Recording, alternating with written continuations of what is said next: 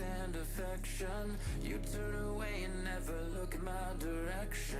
So if I keep it down and never let them up instead, will it all be worth it in the end? But now it's all about this beauty and perfection. God, Afghan training still so slow.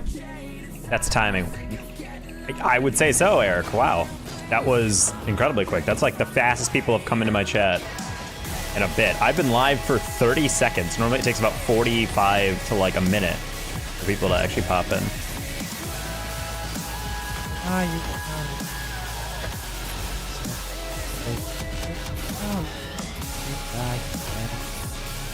I was literally just first watching Twitch to see who was live when I got the YouTube noti. Hi, Holy Coconut, what's up? I haven't seen you in a bit. I don't know, yesterday was so much fun in the Dominus. I want to keep playing it. Turning into Jamaican Coconut. Just obsessed with the Dom.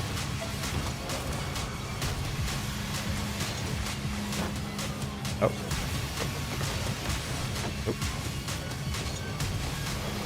If I can get used to a slightly different air roll timings of things. I literally haven't touched the game since yesterday, so I should be like mid 1600 still, I think. Oh, never mind, I fell. Sad. Oh, right, we lost a game right before I got off, that's probably why.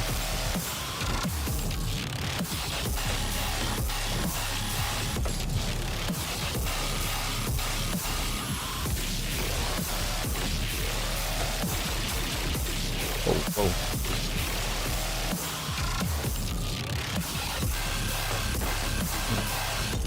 So I'm 2,200 points away from 1v1ing, but I got a D on my assignment, so my Xbox power cord was taken away. Ah, holy coconut, I'm so sorry about that. But that's why you gotta study a little bit. You gotta make sure you're careful about your grades.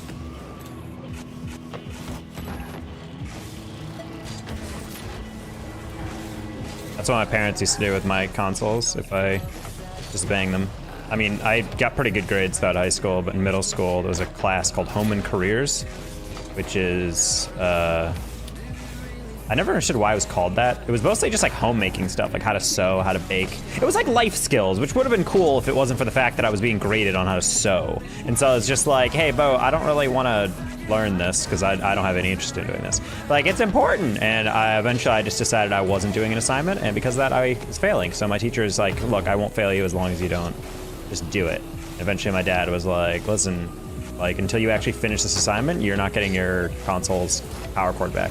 Because he realized, like, if he just took away the internet, like, I could still get online other ways, or like I could like still play games or whatever. And he was like, you know what, I'm just gonna take away your power cord. Because that's something you can't really, I can't like go to a store and buy a new one as easily. You'd have to like online order it. If you don't have a card or something, you can't do that. Gold 3 will be greatly embarrassed, or I'll be embarrassed because a gold 3 beats me. And we had a buddy Rise of ours lose to a gold in 1v1 once. Well, he was GC.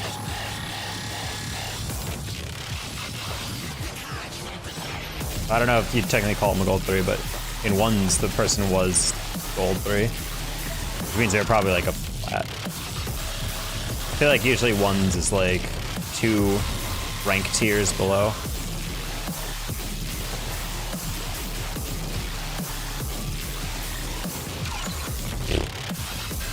One day I'll be a consistent on getting my resets.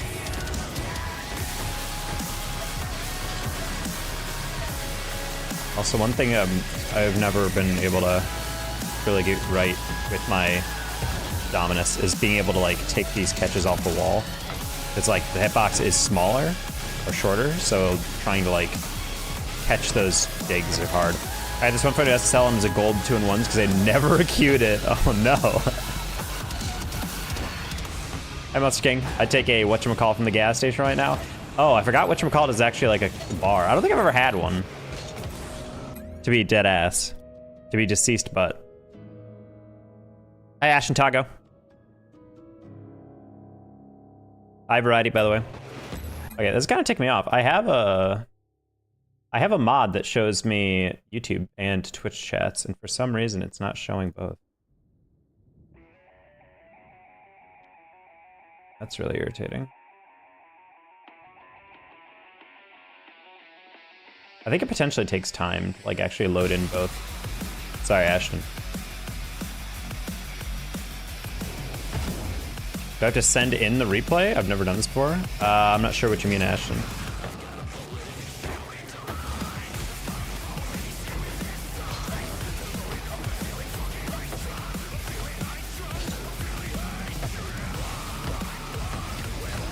Honestly, tonight we might actually go and do some replay review of the G2 and Oxygen series. I feel like that's something that is something I've wanted to do a replay review of, because I only saw part of the series, so I didn't actually get to watch and like analyze what was going on. And even while the grand final was going on, I was kind of just like, multitasking, so I didn't really like watch it. I feel like that might be a nice thing to do.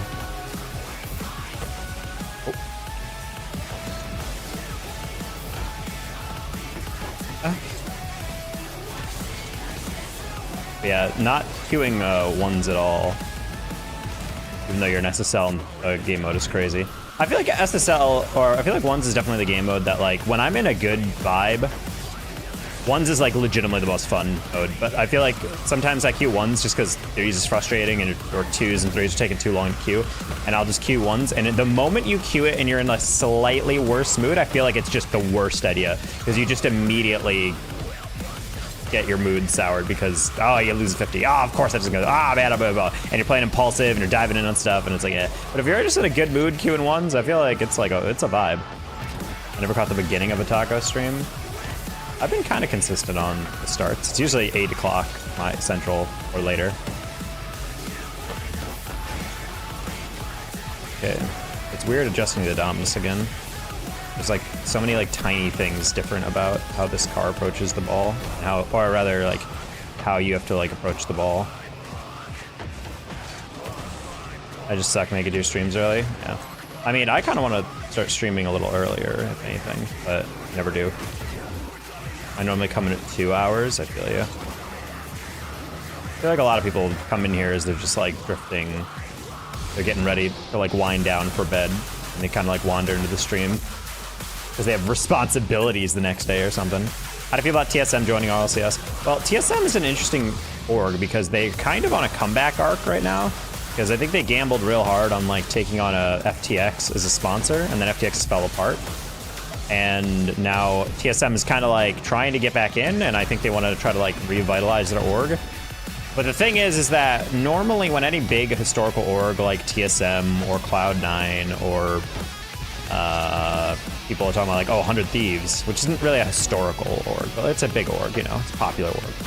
The biggest thing that people deal with, I feel like, is trying to figure out a roster that isn't just like keeping you afloat. I think the biggest thing for orgs is like, it's why it was irritating when Cloud9 kept baiting people, because ultimately Cloud9 would never get back into Rocket League until, one, they have a much clearer delineation of how orgs are supposed to be making their money.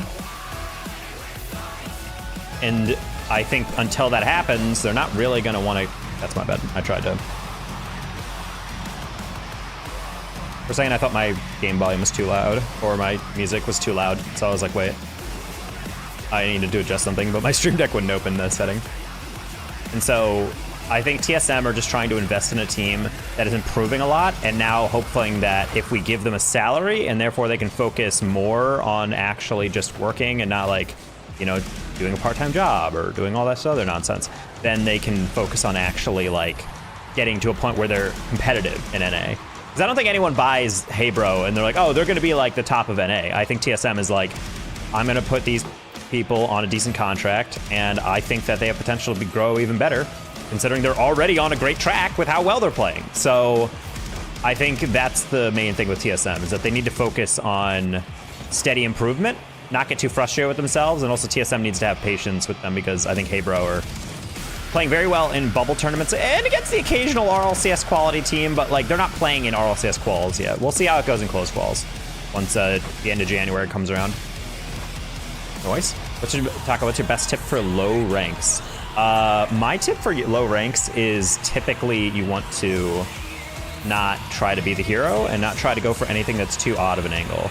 When I'm doing my KBM series for like diamond and below players and whatever, then my biggest thing that always astounded me when I'm playing and recording for that is how impulsive everyone is. They just kind of dive in on everything. And it just makes it awkward because it's like, there's some balls that aren't even scoreable and people are like the ball is against the back wall or something. And for some reason, like the players on my team are like, I can get it, and they'll like dive at it and try to shoot it. And I'm like, if you just waited for that ball to bounce out a little bit, it's much more shootable, as well as like a ball that has a higher percentage chance of actually working out. Like that's the whole point of that like thing, is that I have no mechanics in that KBM series, and yet I'm still able to score goals and do dangerous things on offense because I generally know how to wait for plays to develop and get the ball into positions that advantage me and my teammates, which is really what all offense is about. I waited too long for that. Hello, Danger Taco. Hello, another dude who games. Okay. We'll let Peeps hit that. Oh, never mind. I thought he was going to back up to me. I was almost right. Oh, he was close to it, I thought.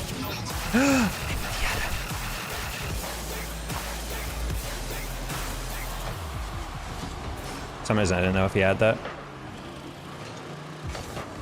That's fine. I just didn't want to make sure Peeps didn't have the immediate touch. Nice.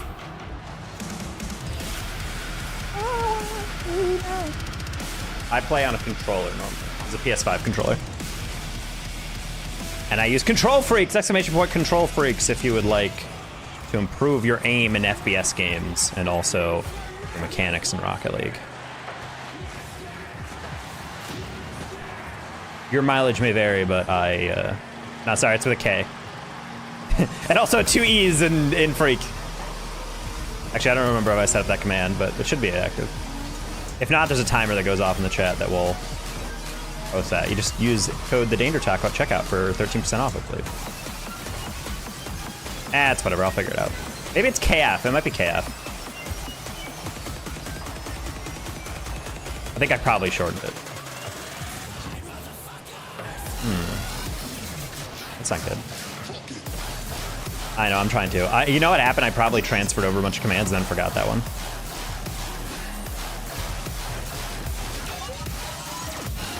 Oh, I don't know why they're far away back.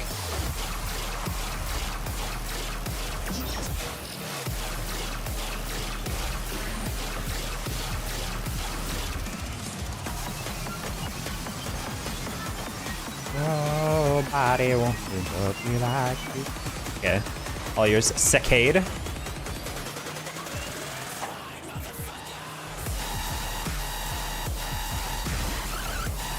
think teammate behind me has that. Yes, he does.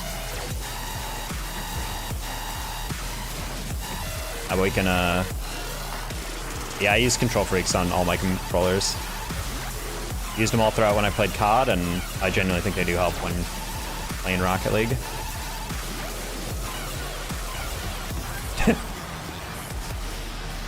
Sure, why not?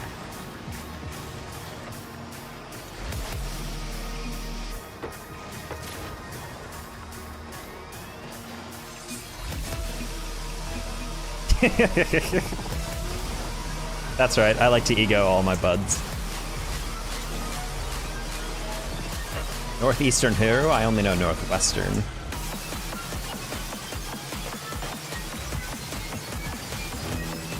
That works.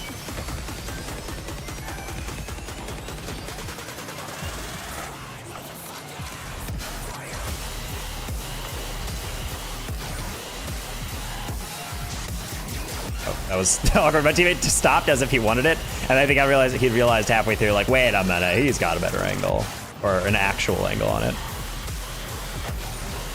Oh, bonk. Might be in. Never mind. Ball wide.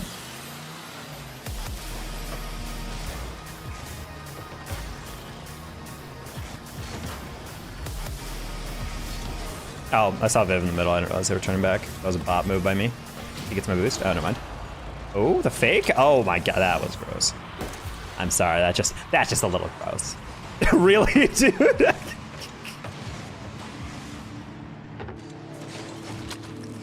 I only No. Northwestern. TBH. All others are fake or frauding. Good thing I graduated. Indeed. Hot Dog Esports right now. Oh, bro, he's on the rise. I hear great things about Hot Dog Esports.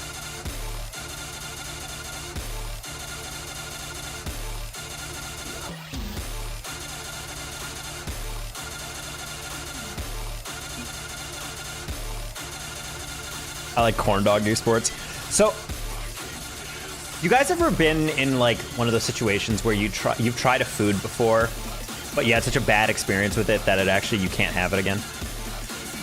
Unfortunately, that's corn dogs for me. Hi, Roblox Kid. Deaner Taco, you're a dork. Homage, that's pretty fricked up. I can't believe you'd come in here and say that.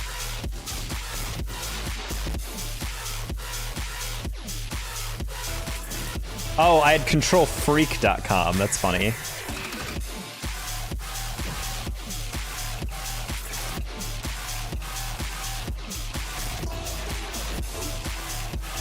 Well, !KF now actually works as a command that takes you to the website, and you can see my code. All right. There we go. There we go. How are you? I'm doing well, Roblox Kid. Hopefully you are also doing splendidly.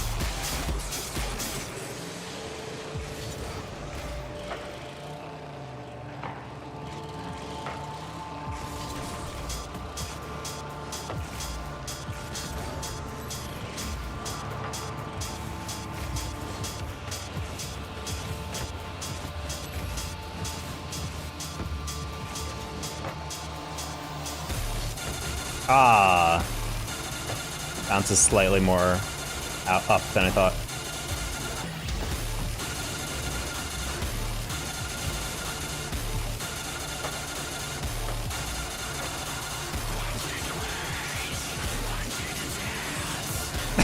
No! Frick you, Ghost!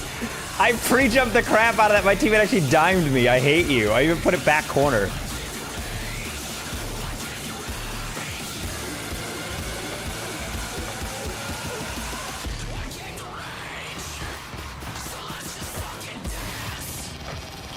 I'm just gonna not actually chase that. Oh, well, I'm gonna grab this then. Oh, shiz. Oh. No! I can't hit anything today. Come on. I can't even get jaboop.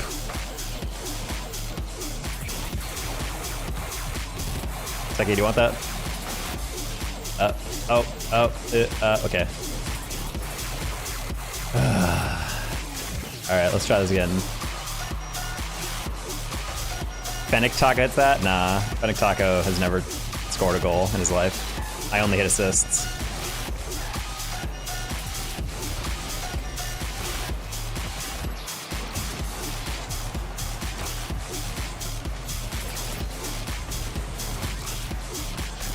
Oh, we turned away both at the exact same time.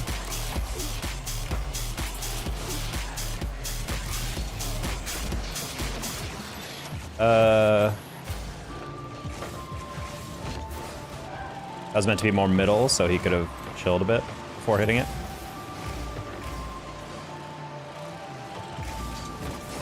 Literally just flipped into it in an angle just so he wouldn't be able to push it any farther. That should be an open redirect. Nice, close one. Ghost went all the way across for that. The Dominus Taco is the OG Taco. This was the car I had the most hours on for like the first half of my lifetime playing this game. So if anything, this is Retro Taco. This was Taco that cleared 2k MMR in rank 3s.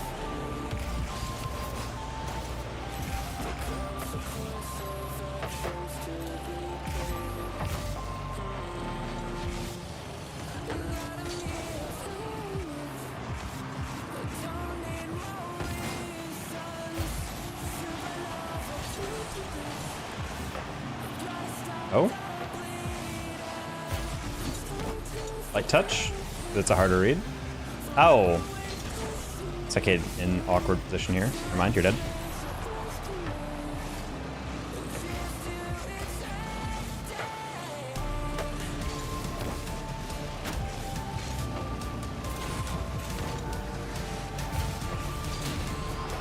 No, don't hit.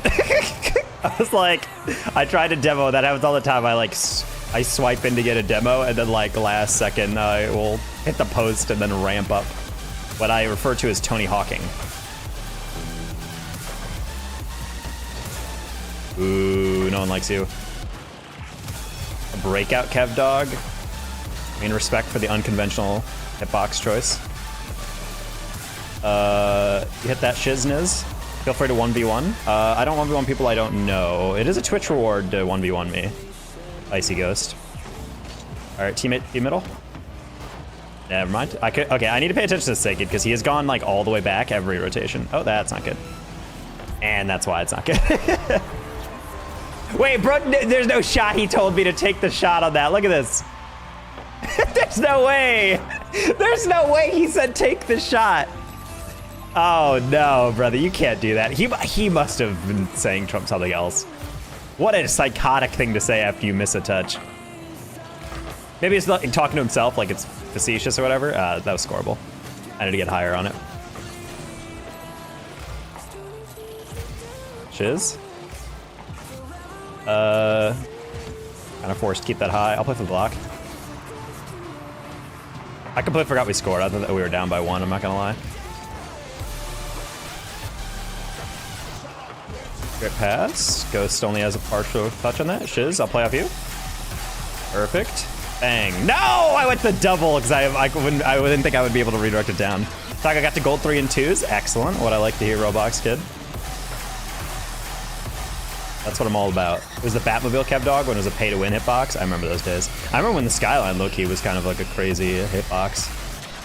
The Skyline genuinely felt like it hit better when I first used that car. Nice save. All right, Skate, your time to shine. Just kidding, my time. Oh no. Okay, we do have a little bit of a hero complex going on at sometimes with our second and third guys. No, I didn't think you'd chow that, to be honest. Nice shot, let's go, bang. Oh, bang. He's so fast. Agreed, that was me with the Sentio as well. Man, you've been all over the place, Kev. Kev, you can't even say if you're a main at that point. You're like, yeah, I mean, I was the breakout. Well, actually, I was the Batmobile. Well, you know, that was me and the Sentio. And I'm like, you can't have 3 different mains. I think I was Octane for like 400 hours. And then I was Dominus and Dominus GT for probably like 4,000 hours after that. And then ever since then, it's been mostly Octane with a little bit of Fennec. But every once in a while, you know, I get on the Dominus and I'm like, ah, this car is so smexy. I love it. And I just can't let go again, you know? It's just so rewarding. I don't know, just something about this car, the way it moves, the way it hits certain redirects is just so fun. On top of the fact that when you really catch a flip reset, that stuff is like trebucheted across the map real quick. Like a little perfect trebuchet impersonation right there.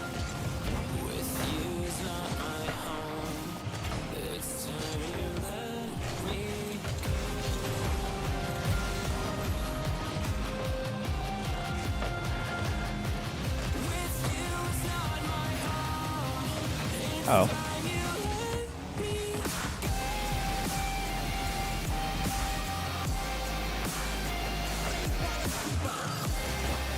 A shot. If I had any boost. I didn't realize I was grabbing so few pads on the way.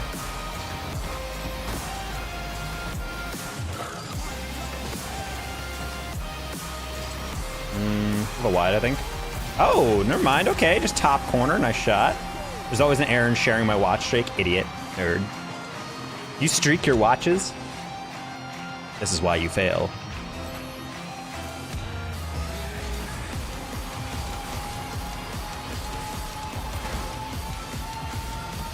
Oh, that's a shame.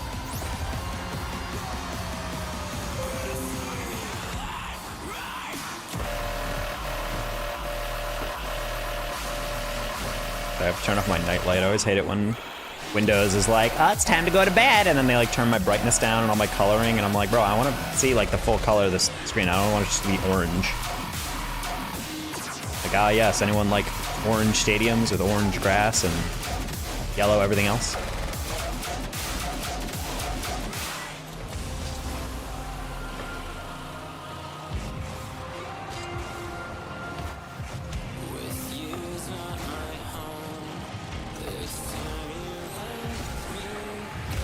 Shoop.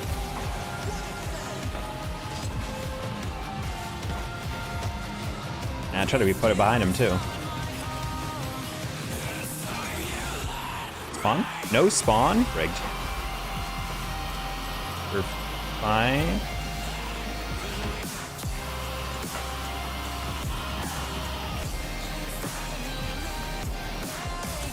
Okay, he probably can just handle that one. There you go. Slight little delay. Well, I got the first guy. He pre-jumped me. I was just waiting for the jump. Okay.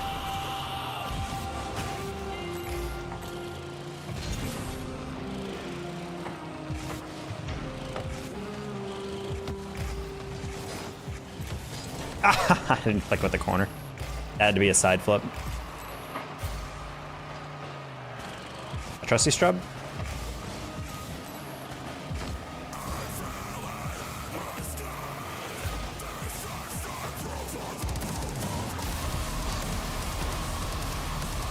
Show me the shirt you're wearing. I think it looks pretty.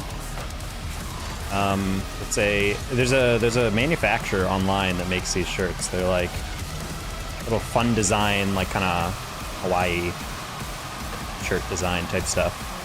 It's weird. They feel kind of like nylon, but yeah, it's just kind of like this like blue, purple, pink kind of like Hawaiian vibe. I've worn this to lands, and people always like the designs. They're always like, "Oh, it's nice and pretty." Like, yeah.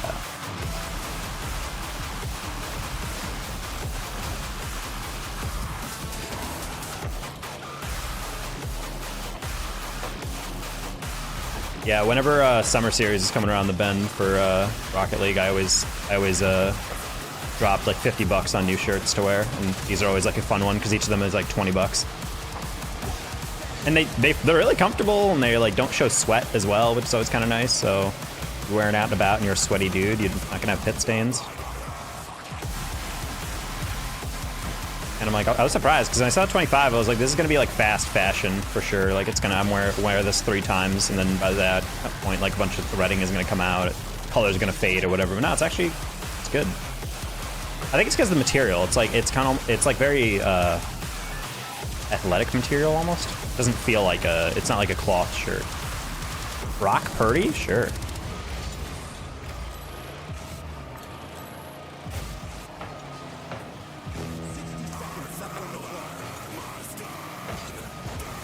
That was a weird one.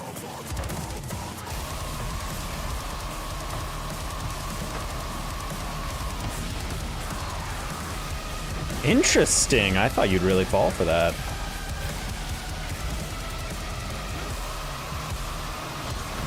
Nice. I didn't win those. Alright, I gotta switch my thing. Oof. I'm accidentally, YouTube streams open up on your analytics page, and it shows you exactly when viewers leave your stream and when they come into your stream, and I'm like, yeah, I don't need that in the corner of my eye. That's such an annoying feature. Like, hey, you have this many viewers, now you have this many, now you have this many, and I'm like, yeah, that's all well and good, but like when Twitch uses that feature, it's like a small number in the very corner of your OBS, as opposed to like on the YouTube analytics, it's just this massive chart that takes up like a third of your window, and I'm like, yeah, I don't need to know when people are leaving my stream, all right? I accept that not everyone's gonna be glued, you know, as soon as they come in here. I shouldn't have gone up there. Okay, we're good. I was like, but Chonky didn't get that. It's 100% going in because I moved up. Okay, there you go. You missed a good opportunity, bro. You talk and act like a raging flamer. If your name wasn't Reddles as a twink, I think it'd be kind of funny. Also, weird to say that when I legitimately just scored. If you're gonna troll, at least choose a better point. That was a bad one. I didn't catch that as cleanly as I wanted to.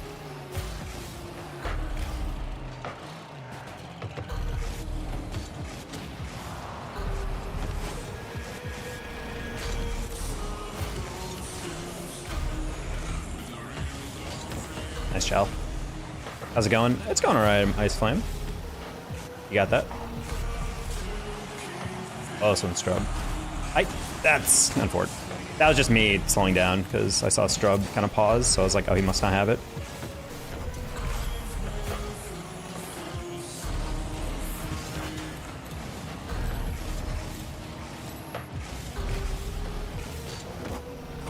Alright, no problem. Strub should have that, so long as it doesn't get doubled around. Kind of like that. That's fine. Oh my god, what a cut by Jimmy. The fact that he half rotated on that just to get that redirect, I really thought that would be like a psychotic decision by him. What a bold move. Is it going? It is going.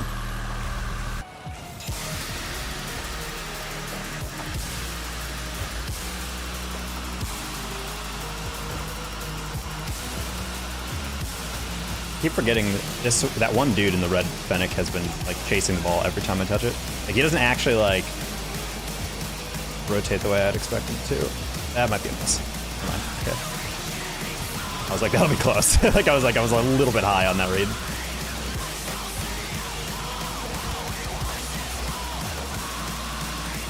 Leave that.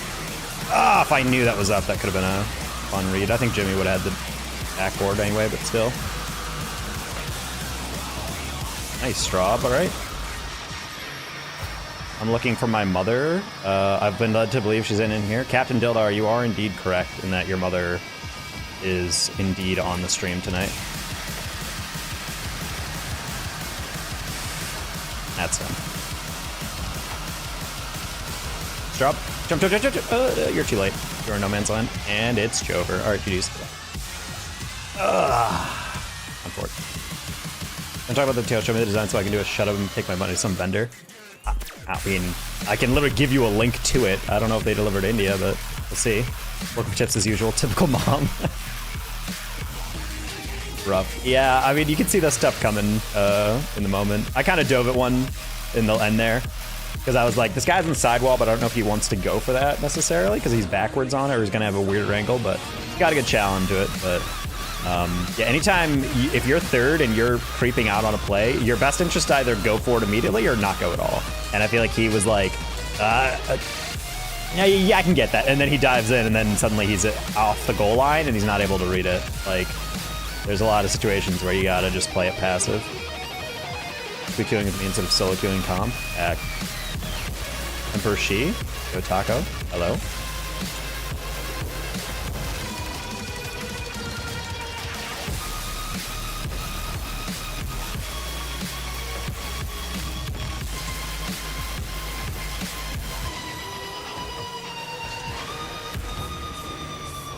But that was a winnable. That was a winnable game. We just didn't have a good push on that last one. Are you east or west? I play on kind of the middle, I guess. I'm in Texas. Texas in the U.S. I always think it was interesting when people ask me where I'm from originally, and I'm like, oh, I'm in. I play in US East or US West, and they're like, no, are you like in Europe or NA? And I was like, what about me? The Rochester Rhythm. Wait, which Rochester? I'm from Rochester.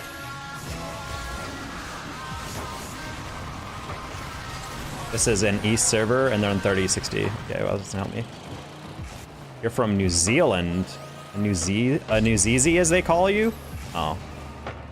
A new Z Kiwi? Nah, I'll just call you Kiwi.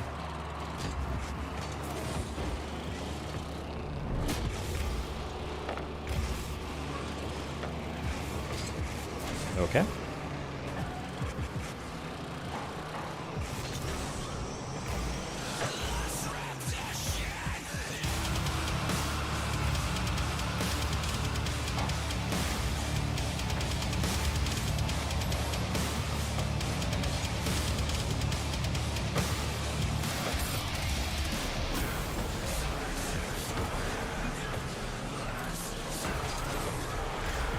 Kiwis mid, Aussies are better. I'm an Aussie. Yeah.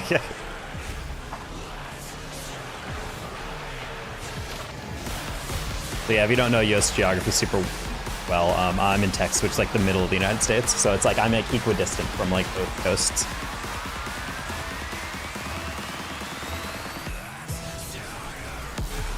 Don't start a war, Ice. I'm not even sure if New Zealand has a standing military. Continent has no natural predators. Even nature doesn't know how to go on offense.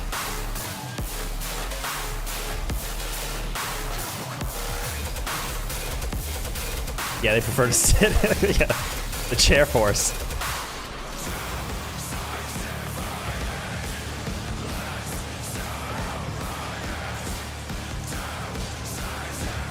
Yeah, I was like, I have no boost. This is gonna be a little weird.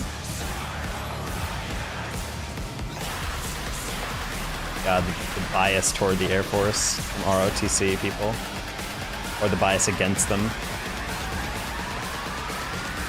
The amount of people who would talk about the Air Force with such contempt compared to the rest of them. Like the Marines, Navy people, Army kids. I wasn't in ROTC, but I did research with ROTC people. They're like, yeah, I have good relationships with the platoon commander for, you know, the Navy, the ROTC, the Army ROTC, and the Air Force. And I was just like, whoa, brother, let's settle down over there. They were pretty notorious for like everyone else going to the gym, campus gym for workouts at like 4 a.m. or 5 a.m. and then like Air Force shows up at like 11. So it's like no one ever had to wake up early. All their meetings were in the afternoon. None of them were. I remember I asked the Army commander, like, or whatever. I think he was a captain technically, but he was like, "Hey, can I have a meeting with your, with the ROTC cadets?" And he was just like, "Yeah, sure. You can come to our morning meeting for like the beginning of the semester." I was like, "All right, cool." And then I went to them for the meeting, and I was like, "So what time is it?" They're like, "Yeah, just get here at 4 a.m. at this hall." And I'm like, "Fuck off." Driving into campus at 3:30 a.m. I'm just like, brother, this is cruel and unusual. Love the clubs in college that forced me to wake up at 4 a.m.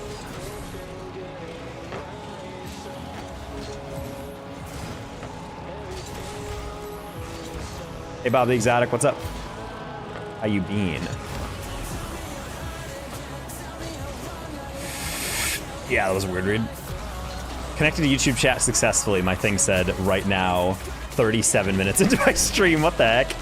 That's why. Okay, I'm using a new chat bot for like YouTube and Twitch chat when I'm multi-streaming, and my God, that took a while to connect.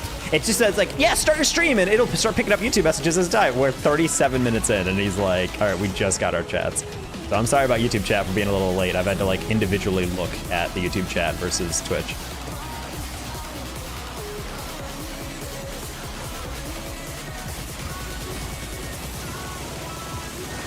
Oh, I don't like how you also want that, my bad.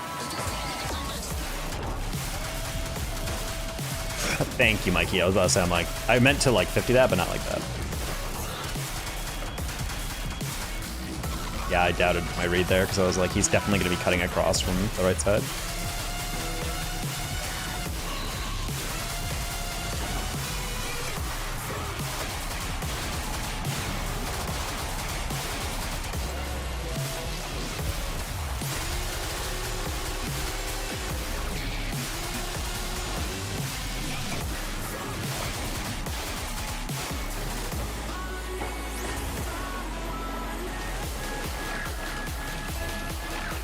Okay, they don't want to answer me though? Bro, I'm from Rochester. Yes, Cole, answer me. It's a league team. Huh?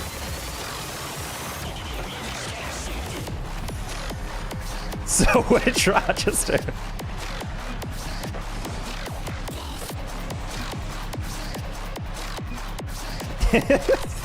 Wait, they're just playing for a team? They're playing on a Rochester franchise? Minnesota? Oh, boo, it's the bad Rochester. One no one gives a shit about.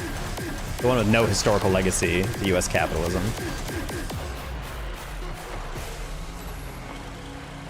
The one that isn't gonorrhea capital of the world. Wait, what?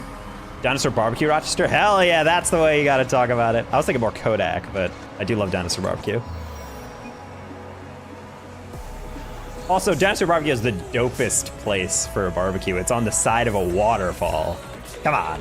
I mean, granted, it's an artificial waterfall too now, but still, pretty cool.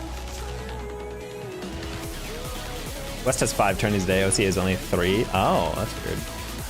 I'm pretty sure forcing people to wake up before the sun is unconstitutional. Also gets the Magna Carta and the UN Human Rights Treaty. Yeah, if I can't see the sun yet, it's donezo. Wait, the rhinos don't exist anymore, Takahuga? Wait, what? Rochester, New York FC? Eh, it kind of sounds better, I'm not gonna lie. I thought you meant the whole franchise was shut down. I'm like, oh, damn. I'm like, bro, I love the Rhinos games. Also, Paytech Park, which is not what it was called, but it was originally called that. That stadium was dope. You could sit anywhere and be great tickets. I loved going to Rhinos games. They're pretty cheap for USL 1. Whoop. Yeah, I'm originally from Pittsford. It's like 15, 20 minutes outside of Rochester. But it's just easier to say Rochester because people might recognize that city and not so much Pittsford or any of the surrounding areas. My dad still actually lives in I think technically Greece or Henrietta. I forget exactly where his girlfriend's house is. Well, their house now.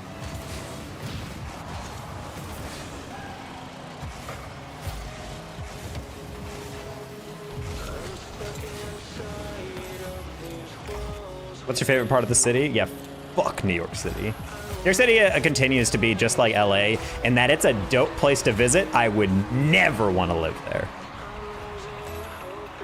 Chicago remains the only big city that doesn't feel like it's so massively overcrowded that you'd want to die. And I maintain that.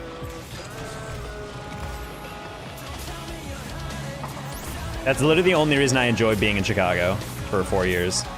Was I could go into the city, I could bike ride through the city and it felt like really relaxing and it wasn't like anxiety producing. I remember trying to bike through New York City and I felt like I was about to die every single second.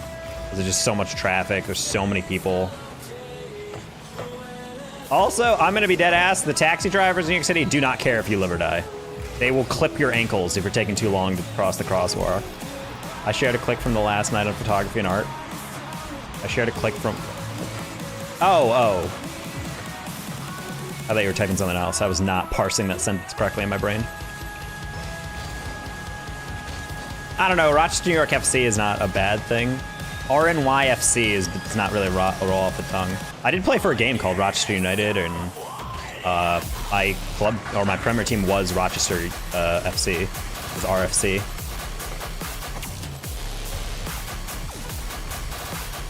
So maybe they couldn't take that name because my club already or my premier team already trademarked it.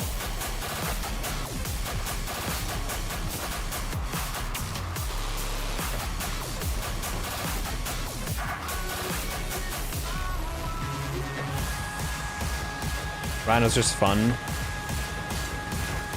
One of the few USL teams to ever win the MLS Open Cup.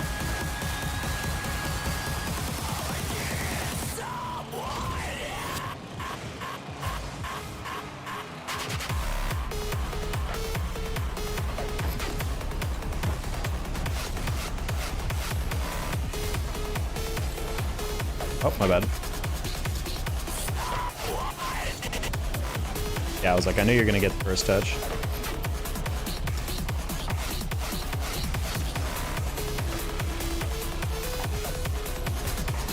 Request a change for a ticket.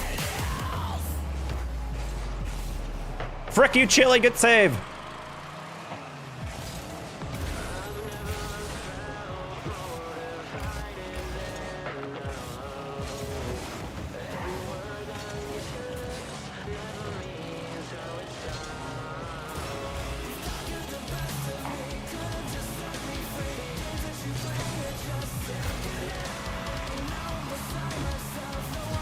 I mean, it wasn't like a life-changing shot or anything. It was just like something that hit nice. He had a pretty difficult save, but he made it well. I feel like I'm in like a fugue state. I literally this whole game I was like, damn, it's 1-1. And then I look at the clock and it's like 2-1. I was like, oh, when did we get a second? I never know.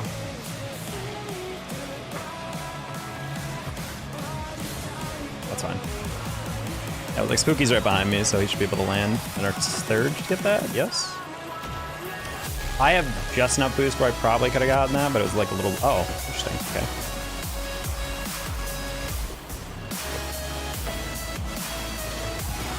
I'm not gonna lie, I really expected him to get a double air. But then he whiffed. Oh, he wasn't even close. Holy crap, I didn't see that ball bounce like that. Okay, never mind. Yike. Oh, that's not how cheat up works. Oh, heavy touch. Not bad.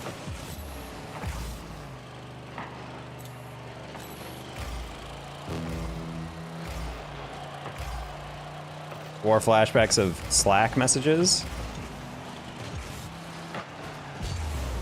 My negative associations with Slack were just that my last advisor asked to use Slack over everything else.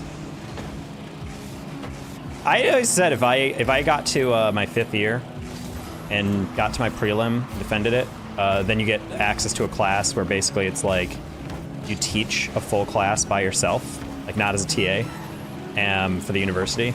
And honestly, I was gonna make a class Discord. I was gonna ask everyone to get a Discord account. Because I'm legit, I legit feel like that's just a better thing. I had one of my friends at Michigan make a Discord first class for the class he taught. He'd conduct his office hours in a Discord. He would just sit in a Discord call, and if anyone wanted to come in for a chat, he would just have it in there. And if they wanted a private one-on-one, he had a private meeting room that he could drag them into. Use TeamSpeak. It's funny. I feel like Discord just like intuitive, like it's not hard to understand what's going on there. But yeah, whenever I see Slack, I'm like, this is just like business casual Discord. Like literally everything about Slack I look at and I'm like, this is just Discord, but like less gamer. It's Gen X Discord.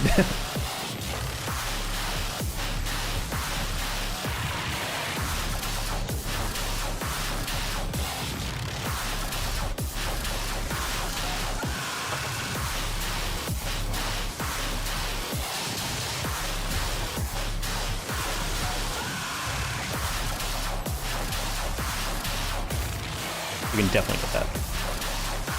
What a weird way to lose! What happened? 1 Mississippi, 2 Mississippi, 3 Mississippi, 4 Mississippi, 5 Mississippi. There's like 7 seconds of no touch. Not like this. Teaching my own course in the spring, but my Discord username is Meatball John with a PFP of a taco, so it'd be interesting. Well, that's why you can have a server profile, you know? And that's why I thought it would be cool, because then I could use my regular Discord, but then I could like change it to like Professor Jeff or whatever. Well, not Professor, like Mr. S or whatever. I'd probably just say Jeff. I never taught anime classes by using my last name. I was just like, I'm Jeff. You can call me Jeff. But of course people would be like, Dr. Scalmera, Professor Scalmera. I'm like, first of all, do not have my doctorate. Second of all, I'm not a professor because that's a job title. I am very much your TA. That just happens to teach this section without anyone else in the room.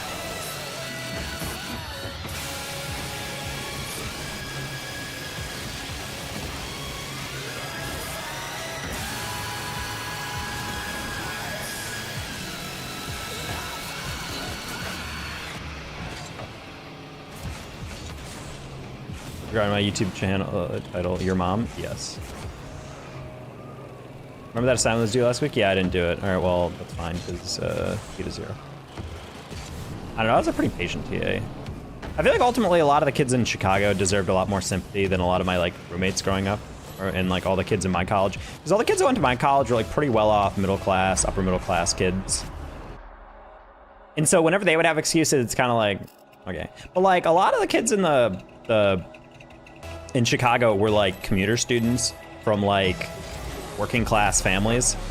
And so like when you talk to the kids, they were like, hey, I didn't get to do this because after college classes end for the day, I go work for like 10 hours in a kitchen washing dishes. And I'm like, oh, and you do that every day? They're like, yes, it is basically a full-time job. And then on the days I don't work there, I work at, there's a one dude who worked as a bouncer at a bar, but he was a 19-year-old kid, but he was like massive. Like I'm talking like 350 pounds, like 6'2". Like dude is a truck. And I'm like, yeah, you should be a bouncer. But I'm like, hopefully you're staying safe. He's like, yeah, it's not really anything. It's just like, it's mostly just like whenever some like 180-pound tiny dude is like, yo, why are you talking to me, bitch? Like, I gave you a free drink. Getting all uppity, I kind of walk over and be like, hey, there's a problem here. And he's always like, oh, no. So I'm like, he's like, yeah, I'm able to shut up all like the entitled like douches, whatever at the bar. He's like, that's usually the only thing I ever do. Like, no one actually starts fights and no one actually tries to like shiv people or get like brawl. It's really just that. They're just keeping the woman safe in the bar. I'm like, yep. He said it was pretty easy money for the most part.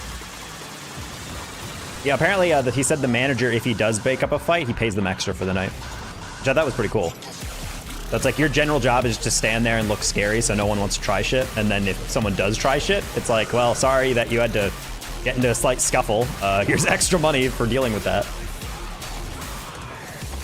This called me tiny. I mean, compared to a dude who's 350, 6'3", like, yeah, you walk up, I feel like it's moments like that where you walk up to those people and you realize why there's weight classes in fighting, you know?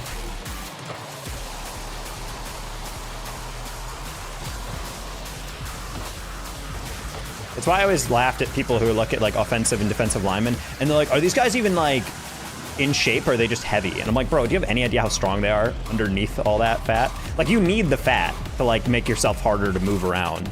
But like, those guys are jacked as fuck. Of course they're in shape. Just because they don't look like they don't have six-pack abs doesn't mean they're insane athletes.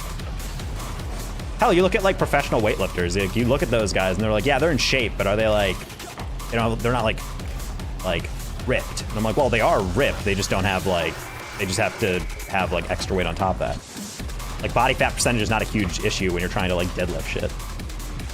Given your CRL analyst, do you know anything about high school Rocket League? I'm joining a team in the spring.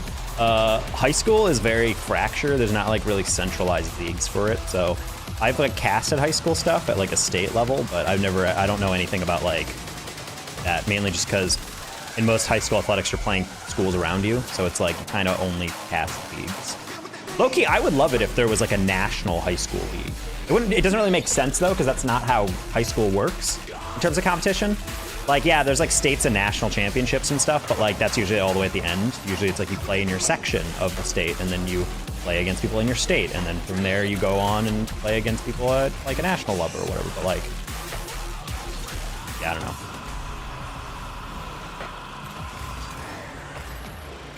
Yeah, for like a national league for like high school, I think that'd be cool. I mean, they've done that for like AVGL and stuff, but I will say AVGL is like a... It's fine. That's all I'll have to say about it. Now, my biggest issue with AVGL is that they go, hey, Intel, do you want to sponsor a massive long season with the best high school and college teams side by side, and we do a LAN grand final for both of them, and it's like a $10,000 per thing, and they're like, absolutely. So you want to invest some of this in like, I don't know, broadcast? We're like, nope. Bro, those games were literally a caster 2-up, as in like, they cut to like, hi, I'm blah, blah, blah, I'm caster 1, and this is caster 2, and we're going to be bringing you the AVGL, like, Intel Inspires Collegiate and High School Championship or whatever. And then they cut to game. No overlay, no score display, no nothing. It's literally a flat capture of the game. And it's just like, you couldn't have spent literally 30 minutes in Photoshop making like at least a baseline thing. Our names are Caster 1 and Caster 2. That's what I keep trying to convince Bass. If we're a duo, we should just be Caster 1 and Caster 2. Of course, then the issue is who's one and who's two, you know? A little bit of an ego thing.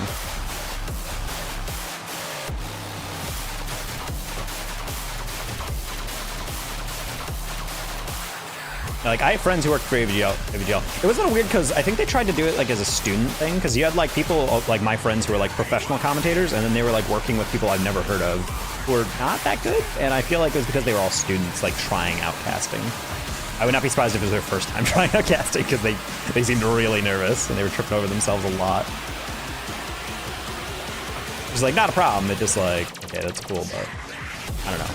I just felt weird to like get a $10,000 prize pool for high school and college and then put out a broadcast, and then you put like almost no effort into the broadcast. I guarantee those casters not paid well. Oh, this is also the same people that like got the LAN And then they were like, hey, by the way, anyone who wants to cast this on land, this is a volunteer opportunity. And I'm like, go fuck yourself.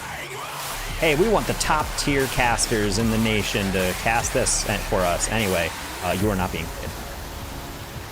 I've never been in a fight and don't plan to be. My stature is intimidating enough to keep smaller dudes away, and I'm smart enough to not mess with human lab experiments. Yes.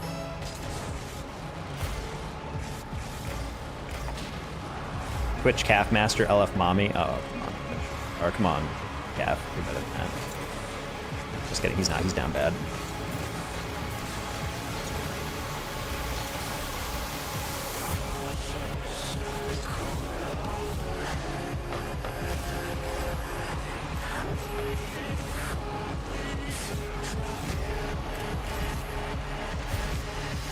Wow! What a deflection.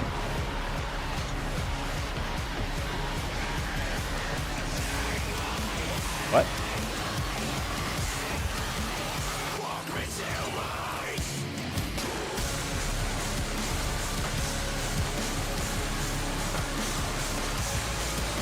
You're the one taco I knew from the game?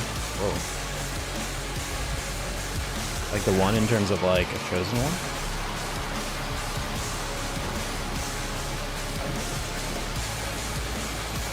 Bro, I was doing AI data annotation last night. I've learned like if I just do like 1 hour or 2 hour a day, it's like a good like side hustle for some cash.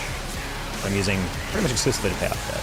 But I was laughing at this one where I logged into the assignment. It was like $22 an hour. Shit. So I was like, all right, let me just turn on some tunes and do that. It was entirely people trying to validate model responses to asking for poems. And I was like, God damn. I had to Google so many fucking terms. They're like, hi, is this in, it's like, octameter, like iambic octameter or whatever. And I'm like, what? And so I Google these things. It's like, well, okay, is this a pobrum? Like a pobrum, like,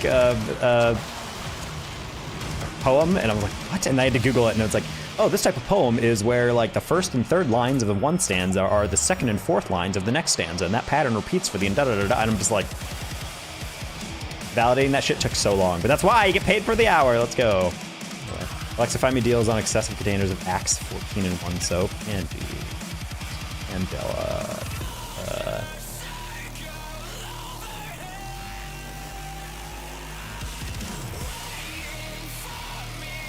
Alexa, buy more real soap for Angie.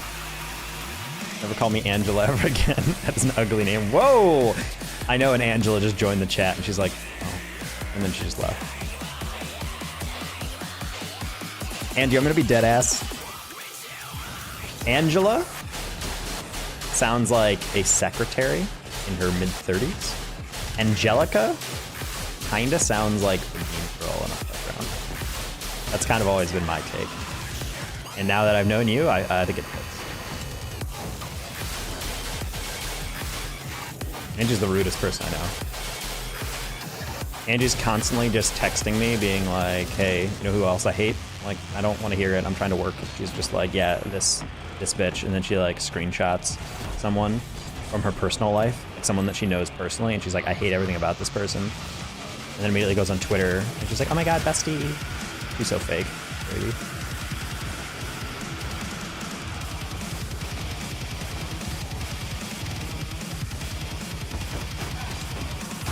Isn't Angelica the mean girl from Rugrats? Yes. In fact that I forgot that means it probably was deep in my subconscious and I forgot it. But I don't know, Angelica just always kind of sounds like one of those like, I don't know, whatever names I can't get that into. Hey, Slupper. Hi, Poke Thomas from the YouTube chat. I have to tune into you guys every once in a while because for some reason my app does not want to show you guys as cleanly.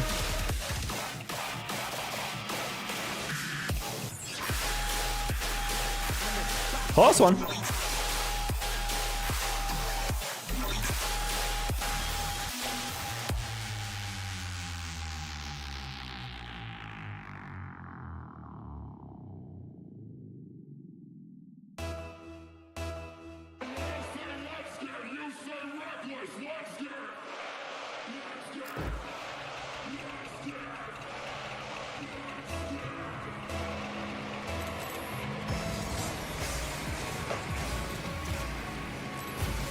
You bit yourself? Damn.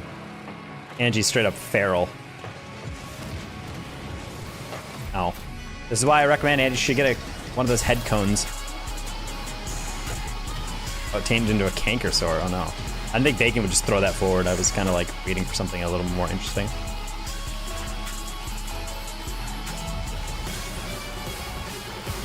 I need a helmet. Just imagining Angie in like in knee pads, elbow pads, a helmet. All right, we're ready for walkies.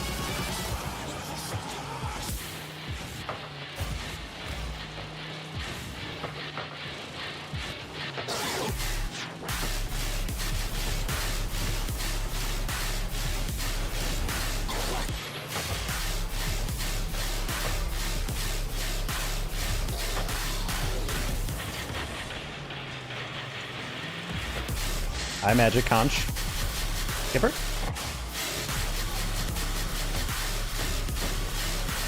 Oh, Forsaken was up. I didn't even see him.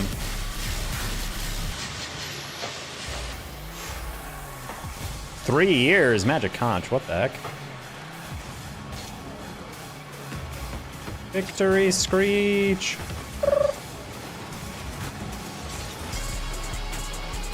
It's a lot of years. We're actually almost at my 5-year on Twitch. And yet still not partner because I'm an L creator.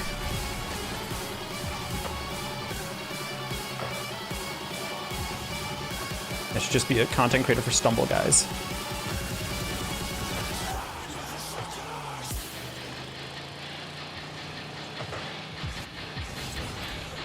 Just a champ 2, glad you're still streaming. Hey, let's go. Congrats on hitting that milestone.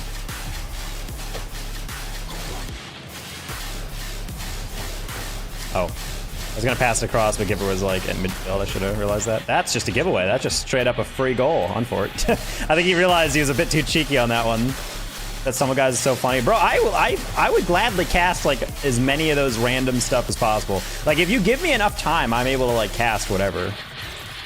Like I'm still confident that like if you throw me a gig in like pretty much most game modes, I'd be able to cast if you gave me like enough time to like lead up and watch it. It might not be like perfect, but I think it's like defensible for a lot of gigs. All right, GG's. That's 2 kickoff goals and a open giveaway.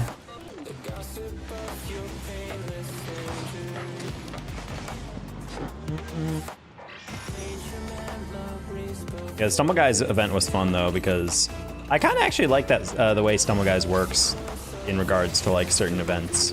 I will say there is a little bit of a bug. I think that one map that went on for like 30 minutes was super funny though. The fact that like the developers actually had a map that just doesn't end if someone doesn't finish it is so funny to me.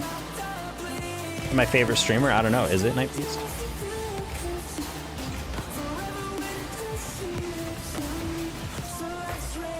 Okay, there's one. Trying to make it 6-3. Hey, Flick Flash. I just have so little faith in these games sometimes. Then again, Gipper and I were down 4-1 in one point, I believe, in one of the games yesterday, and we won 5-4, so. We can make these comebacks. It's just kind of irritating when like the goals are just like hilarious goals.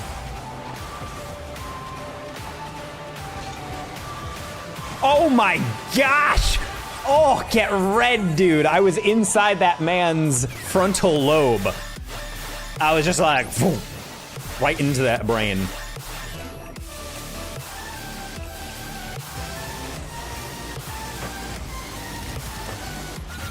Never give up, never what?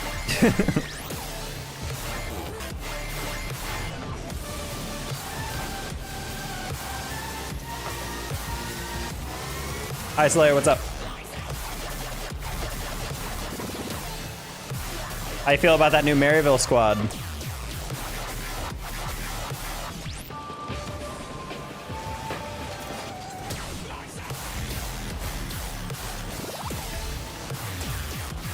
For a second, that would have been so dope if you just like hit it as hard as possible and then I was on the backboard.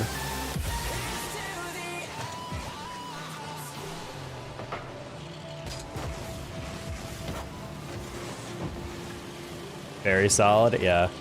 Calyx turning into the sub, I think, is like I mean, that's like originally what the plan was for Maryville. He's gonna come over as like a coach / like manager.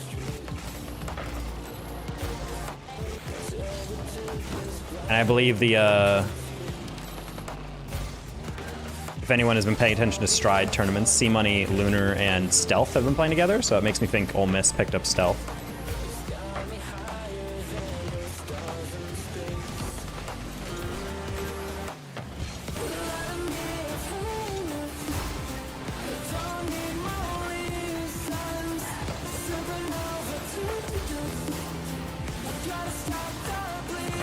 Oh, could have put a blow him.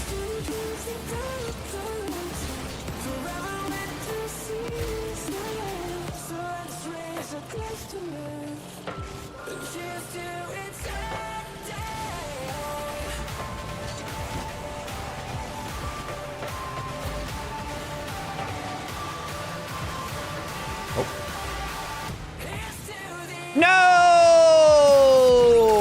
You missed on the follow. What happened? He definitely had the beat on that too. Oh, he did it. That was unfortunate. Nichols and Rochester won't play in spring. I knew about Nichols, but Rochester is not super surprising. I had one of their players reach out to me every time I posted a scholarship thing, and I felt like there was a little bit of frustration even before that about like how much some people could dedicate to the squad and how much others. I still think that if they actually had the time to practice or the motivation, I think that team would still be an insanely good team in East, but I think they just don't want to do it. I think Knight actually just got rank A, I believe. He just posted that on Twitter.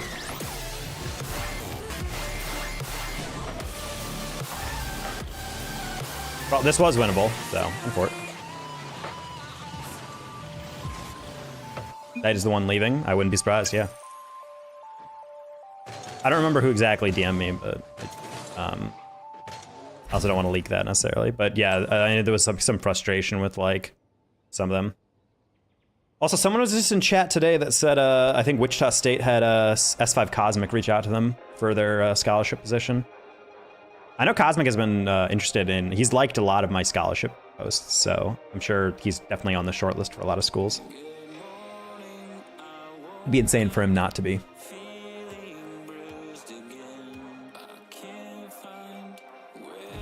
And Nichols is kind of just imploding. I know there was a lot of drama behind the scenes. That was never confirmed, but like, Hyros works for us at Champ League, and I say work for us like we pay him, but you know he works with Champ League to do some social stuff. I don't know, just the way he kept talking after series made me feel like there was like a little bit of like tension there. Like he would never blame anyone, but I felt like he was just kind of like, yeah, vibe's kind of off. Like, it's a shame because again, I think that's another team that could be very good, but I don't know. I think there's just some personalities that just don't click with each other. You got to be very tolerant of some things, I think, at times. It's a bummer. Yeah. Yeah, there's a... I'm actually interested to see if Northwood's going to be recruiting anyone anytime soon, because Buddy and Adam going means Nitrous is left alone, which means he's like a logical sub, I guess, just to be on blue team. But if I'm Nitrous, like, I'm going to be looking at Northwood like, look, clearly we had the money to give full rides to these other two dudes, and we, like, get some replacement players so I can actually have my own roster and I don't have to just be a sub the whole season.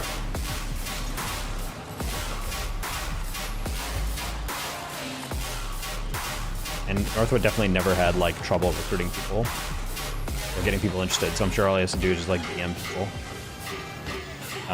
DMs people like, hey, you're still interested in Northwood? Want to come for, you know, next semester? I don't know if they can pull it off by spring, but maybe they have apps. Maybe they have people who already applied, who knows?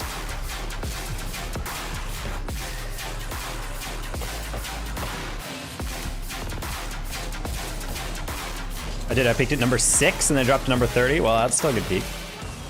We'd like to see it.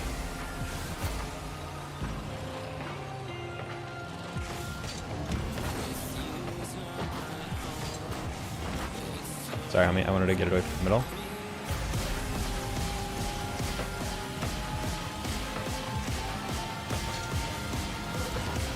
I'm gonna keep it on the outside because Matter was waiting for the ball middle.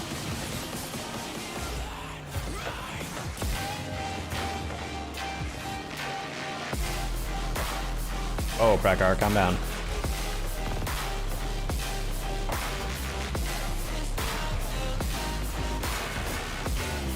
Sorry, do you want a worse pass, Riddlin? I'm sorry, Chip. That was too Adam. I didn't lead him at all with that pass.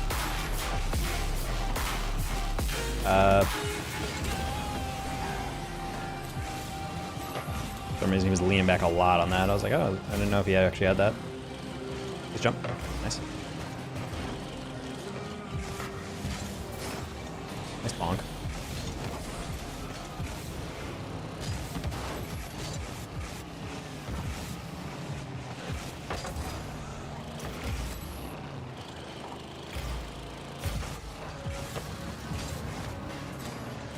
Starfire, you just haven't really been here long enough where you can get away with something aggressively sexual like that in that chat.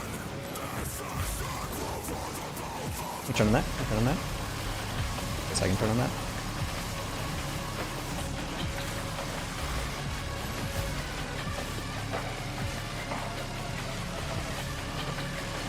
I saw Chip turn all the way around and then turn right back. So you get that. I guess he would knock that off the wall instead. Ow. Slight bonk.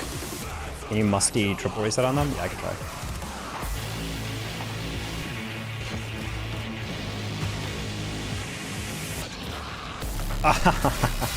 I was like, I don't think I can get a lot of power placement on that, but I'm like, I can definitely like shoot that low corner. Maybe hope that he's thinking that I'm not gonna do that.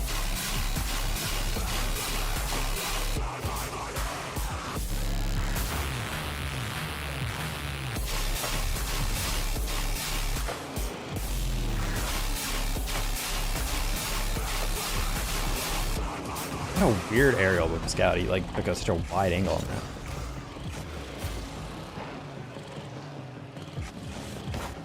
Oh. Should have seen that coming, but.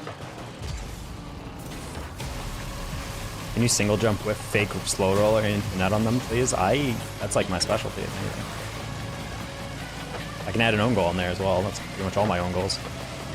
Just like, how did that go in type vibe.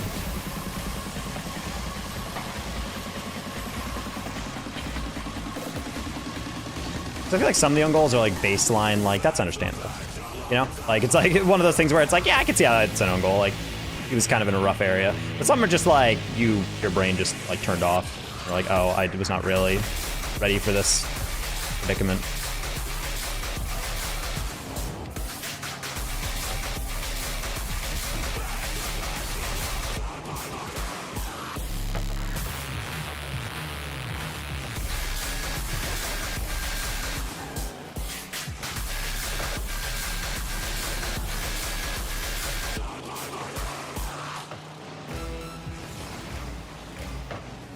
Oh. The guy had a guy directly in his grill and he still opted to chip it directly straight forward. It's wild.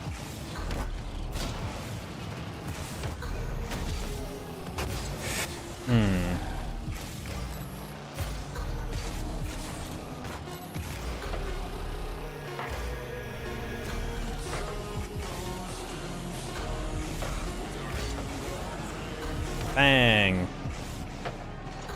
Oh, close-up chip. I love mom jokes because people either get irrationally angry or they'll be mildly annoyed. What the fuck? Wait, wow, Prokar, I told you yesterday don't use that word, but that was a super over-the-top freaking response to that. Jesus. Yeah, I'm assuming he's banned now. Some people might be like, bro, I was joking, and I'm like, that's like not even a funny joke. Peak humor is calling someone a slur and then hoping death on their family. You know. It's not like we're in a serious situation. It's not like playing Monopoly at Thanksgiving, right?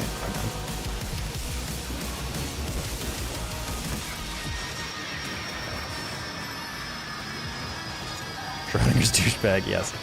I think one of the best terms to describe internet humor. Very much so. I am just three edgy five, you guys.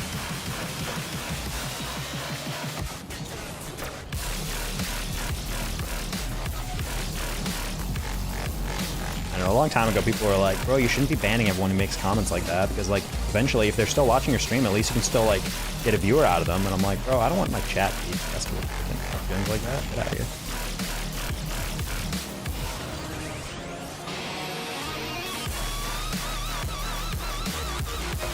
Also, one of my favorite memes is where like, yeah, I have a dark sense of humor, and then it just like reveals to be like just like racism. And I'm like, at a certain point, these aren't jokes. They're just like you saying something racist, or you saying something like incredibly like fucked up. And people are like, that's what dark humor is. I'm like, no, because like dark humor pokes fun at those ideas. And yeah, maybe it's like, oh, that's kind of like a bad thing to joke about. But when it's like legitimately just like, hey, I think this people is like a different species. They're like a subpar, fairly human creature. I'm like, that's not a joke. It's just like a belief you have that sounds ridiculous. Like, that's not the same as like you telling a joke, thank God.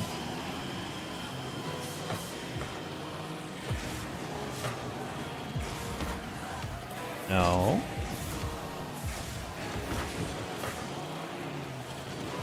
I don't think I'll ever truly understand what was happening to my teammate when I brought that across and he hit the brakes to let the ball bounce into him.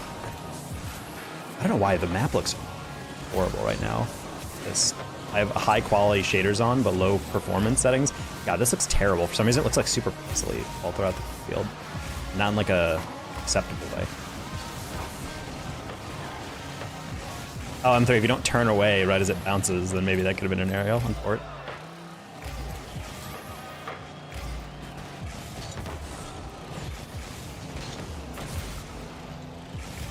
How is that allowed? Schnitzel, what are you doing? Okay, buddy. You understand if you don't watch Rick and Morty. To be fair, it takes a high IQ to understand Rick and Morty.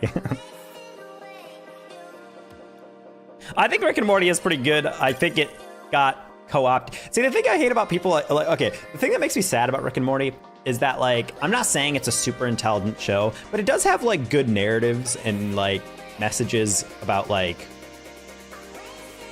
the dangers of trying to be, like, a super elite logic king. Like, differences of, like, intelligence and wisdom, like, emotional intelligence and how that factors into the human experience. But everyone just forgets that, and they're like, yeah, but Rick is badass.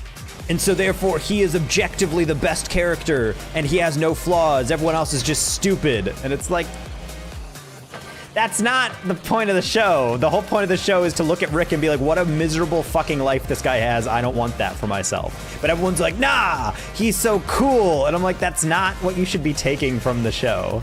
If that's your lesson, then you can only analyze so deep. Also, people who like can't analyze art are like legitimately sad. I always find it funny whenever people are like super against like, I don't know, I always find it super funny when people are like super against like they watch a movie like, God, it's so hard to like nail this down to something specific, but watching Star Wars, for example, and just fundamentally understanding why the Empire is bad and why the rebels are good. Even though, like, when you're watching the A New Hope, you don't really know why the Empire is kind of bad. They're like, yeah, they control a lot, feel a little imperial, but like, I just have to kind of assume that these guys are bad. And over the course of the movie, it's like, okay, they're like really imperial and they want to like put their nose into a lot of stuff. And obviously then they demonstrate that they fucking convert an entire planet. And you just kind of get it. But then like those same people will like bootlick like governments. And then like when someone's like, what you're doing right now is voting for the Empire, they're like, how is looking at this real life fascism anything close to liking the Empire? And I'm just like, who do you think you are in this? I think the people who are very clear analogous representations of rebels are actually the bad guys. And it's just like, that's sad. Or people who listen to Rage Against the Machine, and they're like, why did they get woke? And I'm like, bro, what do you think the Machine was? The whole point of their band was specifically fighting against status quo and like the general structure of society. That should always make me laugh when people like can't like parse that.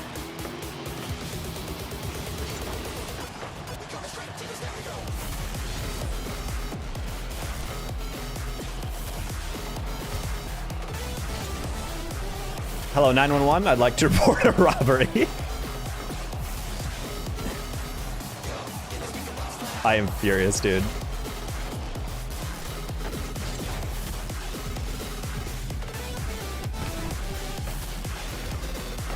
No, are we the baddies?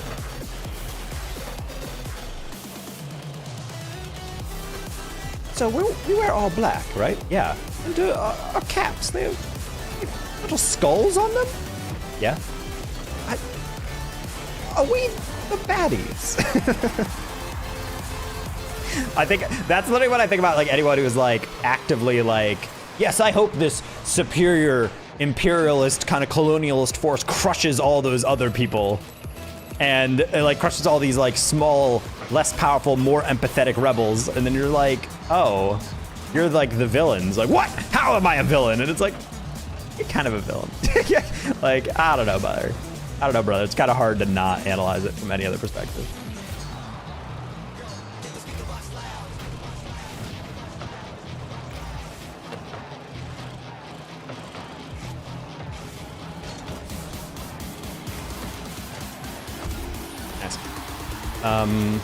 What's up, losers? Hi, Death. Wow. I'm SSL rank and looking for an actual challenge. Okay. I'd recommend playing ranked, the SSL rank. I don't know, that's personally me. Maybe play SSL ones, you go to 6-mans.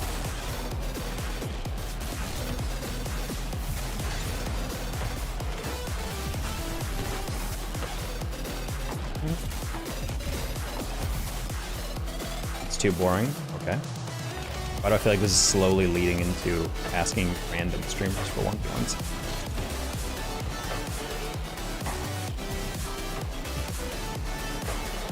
Yeah, an Iron Man seems like it would be a challenge.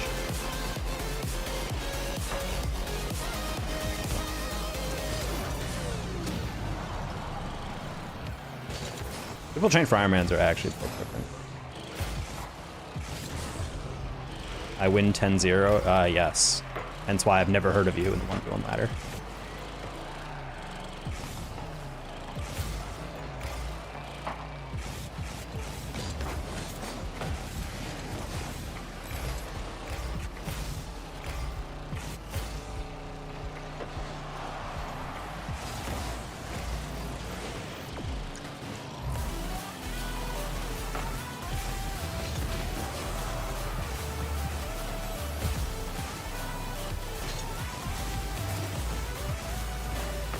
You should, like, enter tournaments. If I was a dude who was like, oh, it's just too easy to win all the time at SSL, I would go to tournaments and then win money. So go find teammates and go carry them.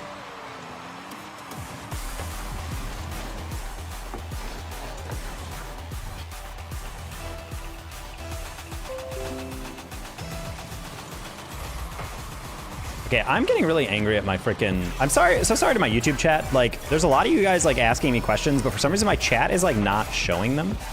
It's really bothering me because it's hooked up to my YouTube and it says it's hooked up to my YouTube chat. For some reason I just can't read y'all messages, so I apologize. I'll just keep an eye on the YouTube channel for a while. Someone with an Arabic name asked me, can I do create? I'm really sure what that means. Oh,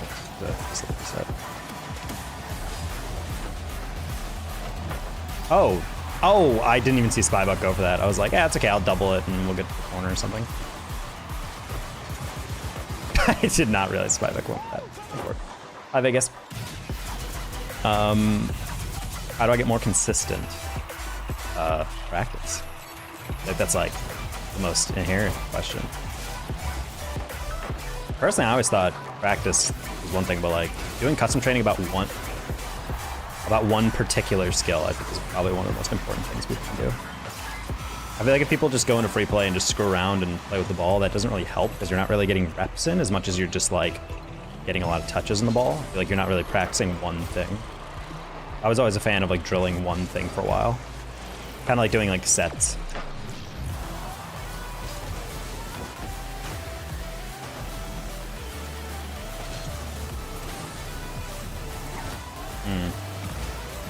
Put that a little too far forward, not much this side.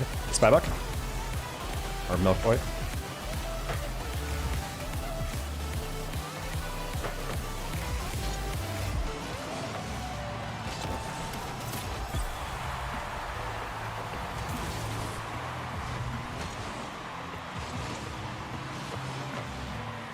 Excuse me. You're excused. I didn't see that guy ask earlier. Sad.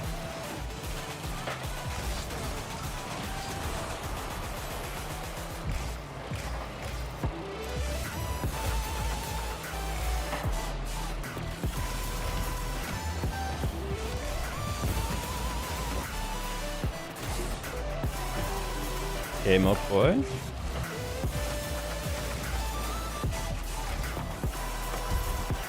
Oh, did he even hit that? That looked like a deflection. How's soccer today? We're doing pretty good. Crap. Yeah, that wasn't on goal. I was about to say, I'm like, he was not close enough to hit that.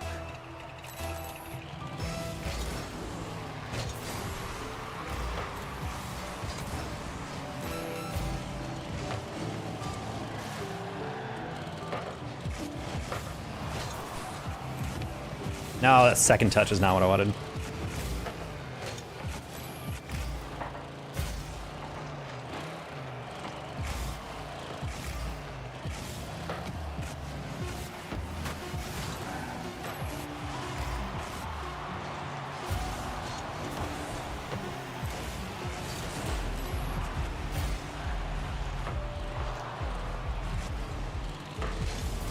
Wow, close one.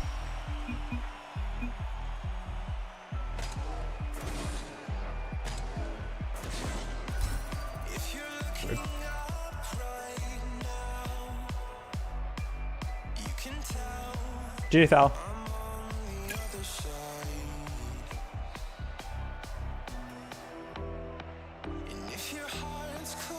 I bet there's a lot of people who come into the stream though. Like on my YouTube, at least, my specific title is free tips and tricks or whatever.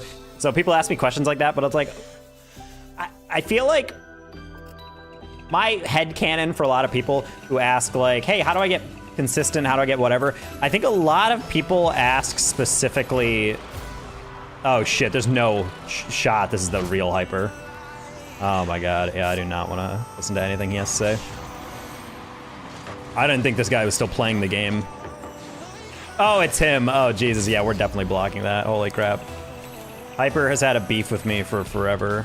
To the point where, like, if we get scored on and I'm even remotely in the same zip code as the ball, he'll blame me and just leave the game. I don't know if he still does it, but if you went to his profile, his previous names were literally just Danger Taco, how is he SSL, Danger Taco is the worst player, Danger Taco should die, Danger Taco should blah, blah, blah. Like, in a way, it's kind of flattering for someone to be thinking about me so much that he actually dedicates a whole profile to me, but I don't know. In a way, it's kind of like, what's the word? Hyper cringe.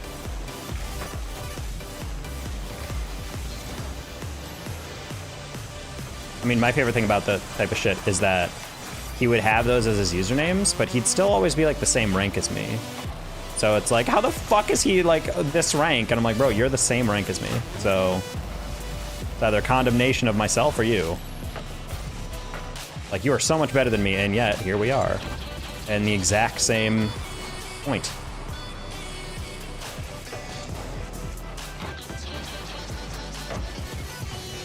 Oh my God, that's important. Wait, what the heck? It's missed like 2 boosts.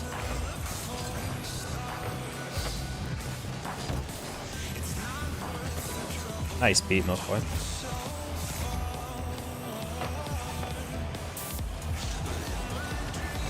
Oh.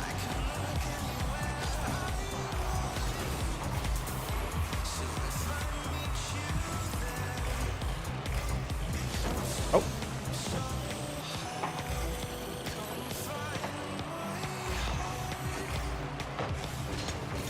I wasn't sure that was a pass or not.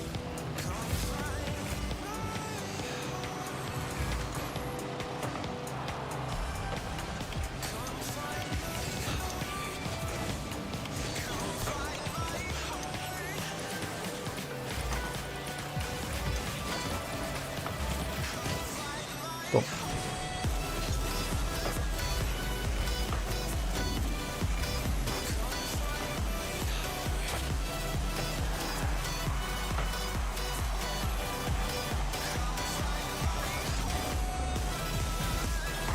Okay.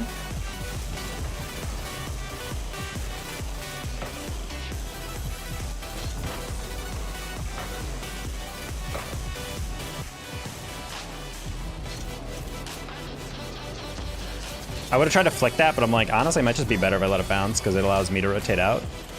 It allows me to land before they can clear it.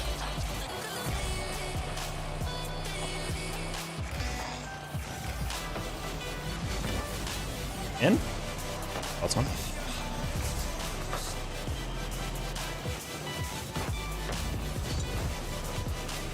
Bang. Nice.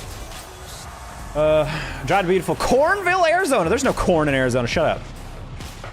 Is hyper cringe just cringe in another dimension? We must turn to the hyper cringe. Dutch concerned sheep, yes. You're literally making no sense right now. I guess I'm too good. Damn. You're just getting grilled by the best SL that's ever blessed my chat. Away from the snow on Flagstaff. I always felt like Flagstaff is the snow bunny or snowbird. That's what everyone in Arizona calls everyone who goes to Tucson or Phoenix during the winter. I moved in June and I was like, yeah, I just got here. And like, oh, you're a snowbird? It's like, huh? Like, yeah, you're from New York and you just moved here? It's like, no, I have a job here. And he's like, oh, cool.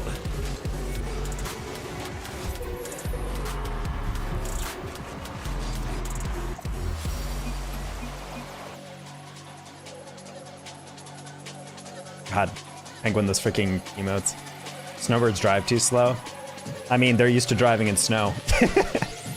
I gotta say, there's some drivers here in Texas who legitimately, I've heard a lot of like biased statements that like people from warm weather states don't know how to drive in bad weather. And I'm not gonna lie, I live right out this window, like about like 30 feet away. There's like a decently busy street. It's like 3 lanes on both sides. And I swear to God, every single time it rains, there's an accident. Like every time I will like look out the window or like open the shades for my cats to look out and there's like flashing lights and I look down the thing and it's just like 2 cars like crashed into each other. And I'm like, how are you this? Like how every time it rains, it's like my brakes operate the same. I can drive just as fast as I usually do. I can drift around corners, no problem. It's like, brother, come on. This is coming from someone from LA. Well, you kind of have to be a little bit better in LA because you're like bumper to bumper. Oh my God, it's John the Asian. Maintain the drivers have gotten worse. I say hi to him once, but Umro has not been in my chat for like weeks. Well, maybe he has been, but he hasn't been saying hi.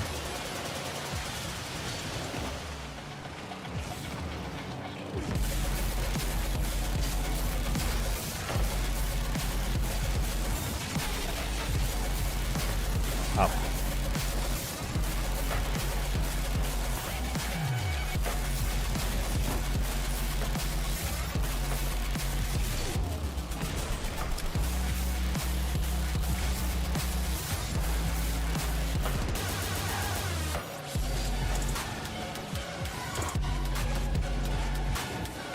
That awesome.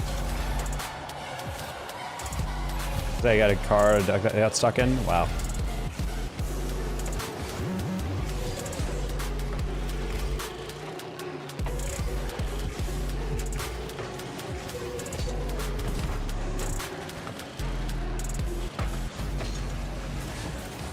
Oh, well.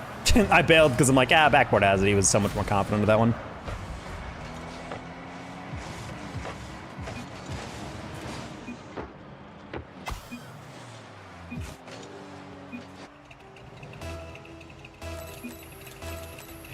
Northern and southern snow is insane. Makes sense. Yeah, some people just like, I mean, it's funny. That's why it's funny because like you're in New York State and it's like, hi, it has snowed 4 feet overnight and the outside temperature is best described as hellish tundra. And then the schools are like, yeah, so we can still have kids walk to school. It's fine. No cancellation. And then it's like, Texas, there is 1/4 of 1/8 of an inch of snow. And they're like, close everything. Shut it all down. No one has winter tires.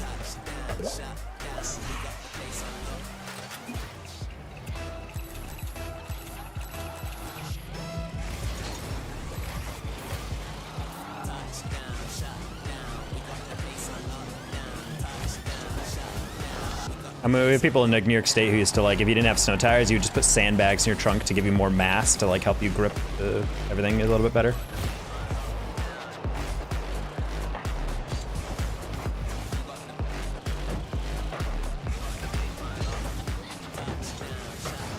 I reject the idea that there was ever 3 feet of snow in Tucson. I don't think I've ever been in snow in Tucson or it like melted within 1 second.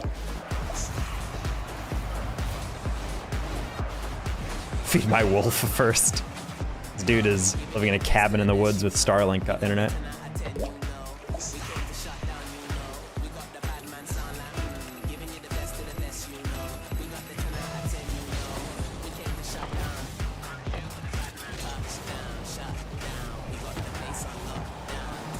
One thing I thought was pretty cool. Actually, you know a crazy factoid I learned? The city with the most snow every year is in Japan. I didn't know that.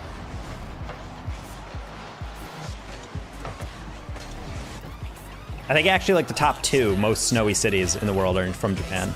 And the more I thought about it, and I was like, oh, you're right. Because like, they're on an island. So they're getting a lot of like, kind of like, not really lake effect, but you know, like a lot of like cold wind from the oceans. And then on top of that, they're like a pretty high elevation, like a lot of mountainous shit. So it's like, I think the city of like Sapporo or something is like ridiculous. But the thing is, they're so built for it that they have streets with little spigots for water that they literally just turn on to throw hot water onto the road so it melts all the snow. And I'm like, what a fucking genius thought for like a snowy city. Like just have basically like little fountains that just like melt all the snow immediately. So you don't have to like do any trucks driving salt or anything. I'm like, that seems like such a smarter idea than like whatever the fuck US does. Like it's such an elegant solution. Like granted, it still like probably uses a lot of water and it's still like, you know, you have to like fix all the roads to have that ability, but still like, I'm like, what a easy way to clear the roads.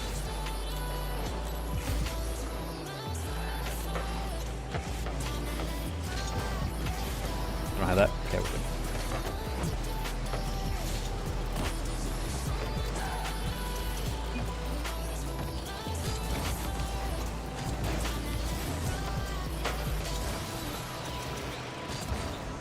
Will you be on again tomorrow? Yeah, probably, Def. Whoa.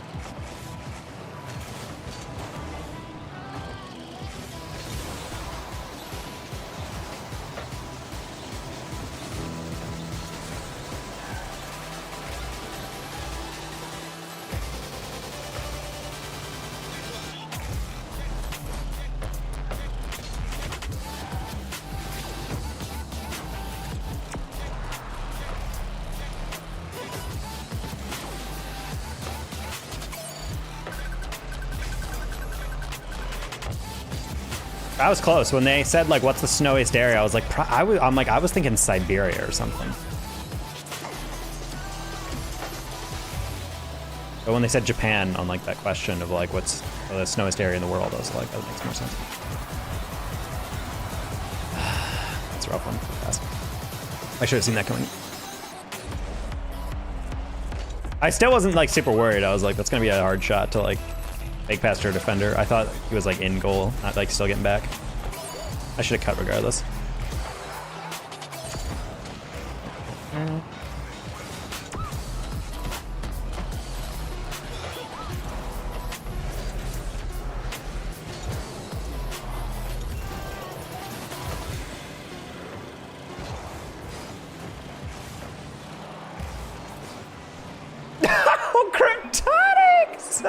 Our last chance. Our teammate sets it up and then he just drives past it. That's so unfortunate. Oh well. His mom is also an SSL.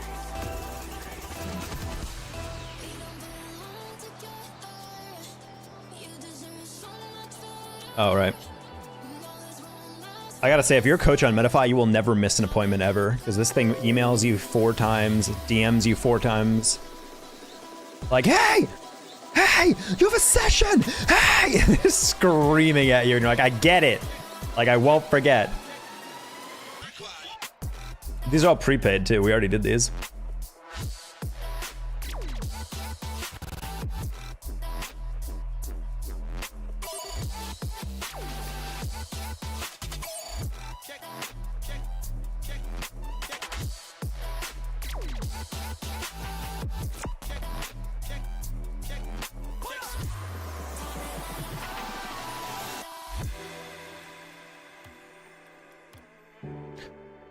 I don't know if he has access to that taco.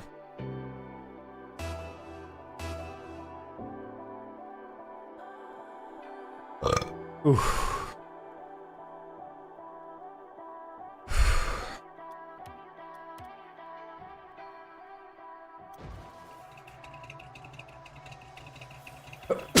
Angie literally gets paid to play this game, bro. Exactly.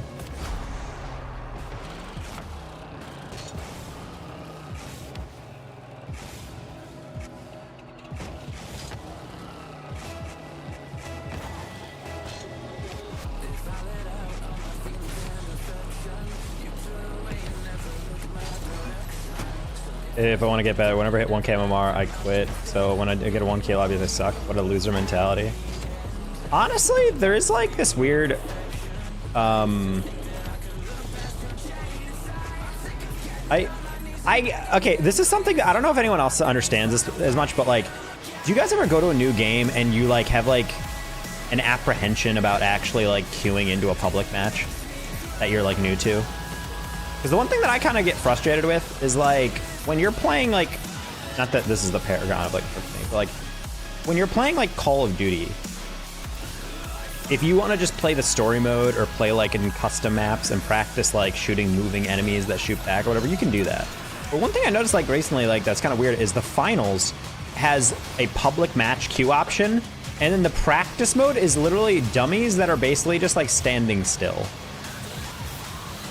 And it like teaches you, it's like a good way to like practice the basics maybe and get down like some control, but it just feels like very janky because it's not really like a simulation of like what you'd play. And I'm like, I wish you could like queue into a game with bots just to like teach you the ropes. Because I feel like I queued into like a public match and I was like a little anxious because I didn't really play an FPS in like years. And I was just useless. I was just trying, I could not react in time. And I'm like, this is just such a weird like learning curve. I feel like I would love to have like a little bit more of an intro beyond just like, here are the controls. Anyway, go for it and throw you into the pit.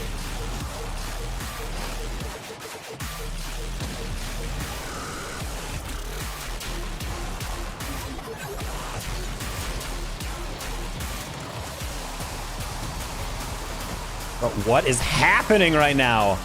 No one's challenging the ball. I just keep getting bumped. I keep like trying to dodge around them and get these cutesy little touches so that I wouldn't get blocked, and then no one actually wants to block. No.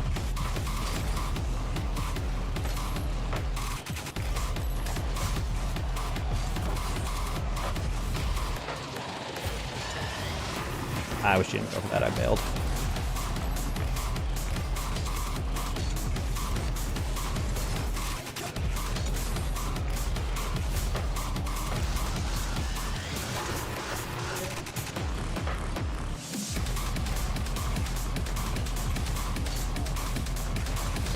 Oh.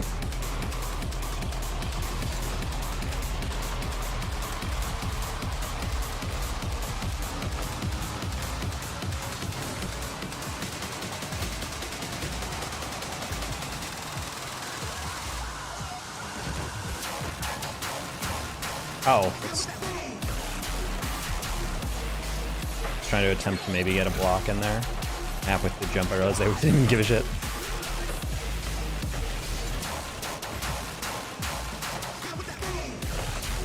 Oh, nice read.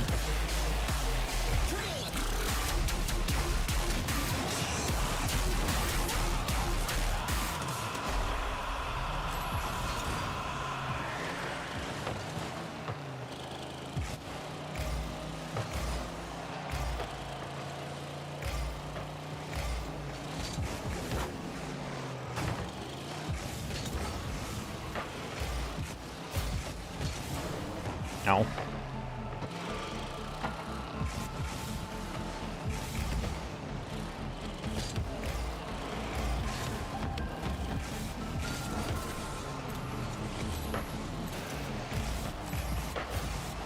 Nice.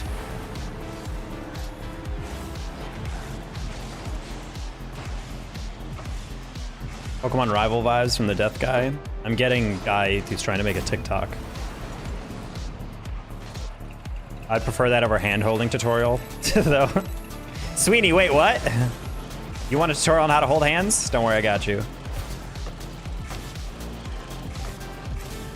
It's always important to practice a hand-holding tutorial. I don't know, like, I just feel like when I'm playing an FPS, I just want a tutorial that, like, teaches me something or allows me to practice, like, an actual somewhat variation of a game. Because I feel like playing against bots who aren't moving, obviously, or just, like, in the practice range, they just have, like, a person going zzz, zzz, left to right, like literally left and right. Like, not moving around erratically or, like, anything. Literally just, like, someone moving all the way to the right, all the way to the left, all the way to the right, all the way to the left. I'm like, that's not the same as someone who's, like, actively trying to dodge your shit. I guess I just, like, go to aim labs, but still just, like, I don't know, man. I do want to really get in deep to to finals, though, because I definitely want to be able to, like, try to say I can cast it. But the thing is, since they don't have private matches in that game, you can't. There's no such thing as an esport. So eventually, it will be made, I think. But the finals are doing the smart thing, and they are, they're making a good game first. And if they want to go down the esport path, then cool. But they're not rushing it, which I do like a lot. In fact, they're not even trying to even think about it, because yeah, they have no private match functionality right now.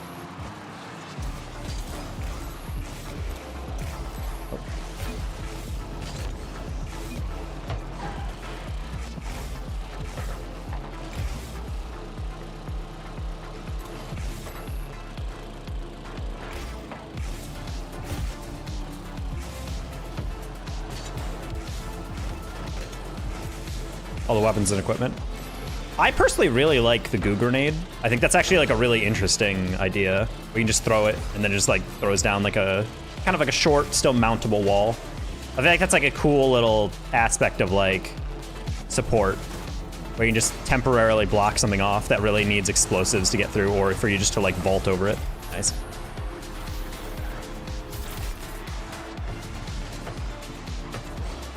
Take at least half an hour to set up a private match. Well, the thing is, every private match, you have to solve a pretty deep encryption / puzzle. And you have to solve the riddles 3 of the Sphinx that guards the private match. So sometimes that takes a while.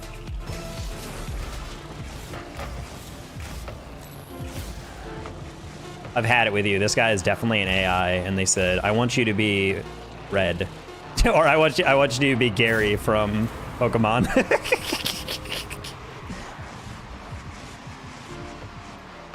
I've had it with you! You're going down! With like the anime lines rushing past him as he yells.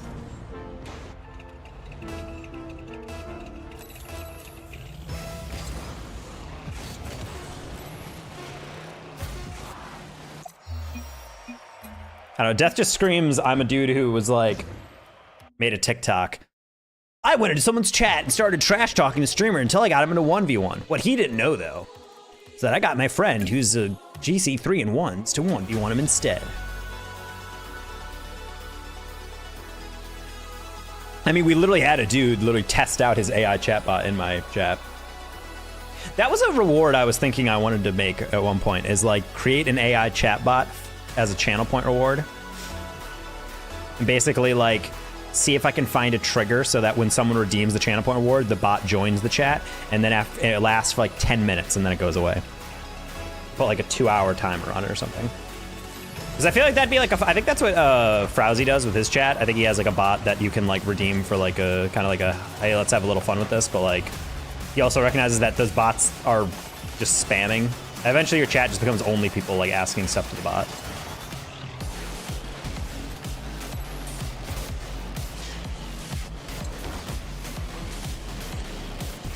I don't know, anyone who comes into chat who actively is not like, hey, do you want a 1v1? But instead they're like, hey, 1v1, you're fucking scared every time without fail, is like a TikToker or someone trying to like do that. I still remember there was a guy who like specifically came into my chat asking to 1v1 and it would pay me if he won or something. And I was like, nah, I'm good. I don't like taking 1v1s from people. And he's like, oh, so you're a fucking pussy about it? You mean scared? And I'm like, no, I just don't take 1v1s from randos. It's not how my stream has ever operated. And he's like, oh yeah, well, you're fucking useless. Like your channel's like X number of viewers and whatever. I'm a blah, blah, blah. Like look me up on YouTube, bro. And then I did, and he was actually like a YouTuber. And I'm like, okay, so is this a guy impersonating a random YouTuber I've never heard of that does happen to have like good, like, you know, 100,000 subs or something? Oh no, he didn't have that. He had like 20K. But like, I was like, okay, so he's either impersonating this random YouTuber who I just found out about, or he's actually this YouTuber and he's actually just this much of an a-hole. Like, what a weird reality. It's out on all that exposure. Oh yeah. I mean, it wasn't like a crazy exposure. But... Meanwhile, when Musty and Waitin come into your chat, be like, hey, I made a training pack. Do you want to do it? If you complete it in the first try, you win or something. Like, I'm like, yeah, sure, I can do that. But if he says no, which I've been in chats where people are like, ah, no, I'm good. Then he's like, all right, cool. Then no problem. Have a good night. And then they leave because that's what, you know, good people do. I'm going to try to cyberbully you. What, are you scared? What? I'm like, okay, dude, calm down. Some people just eternally children.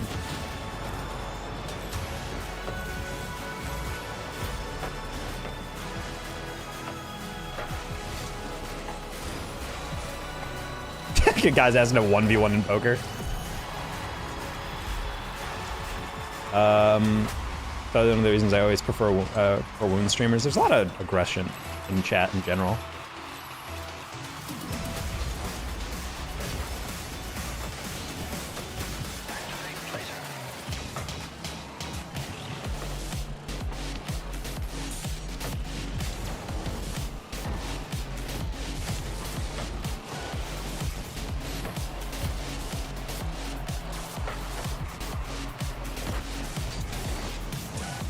I mean, I was raised by my two sisters and my mom. I'm basically a woman streamer.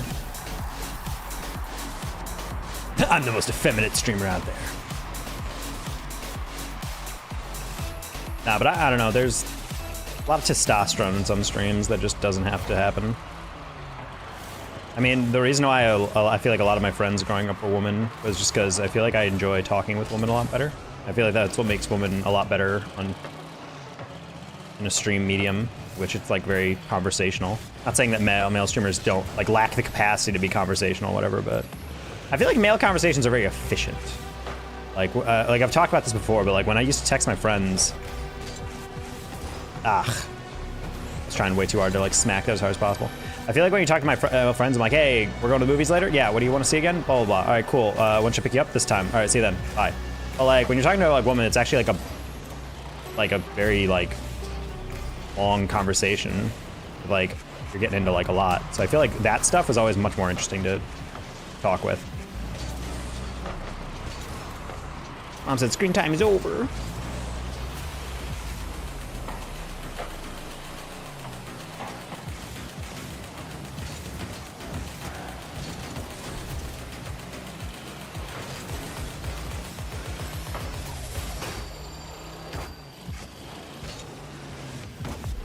Interesting challenge.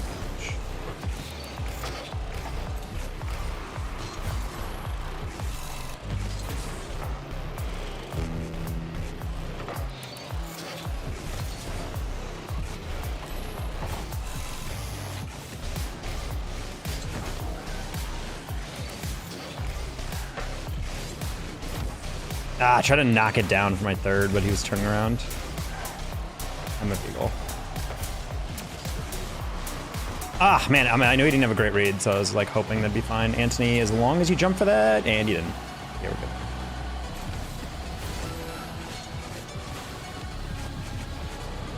good. Nice, cool.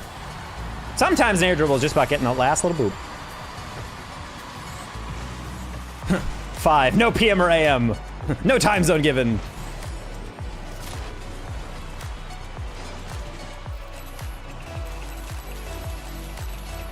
YouTube recommended your stream for several seasons, so I'm happening. Yay, acidic, yay. What do you mean some reason, bro? It's because I'm a goated creator on YouTube. Honestly, I can't think of a single YouTuber, especially not in this chat alone, that has more subs than me on YouTube.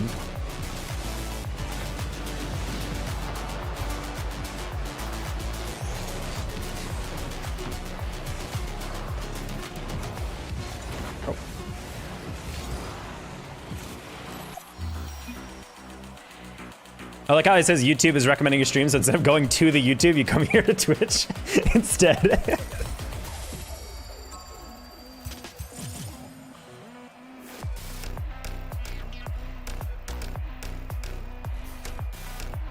Wait, how is Angie the pussy if Death is the one saying he can't play right now, despite saying he was the one making the private lobby? I'm so lost, bro. The logic here is really just sending me. YouTube streaming setup is bad. I don't know. I feel like it's fine. I even upped the bitrate, so it should be like a super clear stream. I'm getting a little upset with this one chat I'm using because it's supposedly showing me all of YouTube and Twitch messages, but for some reason, every time someone chats on YouTube, it's not actually showing up in the chat. It was the other day, but not today for some reason. I just don't like YouTube's interface for it. I mean, I guess that's fair.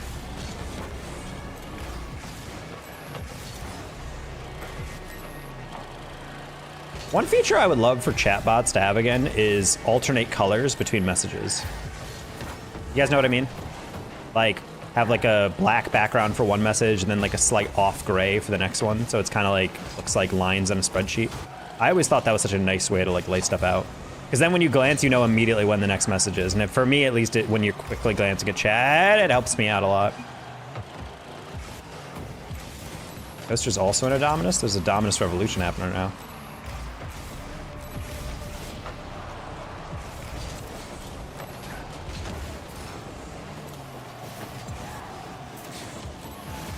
Okay, buddy.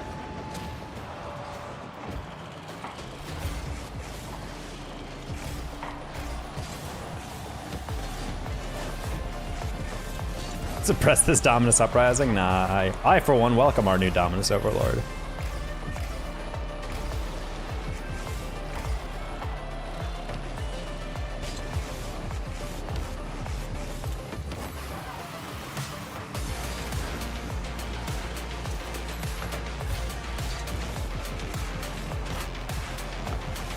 Bang! Oh, God, as soon as I get those setups, I'm like, please let me hit this behind him. Ah, I love that. In the Dominus, those feel better than any other goals.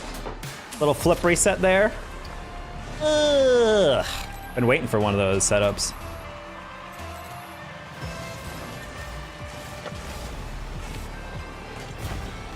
Oh. Death could never. I actually call those ones pulling a Death, because, again, Death is just way too good of a player, so.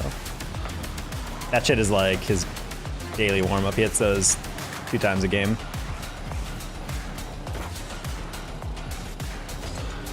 Ooh, that's important.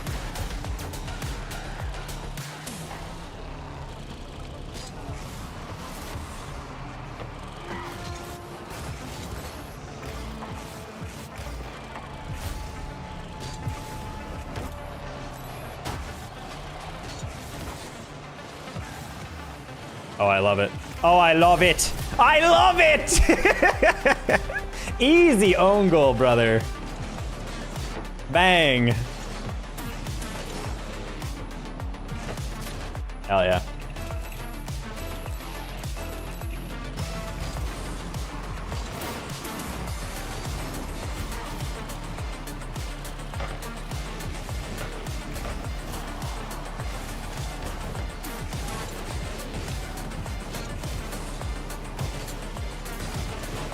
Nice. You just don't understand. Death, this was like a cute bit, but like, is this your whole thing? Where you just like act tough, don't make lobbies, pansy out every time, and then you just trash talk? Like, I don't get what your end point is here. Like, I don't know, brother.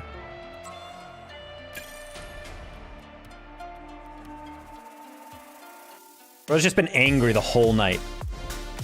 This is like, you're basically cosplay. You're LARPing. You're LARPing in SSL in chat.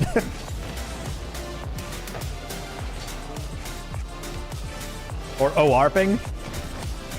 I guess technically it's not live or in real life.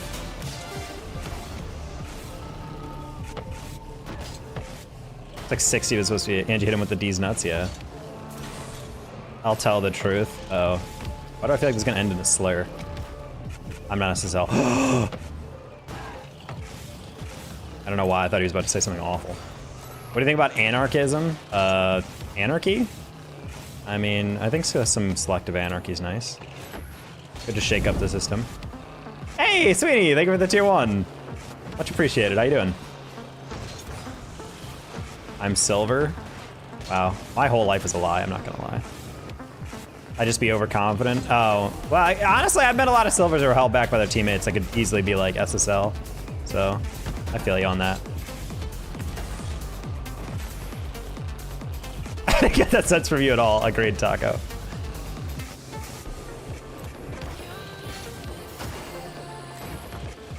SSL, but still. Yeah, we misheard his text.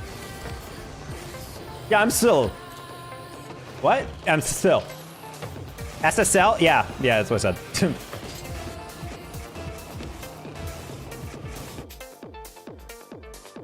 Hi, just Shane. Super sad, lad. I wish I was over there getting better at that point. I'm a huge failure. You're not a failure, brother. Honestly, I've talked about this in stream. I miss the days of being like gold, plat, around there, because it actually felt fun, like slowly learning how to like aerial or hit certain reads or like get a flick that's really satisfying in the goal. Like nowadays, like there's very few goals that actually get me like excited and like hype. Like hitting a double tap now is like, okay. The only reason I like that last one is because it's been a while since I've hit like a flip reset into a double. So it's like, oh, that's a fun one to score.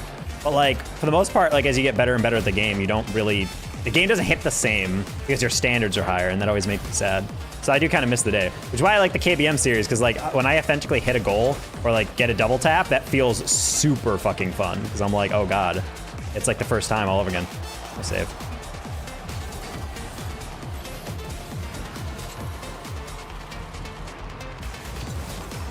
What the? Wait, is Toaster Dog in the new Rocket Pass car?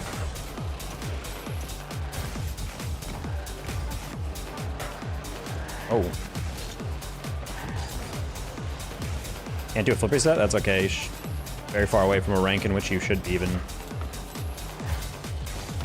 learning how to flip reset. Oh, he actually chased that.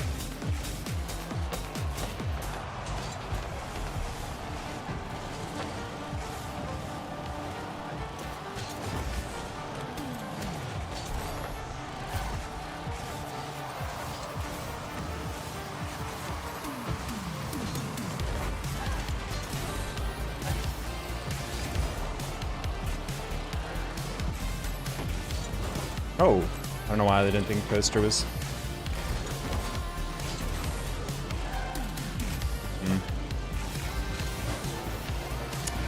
I was telling me if I rushed him, he would have thought that the lead blocker would have got him. Just tell me because I'm black, I can't do it. What?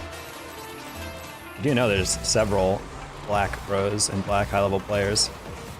Hell, the newest officially Orc Sign Pro, or soon to be, is black. Shout out Wavy.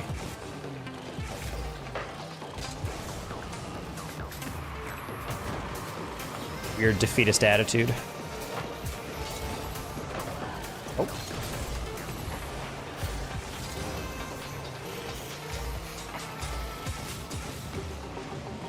I feel like sometimes the gulag is a maturing moment for a lot of us, RT, alright? Have no shame.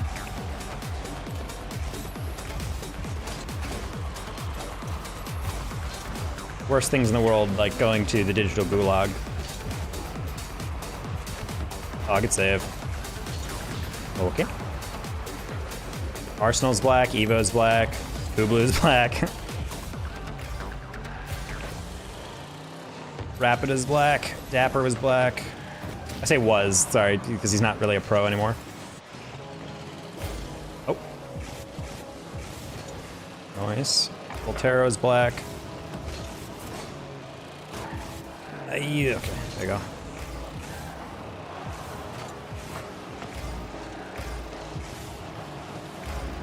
That's fucked up, Taco. What? I'm just saying. Someone came into chat and said the reason he's not good at Rocket League is because he's black. And I'm like, that's such a weird excuse considering that we have black pros. Nice. Nah, he used to be black. No, I'm saying Dapper is still black, all right? I'm not saying he's no longer black. What a weird clip.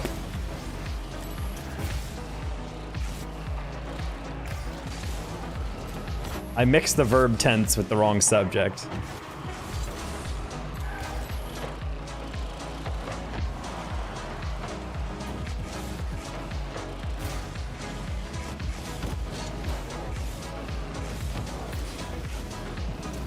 Wow, that's a dumb goal. That's what happens when you pre-jump. Oh my god, welcome to the influencer mode chat. I'm so happy you're here.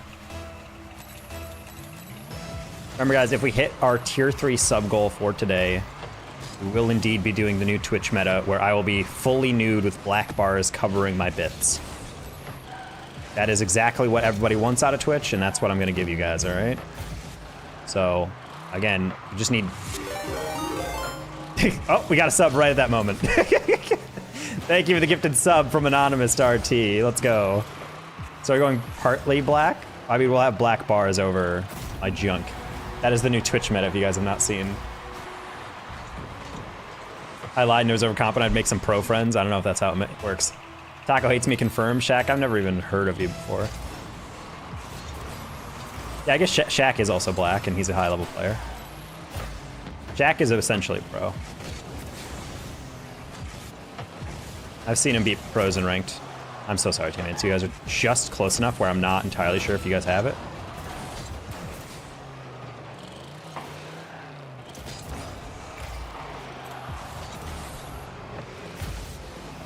Shaq's Canadian doesn't count. Oh, that's true. I didn't consider that.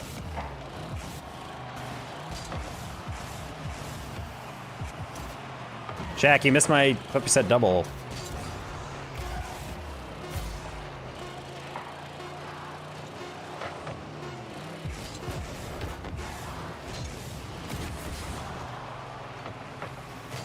He's not as nice as a normal Canadian. Fun fact, most Canadians, not nice. Actually terrible humans.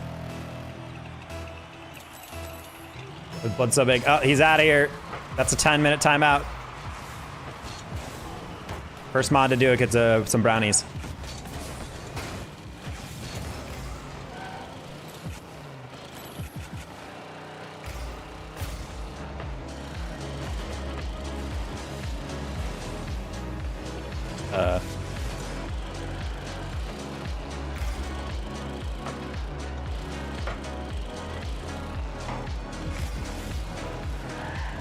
Yeah, I was like, I know Anthony's back. I'm gonna have full faith in him to actually get that read.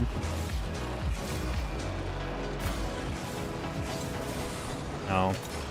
That might be game, but he might also sell. Yeah, he sold. Nice.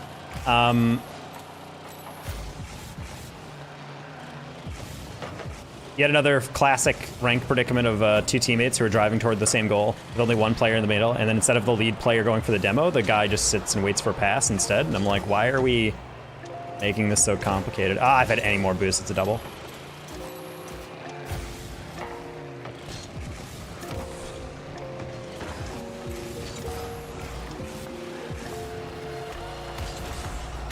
Oh, yike.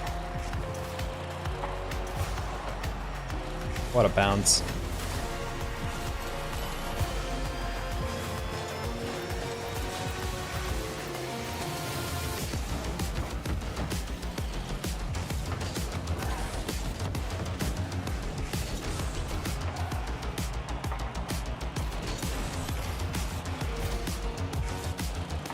Got some chicken in my teeth. Fuck, I didn't buy floss. God damn it. I ordered Instacart today to refill my pantry and get some more chicken, and I didn't get freaking floss. I always forget that. Ooh. Okay, we're good. This chicken's gonna be in my teeth forever. Nice.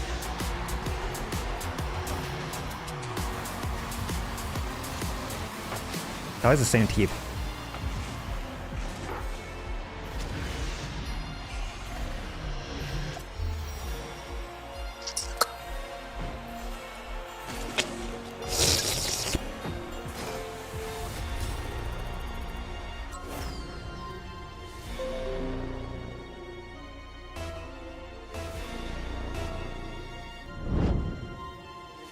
Virgil, the tier 1 for 20. Supporting my local techo.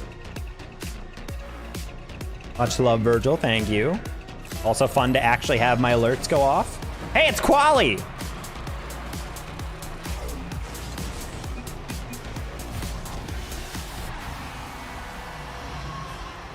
That's why he's the GOAT. That's beautiful.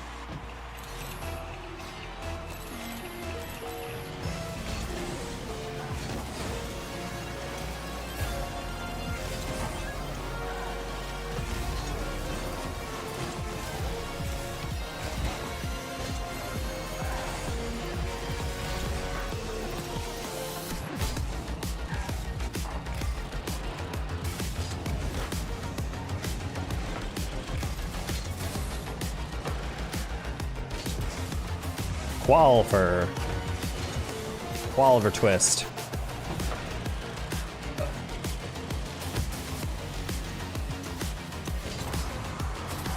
See you tomorrow. See you, Death. Yep. Oh. Have a good night.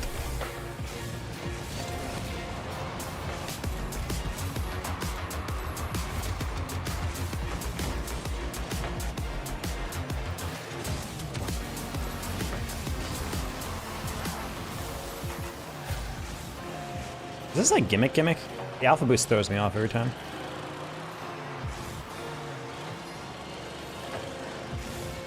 I think he doesn't use his tags because people like Shaq hate him. Shaq and Elias are certified gimmick haters. You can call me Ant-Man, that's what my friends call me. Ant-Man.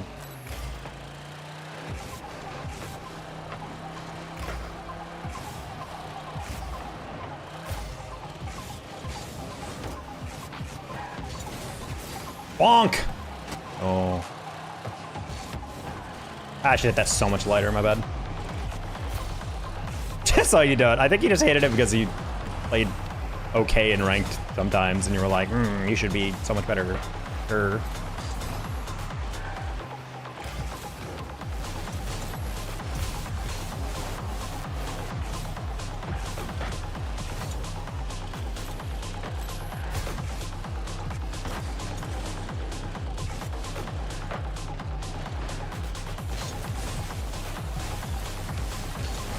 Yeah.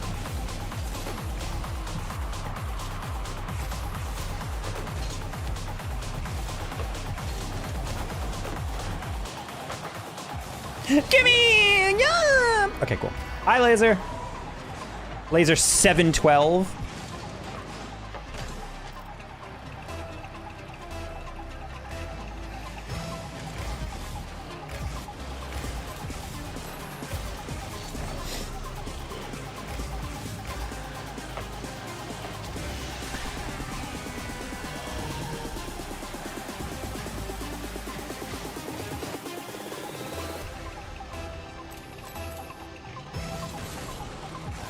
Also, now that I think about it, Sweeney came over to sub on Twitch, and that was someone who first came into the YouTube stream. So it's slowly working, chat.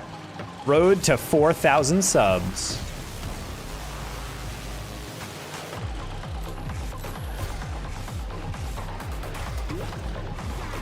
Gonna be making 10K a month off of Twitch. Social media shit's so easy.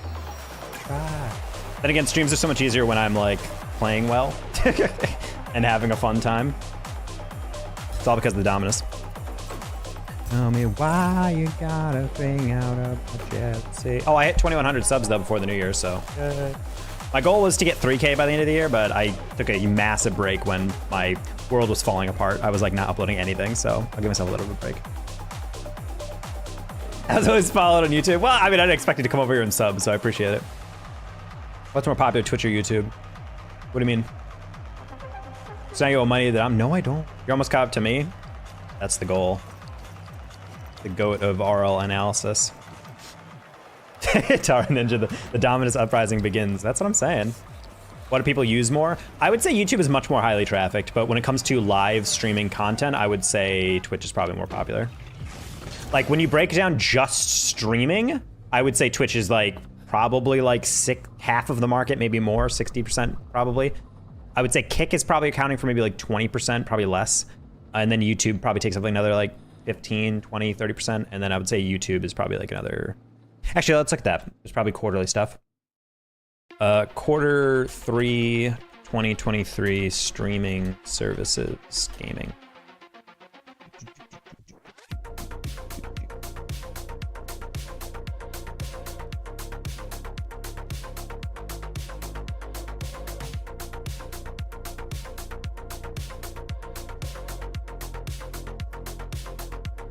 Okay, so YouTube is the most watched streaming platform, technically, with 8.344 billion people watching. Twitch is 5.16, but the thing is, 79.5% of Twitch's viewership is for games, whereas YouTube's 8.3 billion views, only 1.385 are from YouTube gaming. So for gaming streaming, if you're going for gaming streaming, you're going to Twitch. Like, it is less than 1/3 of Twitch's total traffic. Kick, meanwhile, only hit 296.85 million. Emo TV, that feels like a foreign thing. And then a bunch of other random sites from down there. But.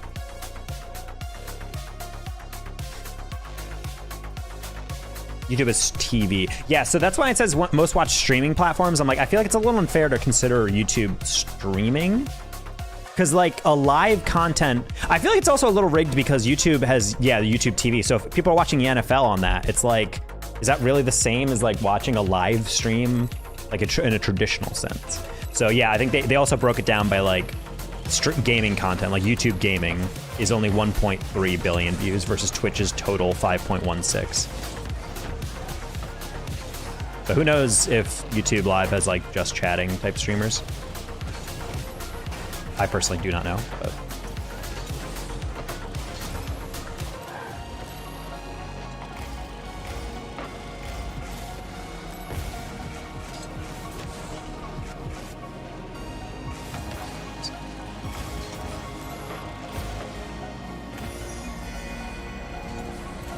Nielsen ratings? No, this is stream charts. So they're getting analytics based on kind of like their total collection of stuff. I think they just API scrape for a bunch of websites and whatnot, and then they just kind of put together some stuff for like quarter 3. I trust them beyond a lot of other websites. They do have like good analytics on a lot of stuff.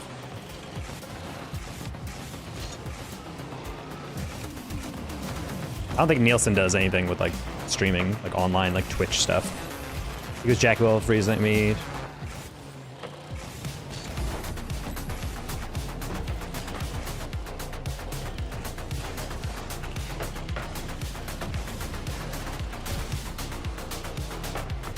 Jackie for not yelling at me for not getting to know me?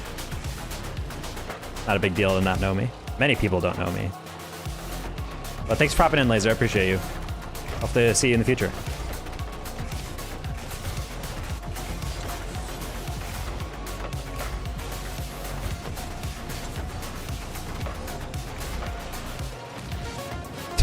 Terrible read.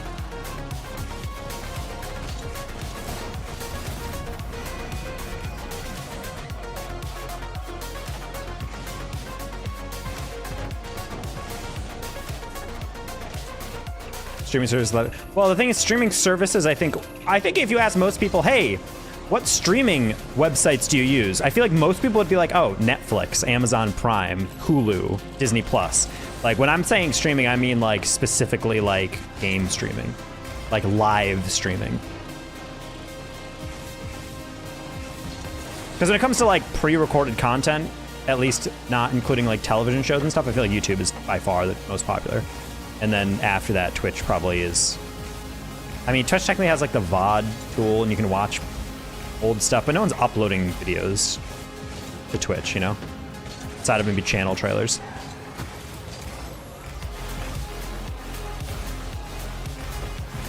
What do you think about populism? Good in theory, not in execution.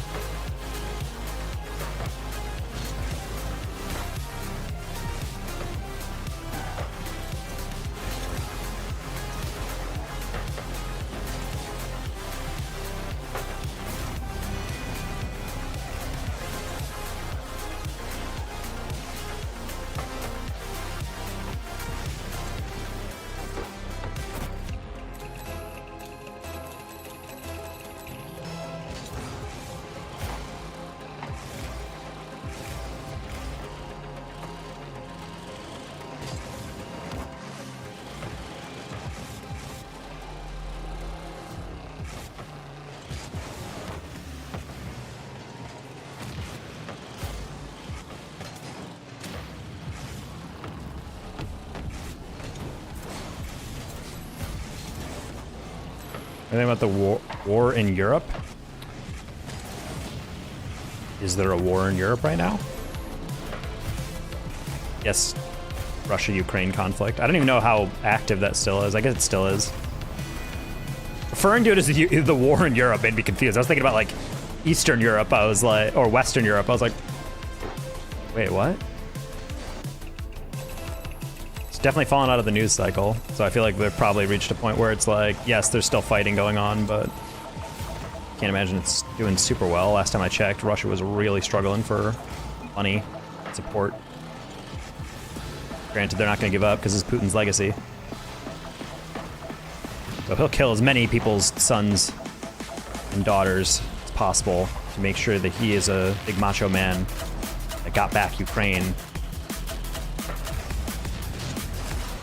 'Cause that's what leaders do. What up, Unk? How you doing? Kim Jong-un? I think he's essentially leading a cult of personality as the dictator of his peoples.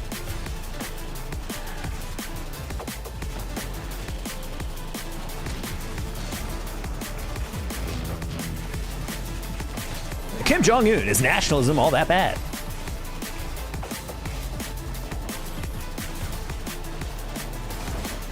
Pioneering the concept of modern God King.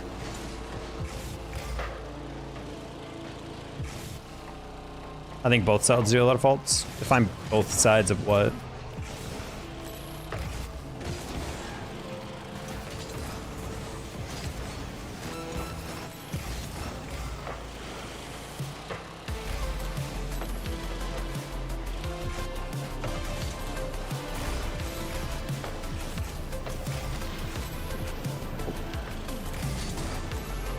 Like Ukraine side and the Russian side?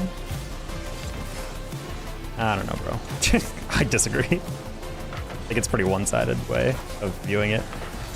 Like, Russia might be like the stereotypical villain in a lot of narratives, but like, in this one, it's literally just like, everyone's like, hey, is Ukraine its own country? It's like, yeah, and then Russia's the only one that's like, nah, I think that they should definitely just return to Russia. And Russia's like, hey, we're gonna take it by force. Ukraine's like, I'd prefer not. And they're like, all right, well, we're gonna do it anyway.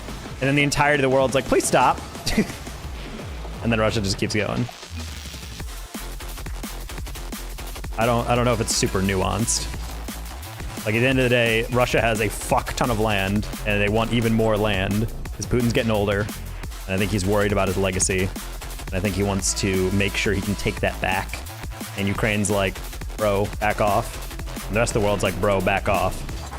And so it's a awkward thing, because you don't really know how much Putin is going to start pushing everyone more into this conflict. I just don't know how he's keeping the morale up. Like, how the fuck is he convincing Russians this is worth their time?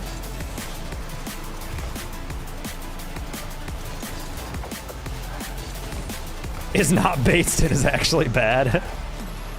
I would argue it's pretty cringe.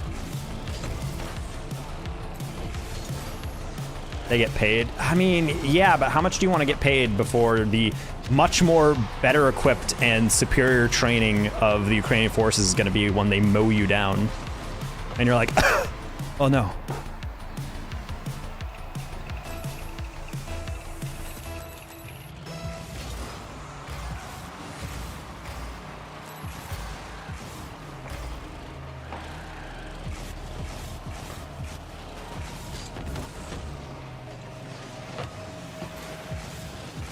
They a solidary? What?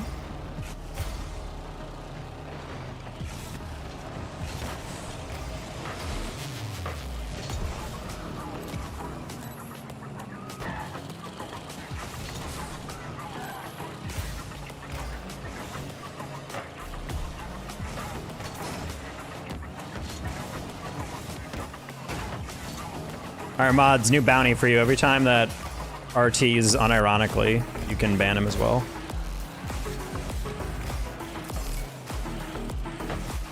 That doesn't, however, you're allowed, he's allowed to say it as long as he spells it correctly. Nice.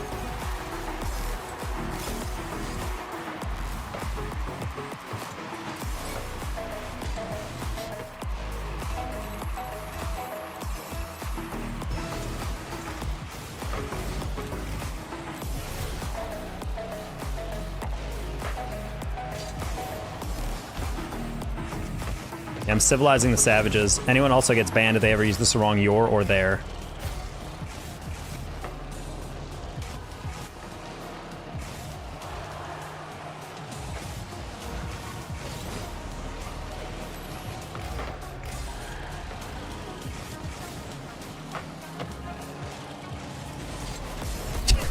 God damn it.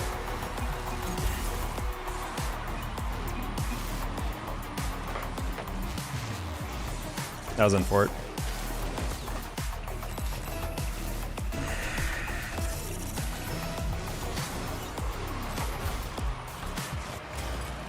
How can you say that? Say that I think invading a foreign country is bad? When you say, how can you say that when I've finished my point 5 minutes ago? You're gonna have to clarify what you mean. Like, how can I say what?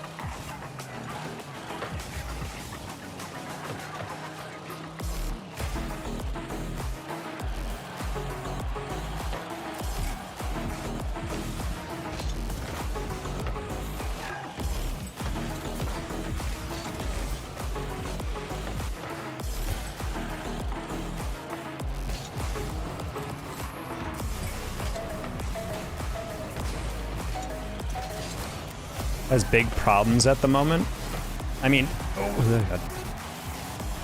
in terms of funding a war effort,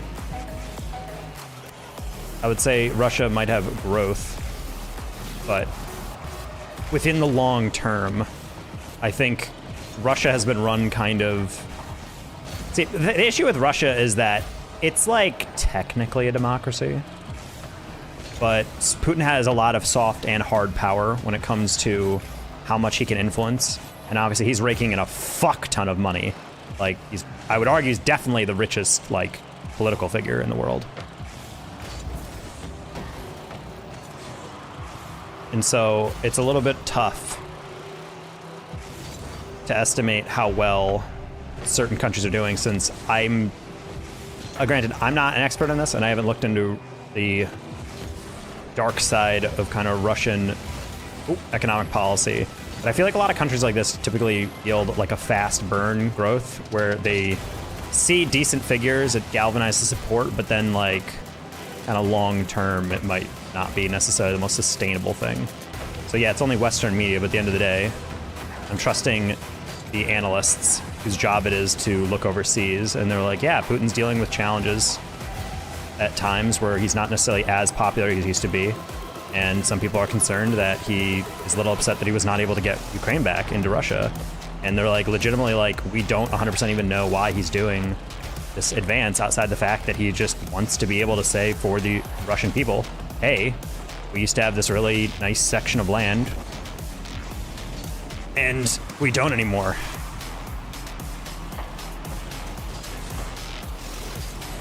I mean, it's not like Russia is like a virtuous entity in world politics either. So it's kind of hard for me to like view the government as acting in the best of its interests. Currency's way less inflation of the US dollar or euro. I mean, yeah, I would hope so. Also, that's not a hard metric to match, especially with the US right now. Our inflation's getting kind of wacky-do.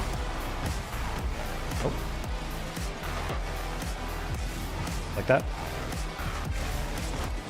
But to say their economy is strong and therefore it justifies a war. Okay, let's assume that actually Russia is doing great and all of the things I've heard are wrong. Does that justify them invading a sovereign country? Like, that's what I'm lost on.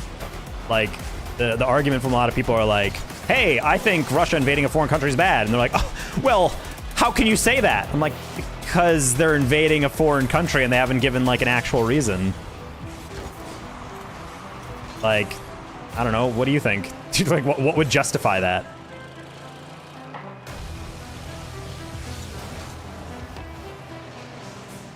That's kind of like my main thing with that conflict. I've never actually gotten a satisfactory answer from that.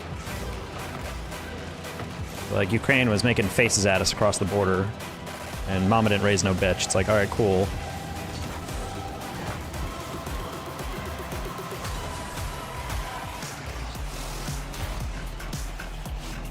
That's irritating. I was hoping Flare would hit that across, but... It was a good thing to invade Ukraine. Okay, well then I will gladly submit that I would not be able to give you a satisfactory breakdown of Russia being an issue, but I said, how could you say that? Okay, well, then I will concede that maybe Russia is doing well. Maybe they're actually doing fantastically, and everything I've read is Western media propaganda that does not actually reflect their culture. But I still don't think it means that Russia should be, I don't know, validated and given the benefit of the doubt. Like, I'm sure their war advance that literally the entire world is against is probably justified. I'm more reflecting in the figurative, like you, like a bunch of people online who are like saying, well, I think you don't want to rush to judgment. And I'm like, I don't know, bro. Like, that's why I'm not saying it's open and shut, but it's just like, there's not much Russia could be saying or like trying to convince me of in their PR that they're doing something I think is defensible.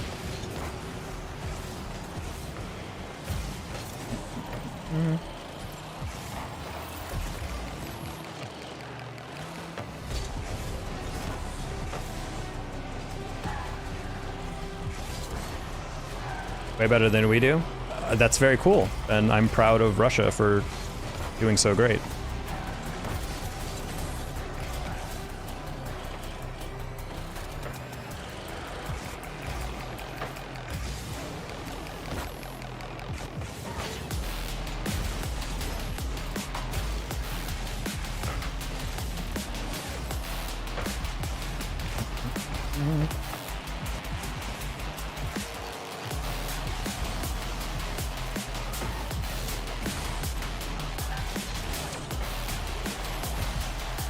Running out of money and they have problems. Well, the analysis, at least several months ago when I was actually actively paying attention to the conflict as it was being covered a bit more often, was that the Russian military was underfunded, which to me sounds kind of like a money issue, or at the very least a budgetary issue. Considering a war seems like it should be a pretty pressing thing for most countries, I figured that was usually meaning that they don't have the money to spend on that effort as much as they want to, without external support, kind of like Ukraine has been receiving.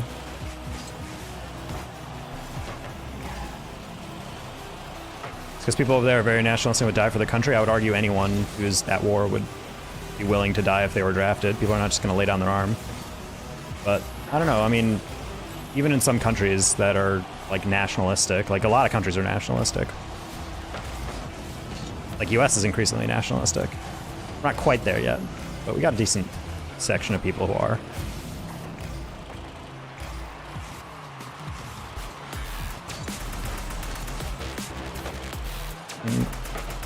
Got that. And I would get that a lot of people would die for the country, but it's like, I don't know, at a certain point when usually wars start to lose general support, or at least get a little bit more shaky on the ground, when you're starting to see like a little bit more one-sided nature of like a lot of the offensives. Brother, you had one job.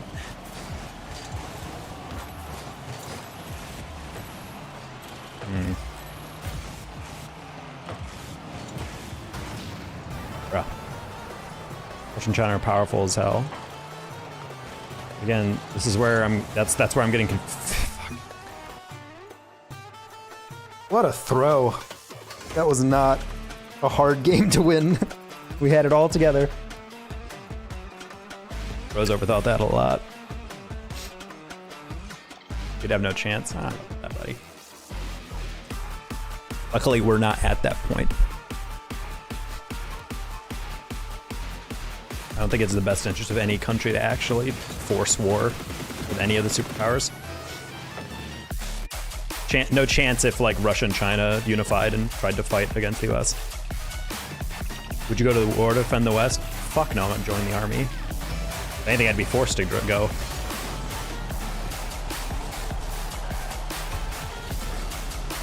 See, I literally just said this country isn't as nationalistic.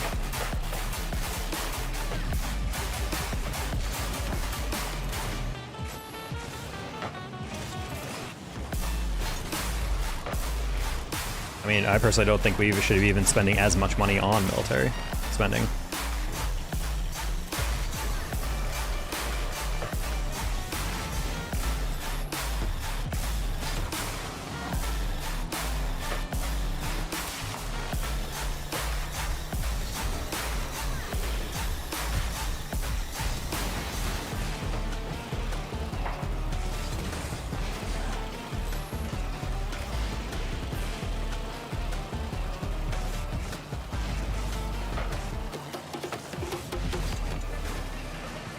Well, that's why I'm interested in like how Russia is presenting it, because I don't think, even if you're nationalistic, I don't think you can just say, all right, guys, we're invading this country, and then you're like, all right, let's go. It's like, you need a little bit of like a reasoning. So I don't really remember the reasoning Russia is given for why they're invading Ukraine. Like, is it really just as simple as being like, hey, that land belongs to us. It's still ours, and we're just trying to secure it. Like, if that's enough, then, you know, hell, good job, Russia. You have a leader for life, and yet I guess people are okay with that and everything your administration decides, so why not?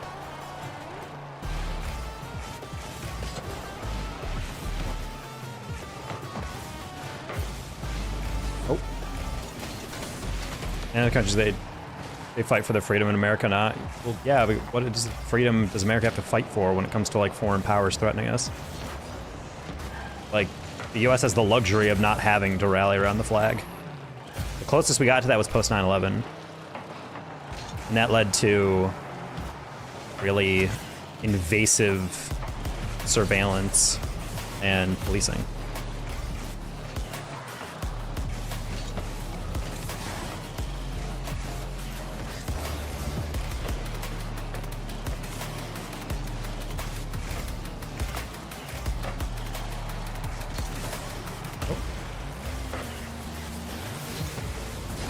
Oh, buddy, if you're gonna hit it back, I can block that.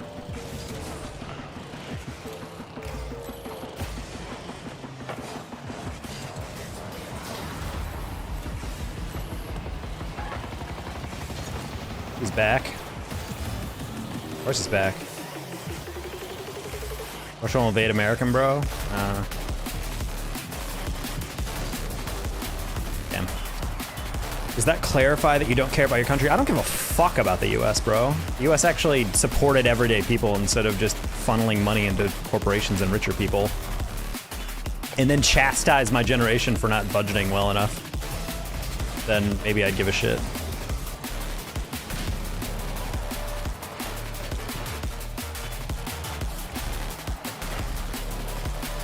It's always my funny thing is like, US like the best country in the world? No. Not even fucking close, bro.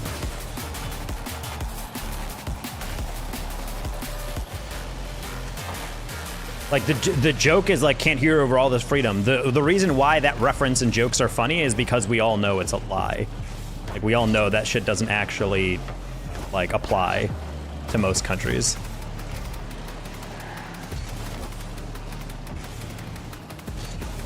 Like 85% of all countries in the world have like what we would probably consider freedom.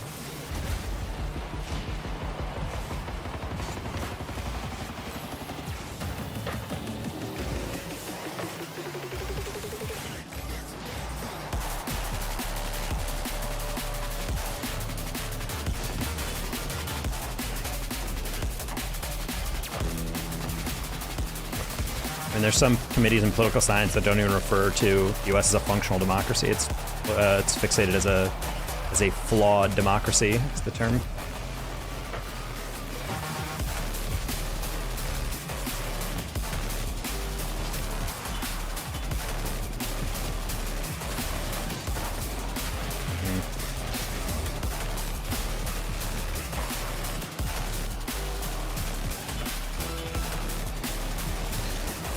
Nice Chelsea. Well done. Turn. Turn. Turn. Like maybe? 50 that, maybe?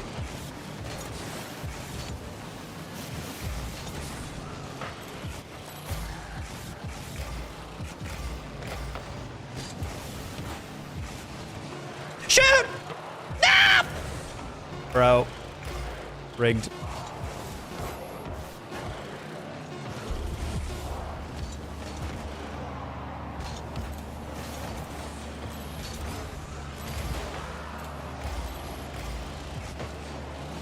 Sad. Do you remember when the Russians placed guns in Cuba? It took 3 days to get them all gone. The US does basically the same thing. If Cuba would have said, no, we keep the guns and bombs in Cuba, then the US would have started a war in Cuba.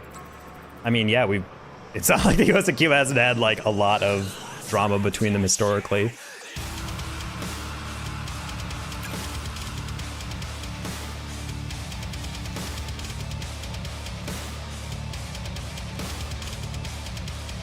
I think you should fight for your country or else you're a betrayer. I mean, ultimately, if I get drafted, I'm not going to dodge the draft, but I'm not going to ever sign up for the military to die for my country. I'm also definitely not going to be super on board with every decision any individual political party makes, because that's just not how it works.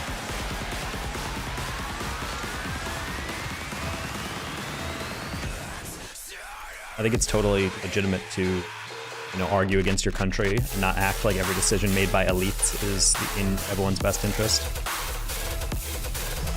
After all, like, the amount of people, like senators and congresspeople, who have kids that they're like, yes, everybody go to war, initiate the draft. Oh, but don't draft my kid, please. Get them in an exception. It's like, oh, so you're okay with other people's kids dying. Like, the record of people who've served in Congress who try to get, like, exceptions, historically at least, not even on the modern day. People who actually are in Congress, God, who the fuck was it? There's a kid who was talking about their kid who served in the military, and they were like kept using that as a stump speech thing, and understanding how scary it is. And then meanwhile, someone did an investigation, and the kid was like stationed in the U.S. at like like some like random stock house like base or whatever. Like he never saw active combat. And I'm like, well, yeah, thanks for serving, but like the kid was like an IT kid. He was like working the computers at a base. It's like that's not the same thing. You're like, yeah, thanks for your service. You're helping run the military, but like what? Like, why are you acting like your kid was like dodging bullets? Is unironically very pro-Ukraine. All right, RT, I'm not joking around anymore. I'm banning you the next time you say unironically.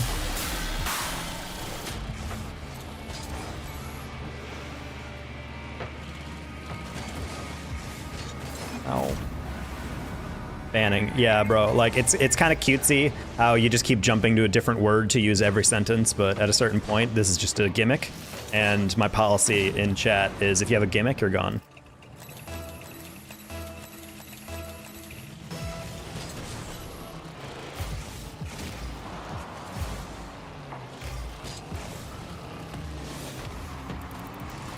What's a gimmick? It's something you repeat over and over. It's kind of like a calling card that you have. Like, you used to come in here and say blood all the time, and then I timed you out for long enough that you stopped saying that. Now you just kind of tease, like, oh, I'm saying bud, and then you still, you know, occasionally say it. You time me out, and now you're just saying unironically literally every time, and you keep misspelling it so that we're saying, oh, blah, blah, blah. And then I tell you, hey, don't misspell it, and then you're like, okay, cool, and then you just keep saying unironically every sentence. It's like, at a certain point, you're just a gimmick. You're adapting it and using different words, but it doesn't mean it's not the same exact structure of every sentence.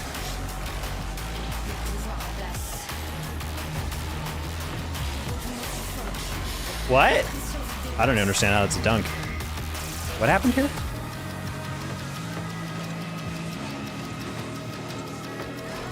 Oh, I didn't need 50 Nez, that's why. Alright, GG's. Imagine paying somebody for patience and you still get paid. He got gifted that sub.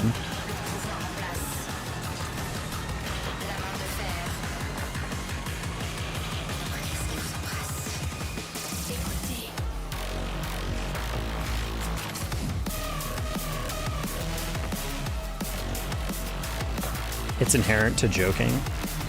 What? I was using the same word over and over, inherent to joking. Or inherently joking.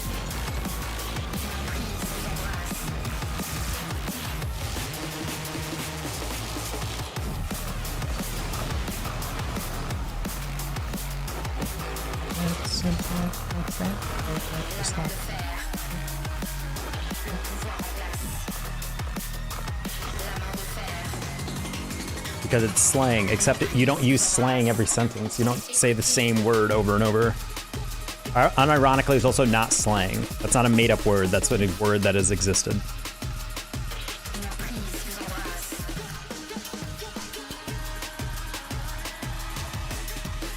Took a long time. Yeah, and it was an anonymous gift as well.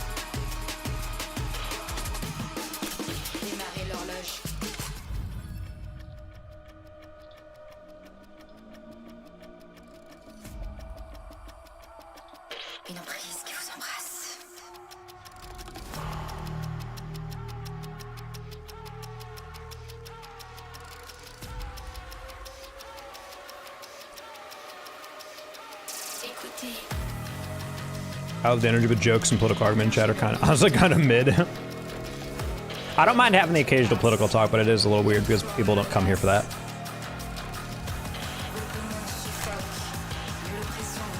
Put 3 grenades into a conference room? That's sad. I have not heard about that.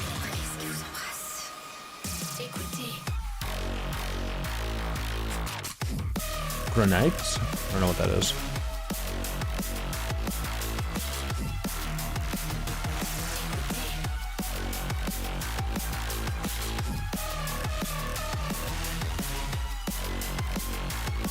I might have to mute Widow for a little bit. She's 9 days away from giving birth. That feed is going to be all babies. Every third post is just going to be a baby pic. Yeah, I think he means grenades. On Live Leak? Laugh. I've never been one to seek out that gory footage. No, Ty, you actually use material that's factual. The comment of Russia and the missiles in Cuba was dumb. That was late during war, so there we go. No, I'm not saying any of their arguments are invalid. I'm not saying anyone's invalid. I like it when people come to me with stuff. I just feel like it's like... What I'm saying is, like, I don't mind engaging with, like, questions people have about political stuff or, like, societal, cultural stuff, and I'll talk about it, but I'm like, I'll watch all day. Yeah, I don't know. I'm not super interested in that. Do you accept the truth? I'm not saying there wasn't grenades. I just don't want to watch a video of people getting fucking massacred.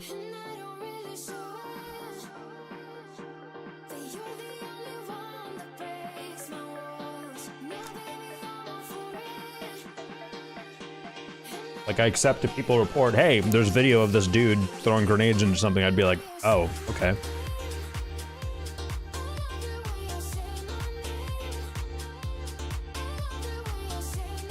I just want to spam half tacos. People like you hella catch up that show that the half taco, the left half is more popular than the right half.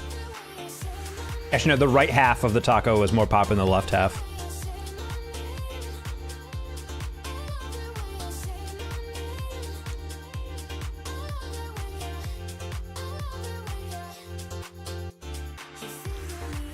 Got a bunch of righties in the chat. Bunch of right-wing tacos. The right wing of the taco.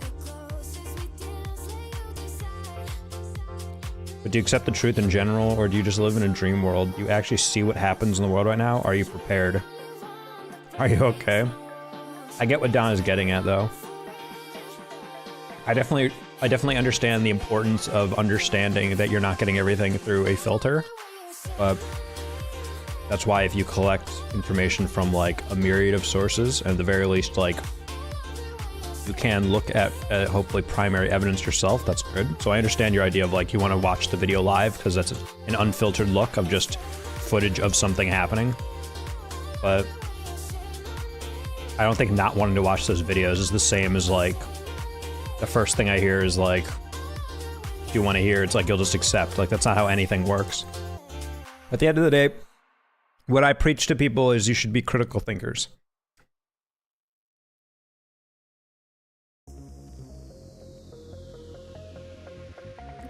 Absolutely no shot a millionaire content creator would ever fight for North America.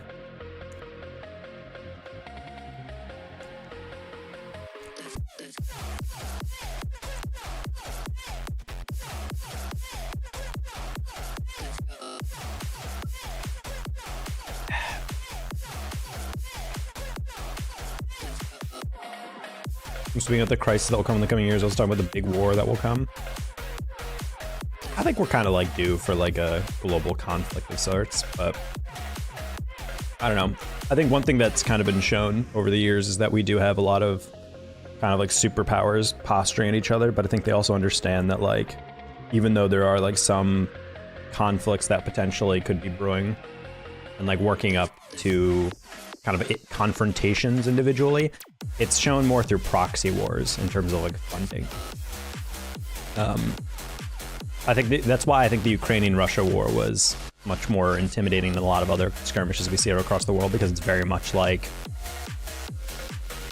Russia going against the established kind of like UN-backed Ukraine type situation, you know?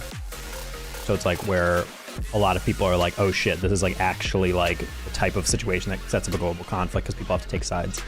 But I also feel like we've gotten to the point where like war can be invigorating for a country's economy in terms of like picking up manufacturing and being able to actually, you know, hire people within certain sectors of the economy. But to assume that like it is an inevitable thing, I think, as much as I criticize a lot of statesmen and a lot of people, they're, in terms of international diplomacy, I think we've gotten a little bit better at mitigating those things.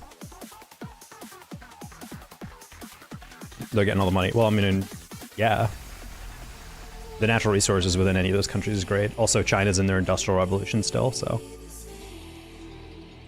their growth is going to be pretty explosive, especially when they have like limited regulations. But there's also a reason China never calls her debt.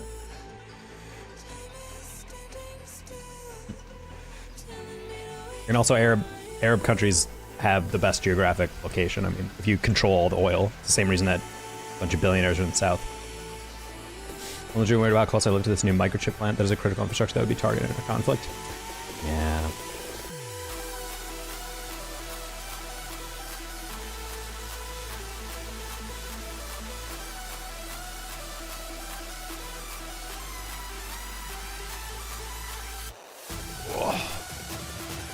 What's your opinion on Elon Musk?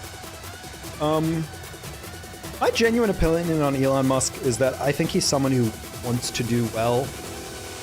He wants to do good for the country, but I think he is a bit of a narcissist. So he wants to be the one to like present the solution. And I think because of that, it comes off as a little, he's too involved in certain things that I don't think he really should do. I think he gets too much credit by a lot of people. I think he tends to be a bit self-destructive, especially when it comes to like X, for example. I think it's a little tough to see. I think it's a little tough to see someone so like unabashedly favor a certain viewpoint while still preaching free speech. I'm not a huge fan of that. Also, like, claiming Twitter is like responsible for upkeeping free speech feels a little weird because Twitter is a private company. It's not a government-controlled entity. Why not queuing? I don't know. I just played a triple queue and I kind of want to dodge them and also just want to take a break. Just kind of chill for a sec. He is, but he's actually our last hope. I don't know about that. I think the one, I mean, people claim SpaceX is really cool, but I always find it kind of weird. Like, SpaceX can afford to dump billions of dollars in to failed launches and whatnot. Like, imagine if NASA was testing rockets and they blew up 4 before they actually get a successful launch of like the most powerful rocket ever made. Like, NASA would be shut down. They'd get no more federal funding anymore if they had as many accidents as SpaceX did. And granted, yeah, I think the work that SpaceX is doing is good, but like, I don't know. There's just like a lot of like, I don't know. I think Musk gets a lot of credit for a lot of things, and I think he deserved it to a certain extent, but I think at a certain point he is his own worst enemy. If Elon Musk just shut the fuck up more, I think he would be a lot more popular. I'm not gonna lie.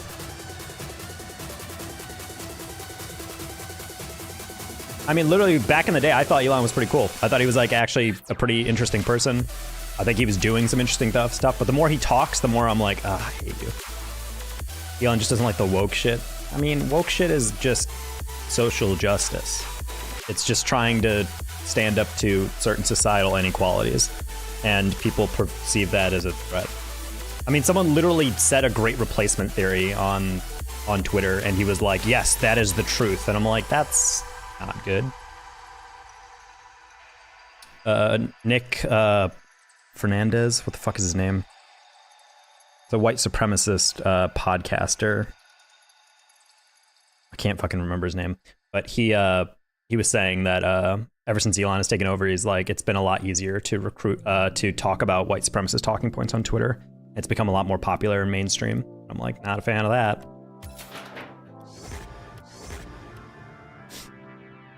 He still is. He's very intellectual.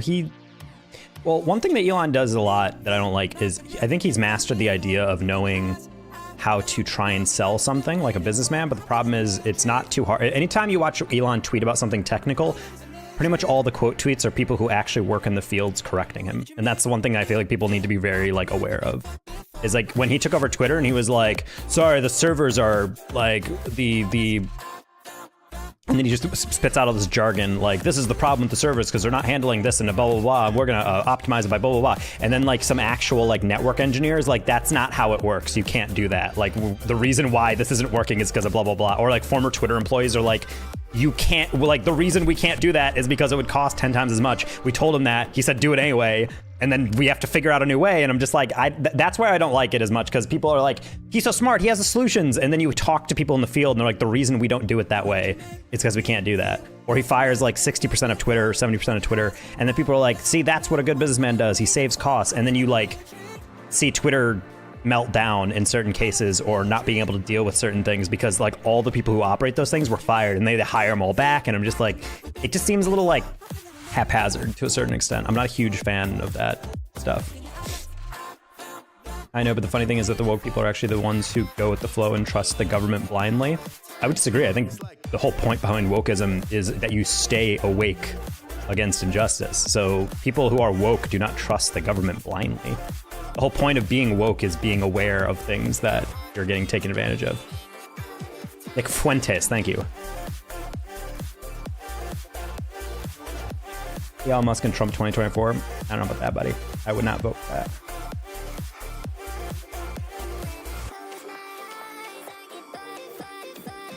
NAS could theoretically be able to afford that too, but are historically unfunded. Too much winning, probably. Sure. I have a lot of criticism against woke culture. I just don't think people like the sanctimonious aspects of people who are considered woke, but the actual fundamental basis behind woke, I don't think is really that controversial. Especially since woke is just like a buzzword that anyone can use for anything, which I'm not a huge fan of. They want too much attention. I don't think they need that much attention. Wokeism isn't even like a bad thing. Half the time it's literally just like, hey, we put a black character in a movie, and they're like, ugh, woke Hollywood forcing race mixing within my cast. And it's like, God forbid there's non-white people in starring roles. Have you specifically seen more white supremacy? Yeah. I made an alt account for trying to stay up to date on some stuff within grad school. Like being able to, because back when I was in grad school, my specialty was political and moral psych, so I had to, with a focus on white nationalism in the United States. And when you make a new account, you get recommended like Miles DeJong. I got updated with Cat Turd, who's like a kind of like meme account, but does kind of push on certain stuff that I would declare more white nationalistic, or at least very least like very anti-woke. And I'm like, why are, out of all the millions of super famous meme accounts out there, I'm getting recommended these people? And within my regular feed, I do get pushed a lot of stories that I don't follow these people, but I'm getting at least feedback from those feeds. Especially when I'm like browsing, not just among people I follow.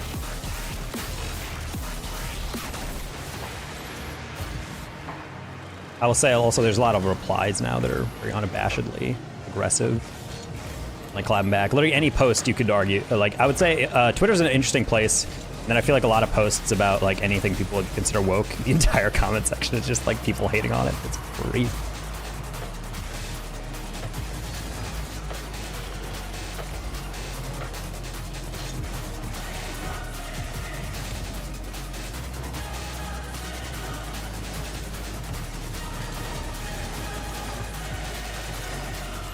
Musk's interview about this, so you know it's not true. Wait, so Musk has said, no, there is not an increase in white supremacy, and that's, what interview? There's a lot of interviews, bro. He gets interviewed a lot.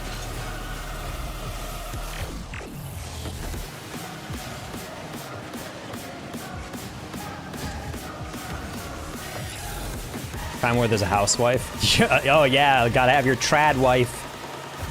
How dare women have ambitions, grr. They want to have premarital sex.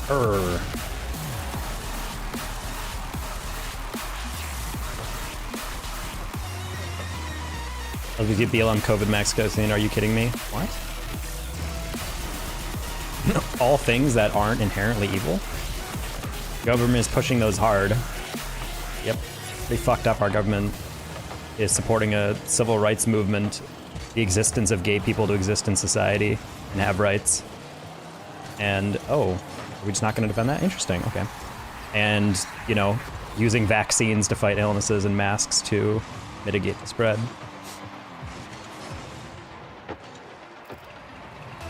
Well, Democrats are very performative because they're too scared to lose moderates.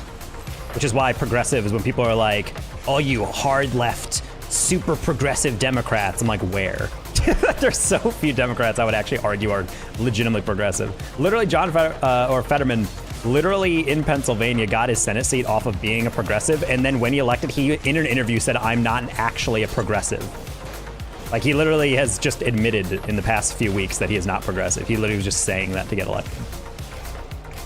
And I would argue that's like a massive amount of actual Democrats. You have to compromise so much with the moderates and kind of like the, I would say probably the equivalent to dinos, Democrats in name only. I mean, hell, there's Democrats that get elected to the House of Representatives, especially in places like Texas, that are like hyper conservative.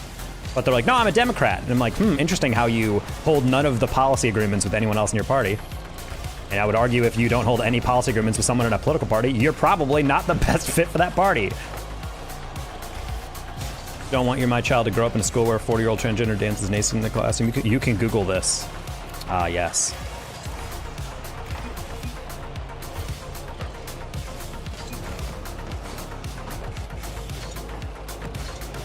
I'm guessing you want to homeschool someone? That is exactly what happens in school. I remember the day when my teachers took off all their clothes. Multiple cases. Bro, I really don't think any of those cases are new. I feel like every single one of those cases that I've seen, I feel like the nuance there is just completely lacking. And then even still, it doesn't mean like every single one of the, like, yeah, maybe there are people doing like, maybe someone goes to a pride parade, or maybe a pride parade goes through the street people are on, and then there's like people who are very like, I don't know, sexually provocative or something, and then people are like, oh, this is in front of children? I'm like, well, yeah, but like, so are strip clubs. Like, strip clubs are just out in regular streets in cities. People can see interestingly strange things. You have people dressed. You ever go to New York Times? Or New York Times, the Times Square, and just look around at how many people are filming TikToks and wearing like nothing, or wearing very revealing costumes or whatever. I don't know. Demonizing a whole group of people because you see anecdotal videos is like the definition of problematic in my mind. What kind of grocery store you buying food at, bro?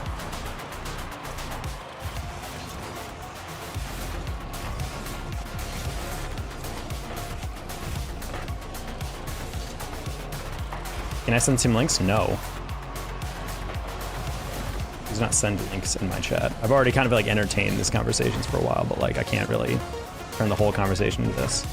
Just not a fan of people in my chat saying that the entirety of LGBTQ is bad. People shouldn't support that. Also, trans hate is just so yesterday, bro.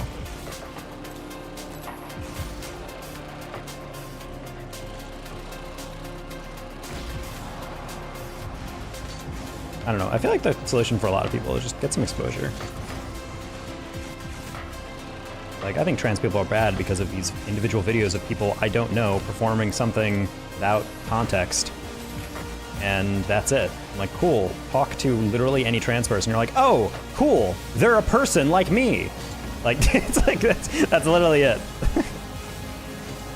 And then you realize, huh, turns out, even if there are problematic people in the world, that's not the standard. And also, they don't represent everybody, because nobody's a monolith in their groups.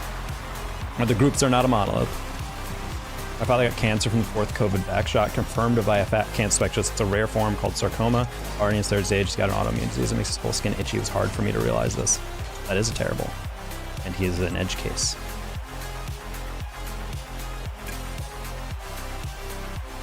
Risks to every medical procedure. I'm sorry about your father. The same place you'd buy condoms is a section for women's toys. Men's don't get toys because that would make sense. I mean, there's still stuff for that. I linked to the interview. Oh. Was it the more recent one where he said fuck the advertisers? Oh, geez. Chat just jumped. Ah.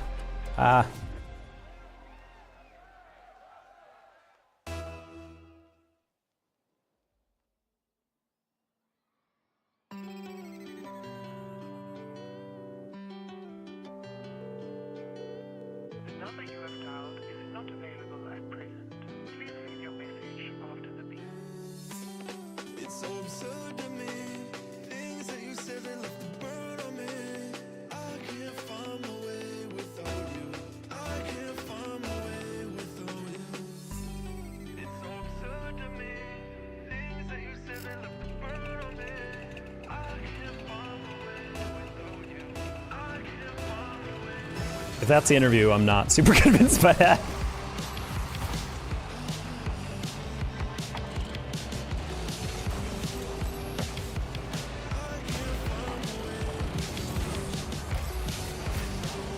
I had to realize it was because of the vax. I mean, at the end of the day, there's risks to every procedure, but I have had no symptoms, and I was vaxxed and double boosted. I was tired after the second vaccine, or second booster, but other than that, it's been fine. Nice.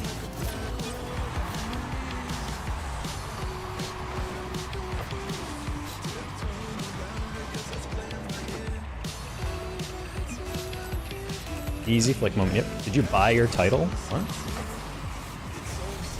Bro, you're so much ball chasing. See, I always wish the trolls come into my chat actually like, oop. That's an awkward one. I wish the people who actually came into my chat actually did that at reasonable points. At what point in the last like 30 seconds was I ball chasing? I literally just drove to a ball, flicked it into the goal and scored.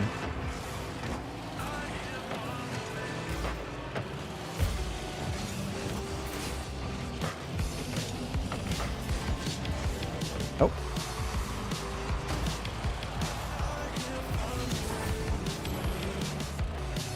We all make it. Agreed. Click, click, click, click, click, click.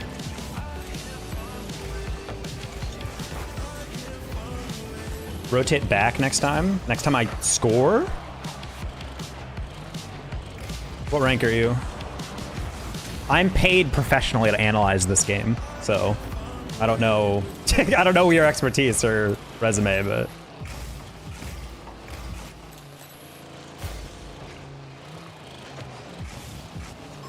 rotation is different at GC3 and SSL, by the way. That's fine. Talon finds me. Just kidding. He was not up for that. On port. Might be a goal. Yeah. I would have not gone up.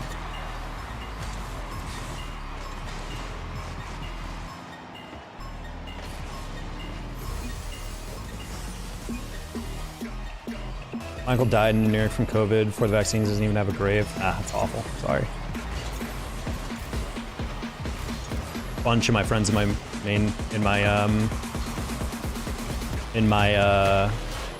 hometown lost to like a family member.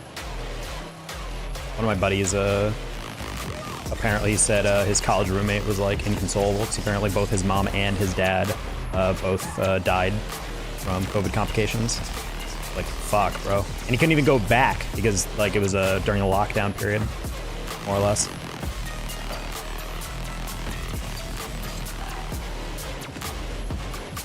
So he just got told basically via a call.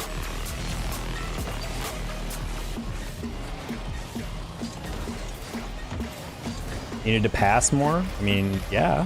I wish everyone passed and ranked. You're passing in champ. I mean, the thing is, you can pass in champ. There's no thought that anyone would actually be there for it. A lot of the issues I find when I ranking up even in like GC1 or something is the lack of people understanding positioning to get ready for a pass. Like a pass isn't just your teammate hitting it to you. You have to like actually be in a position where it makes sense to give you the ball. Like if I just hit to the ball, play the ball to a teammate every. Huh?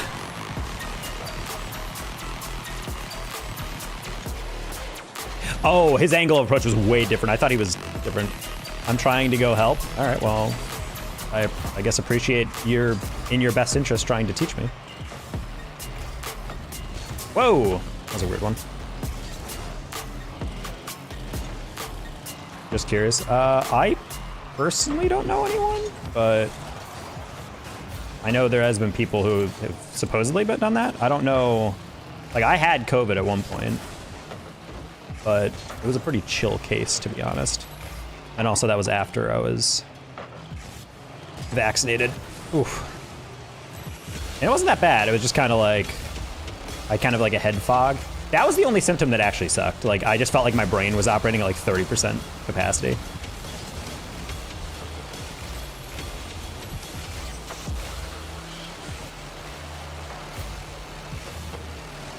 Click middle.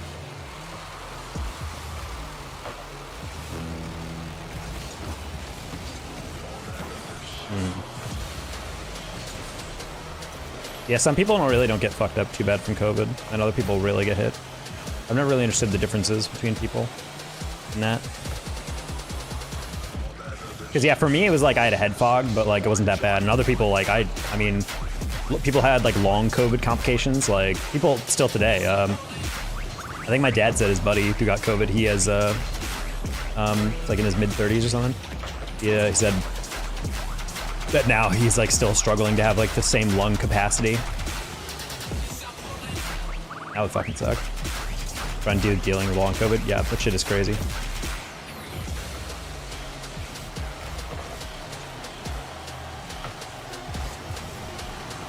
I tried to spike that in the ceiling. That would have been pretty cool if he lobbed that.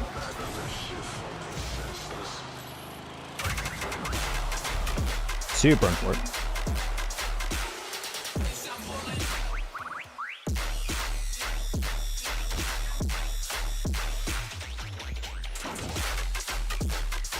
Like one of those people that had no taste and eat weird things? No, yeah. I almost cried every time I ate. So what was that like, Angie? Like when you were eating, is it more like you can't taste it, or the taste is just like less? Because I feel like some people are like, oh, that'd be kind of cool, but imagine like never being able to taste anything. I feel like that would suck.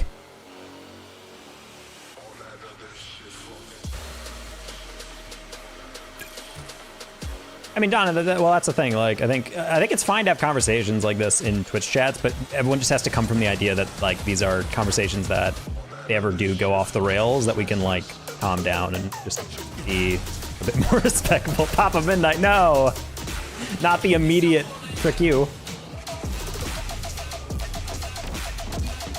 I couldn't taste anything at all. Yeah, that would suck. Like, imagine getting like your favorite food delivered because your parents are trying to cheer you up, and then you eat it, and you can't taste shit.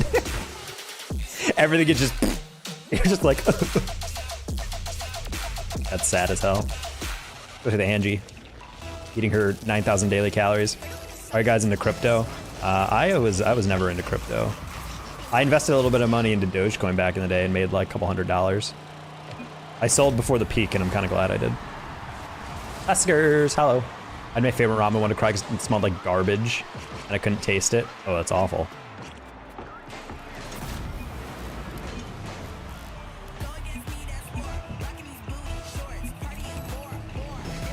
Dogecoin's the freest money of my life, yeah.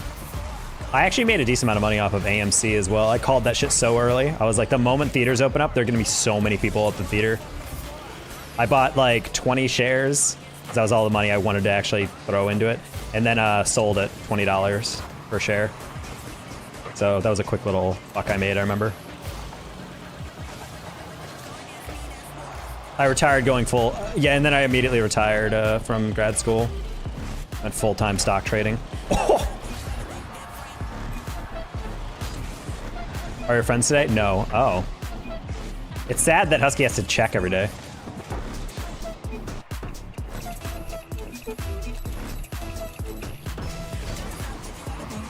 Yeah, the time I got COVID, it was brutal, and almost with how shit it was for me. Yeah, some people get really fucked up. For me, I think it was that. Then again, I never had like true COVID, in that like I was vaccinated and I think boosted by the time Fort Worth came around. And so when I had COVID, it wasn't actually an issue. Like I could still do stuff day to day. It was just like really hard for me to concentrate. People were like, what's the point of the vaccine booster if you're still gonna get sick? I'm like, well, that's the thing. Like it's mitigating how severe your symptoms are. Like a lot of people, they were like saying, oh, I was kind of sick. I had like a migraine a lot. Like I was dizzy. I was da-da-da-da. I was like, nah, honestly, I just felt like I just really felt like I couldn't focus. Like that was really it. That was the only symptom that was annoying. Other than that, I maybe had a stuffy nose, but like not even that. I think we all got it at Worlds, and we eventually just found out when we got home, because sometimes the positive test only comes in like 2 days after you get it. Oh, Psycho? Crazy.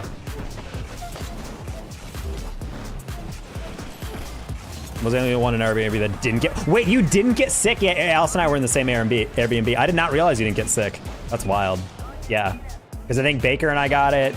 I think String Daddy and the doctor got it. And I got it. So yeah, it was just you. Who do you think is going to win the presidential elections? I honestly don't know.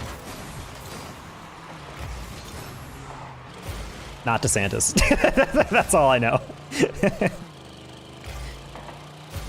DeSantis has a chance if Trump gets disqualified. But I don't think that's happening.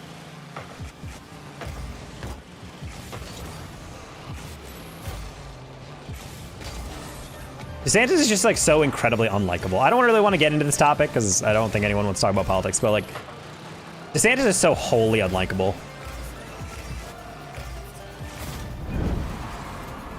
Early, I think if there's I have the immune system of a god. I low-key am not, I don't really get sick, and when I do, it's very weak. My parents always kind of used to laugh at me at how much more resistant to everything. Because whenever my family would get sick, I would just get like the stuffy nose or something. And they're like, why are you fine? And I'm like, I'm good. Like, I'm chill. I don't care.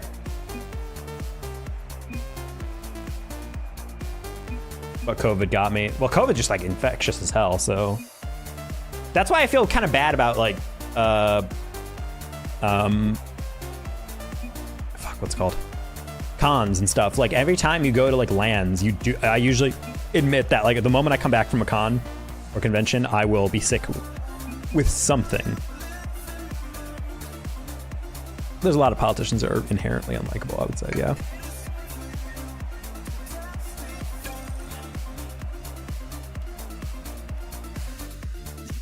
God, I'm such an idiot. Do you think Trump will get disqualified? Depends.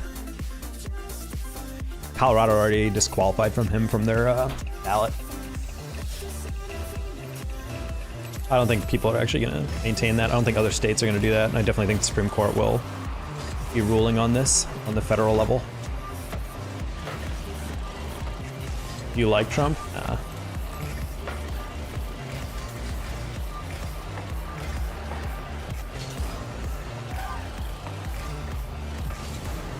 Oh.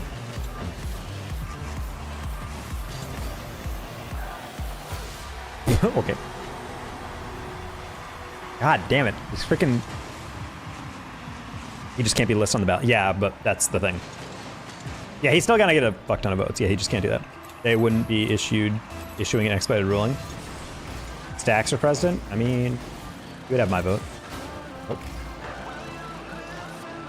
Talk for president? I have so little interest in being a politician.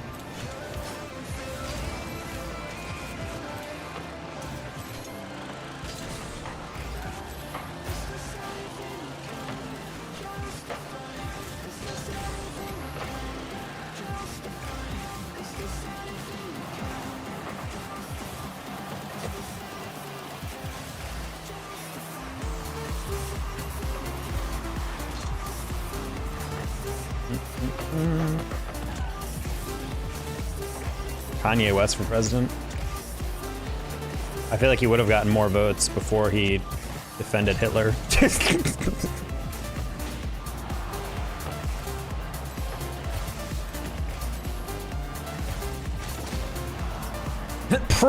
Pro-Hitler Kanye, I think, would be a great political candidate. Exactly the change this country needs. Second black president, first one that can actually rap, you know? State of the Union would literally just be one long song. Can you imagine? Holy shit, that'd be so fucking banger.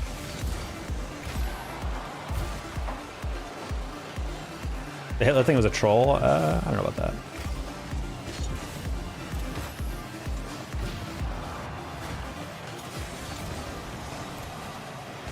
I think there's more interesting things to say as a troll.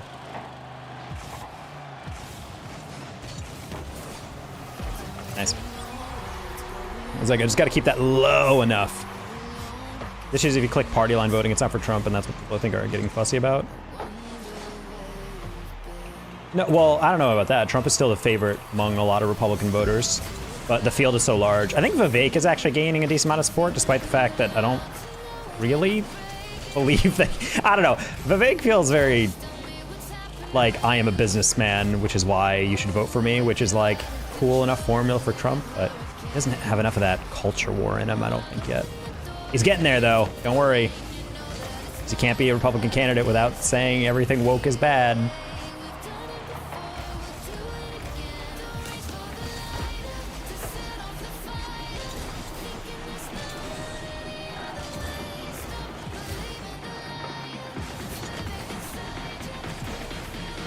Nice pinch. I think Kanye's an alien, honestly.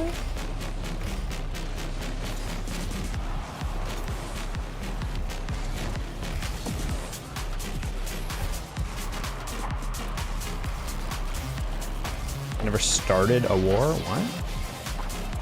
He didn't get his chance yet.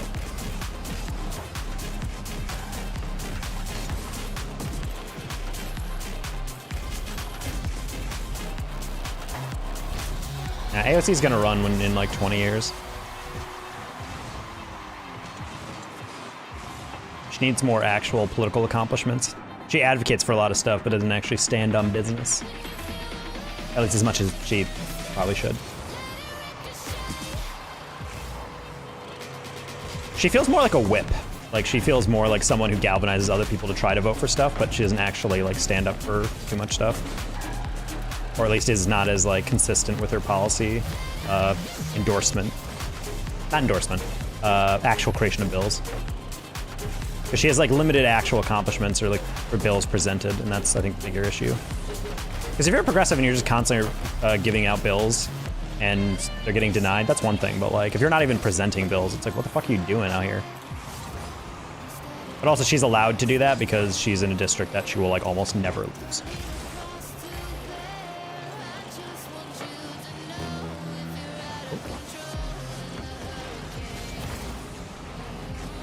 Thank you for slowing that down, Mike, so I can get a boost. Would fix the economy, honestly. I can't argue with that. UE5 would fix everything that's wrong with me.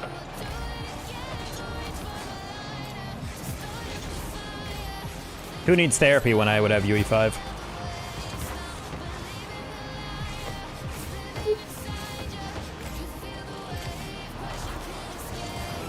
That's actually a really good save by Wova. I thought he'd just tap it, and then it was going to stop, and I was going to score.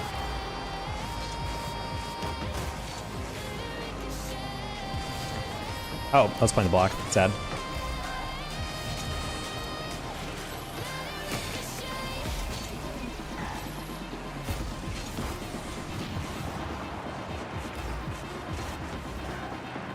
Please don't let op bomb air dribble. That's really good. Thank you, reliable. If I would give me the champ, hell yeah. Nice.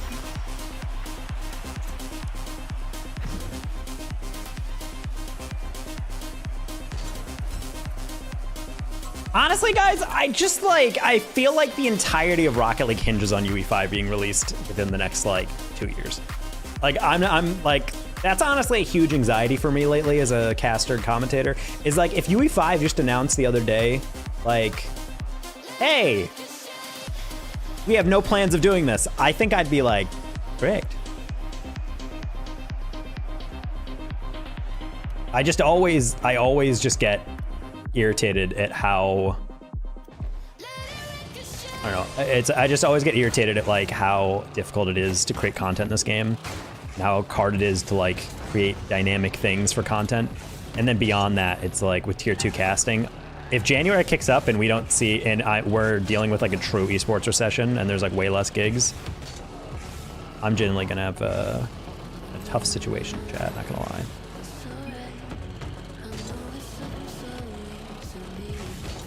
It's just like such an important part. Like the reason why the esport always thrives off the game. Like at the end of the day, like esports that struggle always have games that just aren't as popular with the user base, or people have issues with stuff. And Rocket League is lucky because it has such a good freaking base game. Like this freaking esport is flawless. It's running on an old ass engine and yet it still works great for most people. And the game feels good, it plays good, it's fair, there's no balancing issues, blah, blah, blah. But like, the issue is that you can't always sustain a game just off that. And also there's nothing for casuals, which I think is hugely problematic.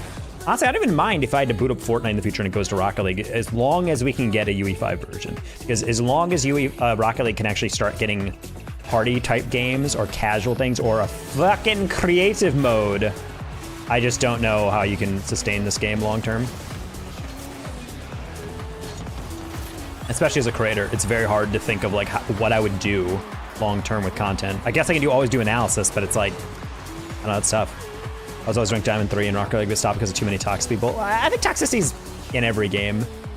One day I do want to like observe someone queuing League at a low rank and see how toxic League is.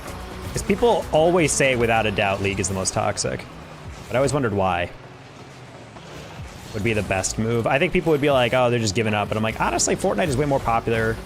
It would get more eyes on people. I think more people would try Rocket League if it was booted within Fortnite.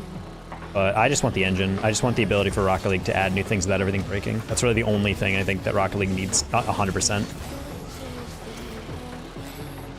Also find a way that orgs can make a little bit more money off the esports side of Rocket League. I think that would be another priority. I wish Rocket League allowed esport decal sales to go a bit more to the org. I don't know their actual split, but I feel like those are one of the few ways that orgs can monetize in Rocket League by having a team.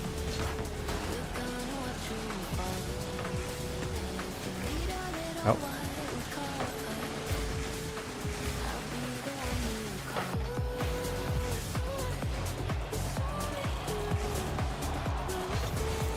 God damn it. Woo!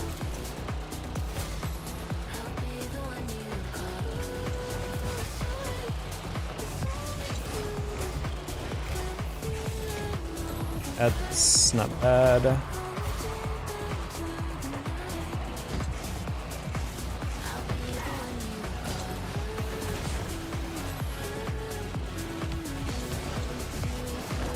Awesome ball.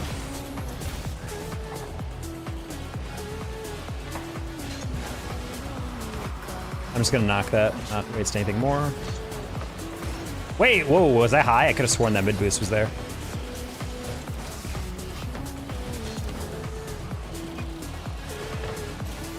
I'm gonna go Slaypers. Go not them, dog! Okay, I need to go. All right. Don Crypto's M-Dog the whole time. You can't convince me otherwise. They both left at the same time. Gotta space that out to avoid suspicion, all right?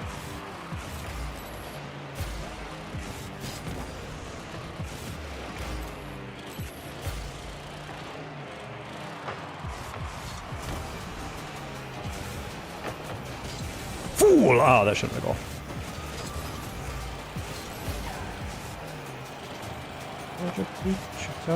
Feisty shot. Okay, I was about to say, like, if he shoots that, it's gonna be over anyway. Okay, I was about to say, I bumped that guy specifically because I knew he might be a passing target, but I didn't know like that. All right, Italian, you would definitely find me. That could have been a cool pass, but no. Oh, that's actually just me and the Dominus not knowing how to catch. Little double, steal the most.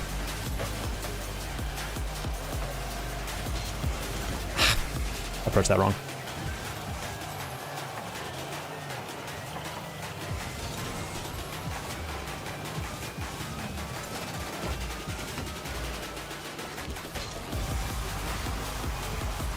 Nice. No, that was so free. He knows it. He said sorry. It's like, oh god, I overjumped it. My bad.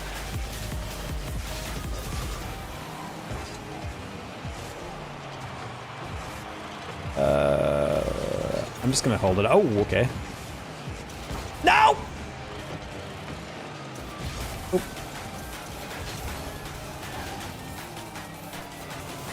Buy enough toilet paper for the next quarantine? Bro, that was such a nightmare. I was literally like, I'm gonna be wiping my ass with like freaking towels.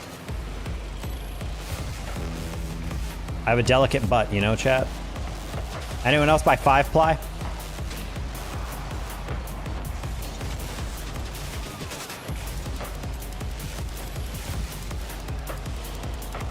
Nice.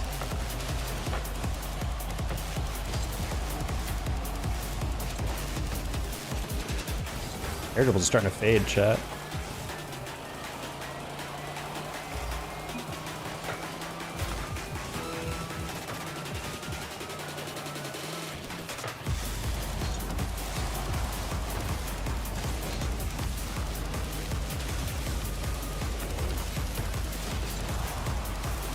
Oh, Swan, you are a speed demon.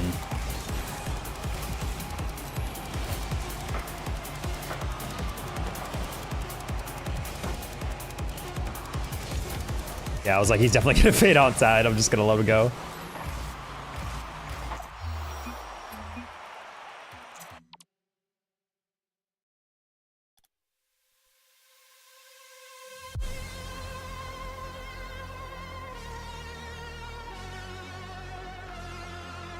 There's nothing to fear.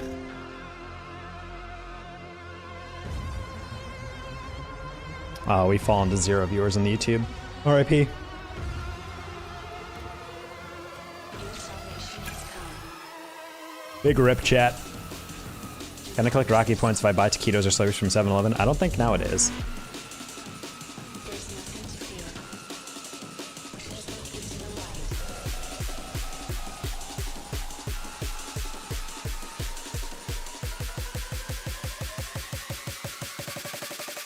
Do not resist.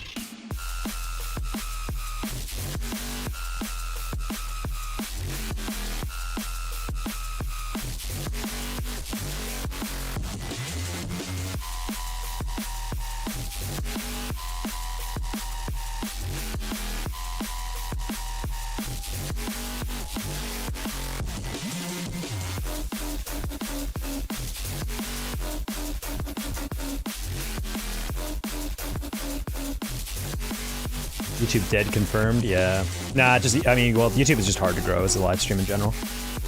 I don't know what it's like to be a small creator on like a platform for a while. Cause like, I've been streaming for 5 years and yeah, I still remember the days where I was getting like 1 to 2 viewers on Twitch or whatever. But I felt like it was a lot easier to retain viewers and stuff. I feel like YouTube is very like all over the place. Like I'm always fascinated by people who click on Rocket League live streams and then watch for like 10 seconds and then they leave. Like, what could I have possibly done in those 10 seconds for them to be convinced that this is not interesting? You know? Like, I always find that really interesting to like watch people like tune in and then I see my viewership tick up and then it immediately goes away. And I'm just like, so like, were they expecting me to like be middle of my quadruple reset like goal or whatever? Like, I don't like, what could you possibly have been looking for? And you're like, all right, you must convince me that you are a top 100 in the world player. You have until right now until I finish this thought. Nope. And then they just leave, and I'm like, okay. About genders, RT, I'm not gonna touch that because you already know the answer. Actually, I don't even know his opinion, but if he's just like, there's 2 genders, like there's 2 sexes, then I need him to just be quiet.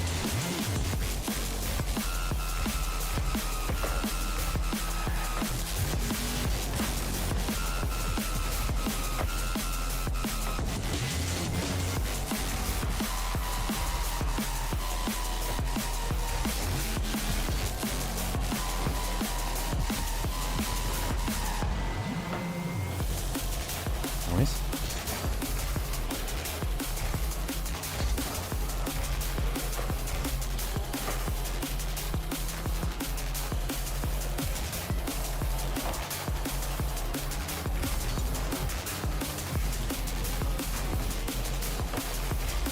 He says repeatedly, well, yeah.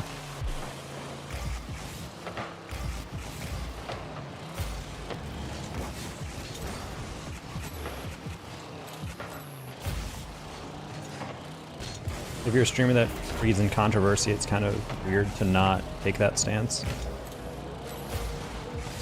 Everyone's always going to take the anti-woke approach. Trans people are an abomination. I hate how they're literally just people who aren't harming anyone. Ooh. Just kidding, that wasn't effective, so now we have to convince people that they're flips through pages of bad things. Grooming children. Ah, I knew it.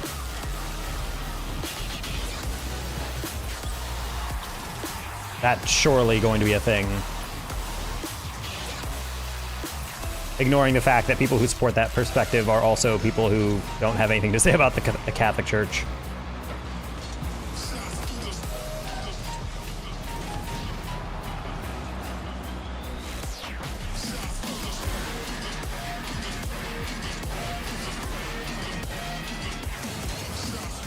Shout out Pope Francis, he's been kind of lit. Definitely the most progressive pope.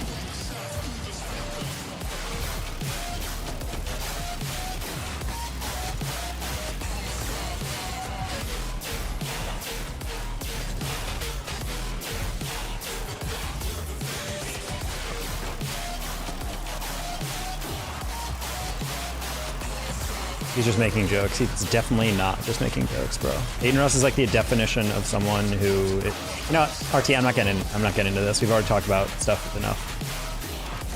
At the end of the day, people don't want to actually learn the difference between sex and gender, and because of that, they're going to say controversial things. And of course, the moment anyone says, "Hey, that's bigoted," he's like, "Oh, guys, I'm just joking." You know how I joke about things like that?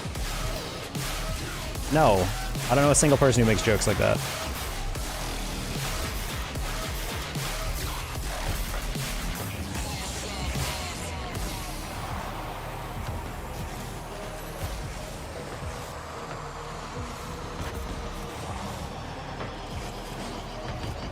Save.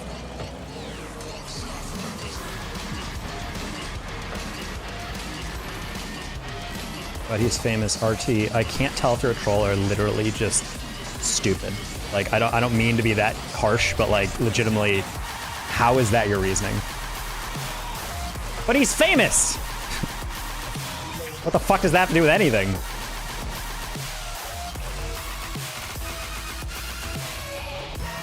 I still don't know how old you are, RT, but my mind is just like permanently imprinted with a 14 or 15-year-old. And I feel like that's the biggest issue I have, is like people being famous and people being rich does not mean their opinion is inherently more correct or that you need to respect what they say. If you watch him because he's funny, go for it. But don't act like when he has a social opinion or a topic on a social issue that it's like, oh, well, that's valid. Also, as a just chatting streamer, he's definitely not going to just be joking at all times forever. He's going to be pretty serious about a lot of shit. I think we need to take people at face value on a lot of that shit.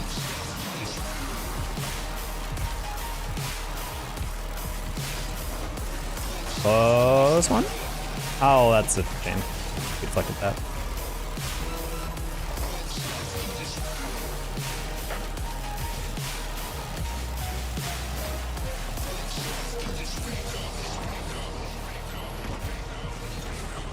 People disliked him. Fun fact, people who dislike his opinion don't watch him. There's a lot of people with opinions that other people don't like.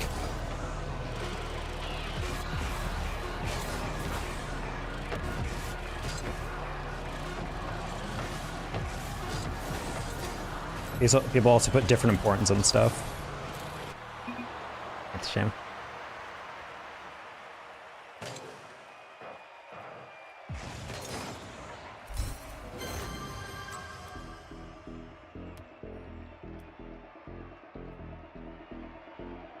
Not saying people who watch him are idiots. What I'm saying is like, hey, this creator's popular. He wouldn't be popular if he didn't say things that people agree with. Well, yeah, but there's also a lot of people who have anxiety about LGBTQ things and don't understand or don't want to understand or actively dislike them. So if someone is saying those things, then yeah, it's going to attract them. And if he's speaking in a way that people find funny, then people are going to watch that. But there's also a lot of people who will see problematic things in creators they like and they will brush it off, or they just don't think it's a problem.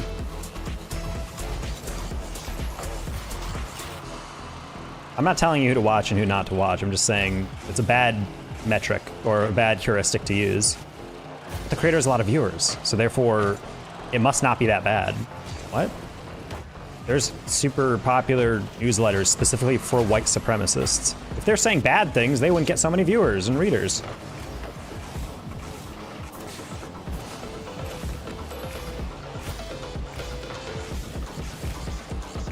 Oh. Ah, rough.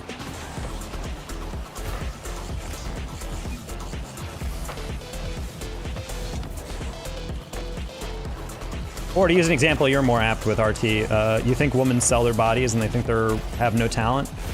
I think they have plenty of talent. Why else would people click on their streams?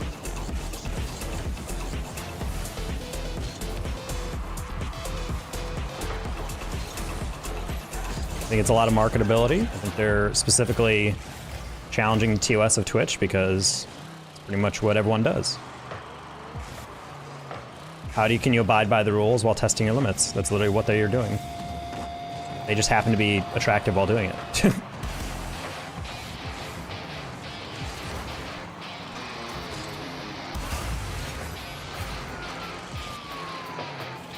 They're cringe. Well, fun fact, that's exactly what I think about who you're talking about, so.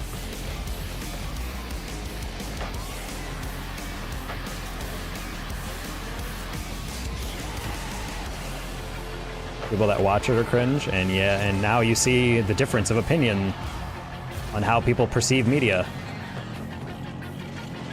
Convenient ideology that the people you watch and enjoy are not cringe. People who watch the things you don't like are very cringe. Grr.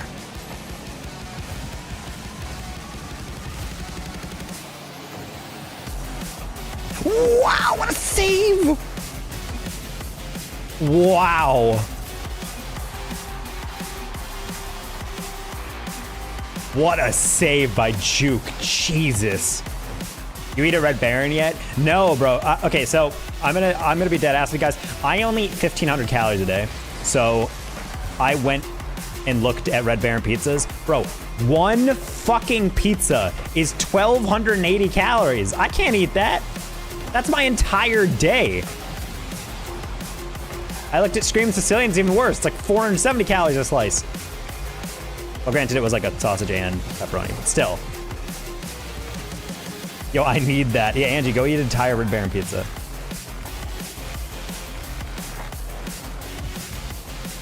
Actually, Angie, make two and then put them both on top of each other and then melt cheese in between them and then you have a pizza sandwich. And not eat Red Baron? Wow, is this how I'm gonna get canceled because I don't eat Red Baron pizza? But no, I literally had groceries delivered. That's why I was talking about food, like Red Baron. But I looked up the calorie stuff. I'm like, so I'd have to make this pizza, eat maybe 2 slices, and then put the rest in the fucking fridge? Reheated pizza from a frozen pizza? I don't know about that.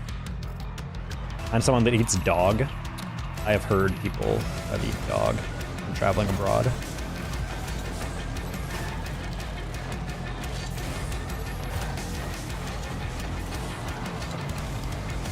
Oh. Is there a reason you're restricting 1,500 calories? Because my maintenance is only like 16 to 17, and I am dieting. Akron Blue. Hey, congrats.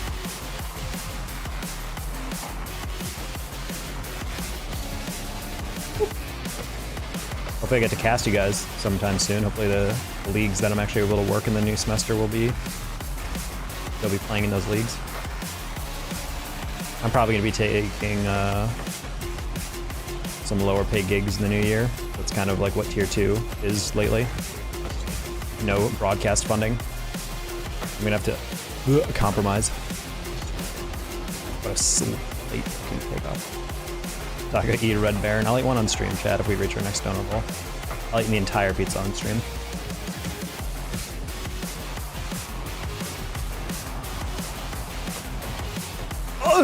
Oh, he got demoed. I was about to say, I'm like, no faith. Why'd they turn around?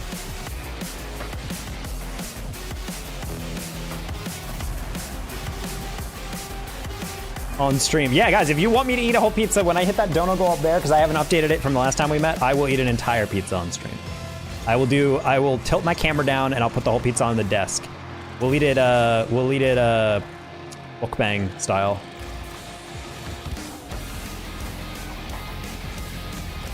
On the beat drop. Your opinion on Aiden is subjectively. Bro, you love adverbs. It's not even a usage for an adverb. My opinion on Aiden is subjective. That is very much a redundant sentence. That's my opinion. All opinions are subjective.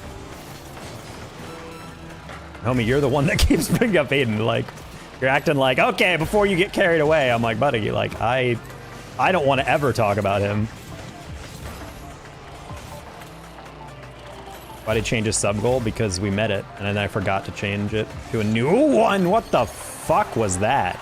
That was just ball chasing that ball, and they got one pop. When you said a whole Red Baron pizza was 1,200 calories, I thought, oh, that sounds so awful. Well, the thing is, like, everyone's different. Like, I'm 5'8", so I'm like I was a little overweight at like 170, 160, so I'm just trying to like lose off a little extra body fat, get back to a little bit of leaner self, you know? So that was kind of the main thing I was focusing on. And so when you diet, you basically find your maintenance calories, because just existing day to day, you burn off a set number of calories. And so basically what you do when you're trying to lose weight is you eat slightly below that maintenance calorie, so your body has to burn calories by just burning off like fat in your body. And if you eat too little, then your body goes into like starvation mode, and then you can harm yourself. So you have to find this kind of like sweet spot of like eat less than your maintenance calories, but also make sure you're not eating so little that you're just starving yourself, because then your body like burns off muscle and fat. That's why people who are anorexic have like hyper skinny arms, because their muscle is actually breaking down at a certain point. Any tips from going from GC3 to SSL? Hi, Icy Ghost. I would say people who are GC3 who want to go to SSL typically struggle with making sure that they're decisive. Honestly, the biggest tips I feel like for GC3 and SSL is that the people who are held back in GC3 are just making bad decisions.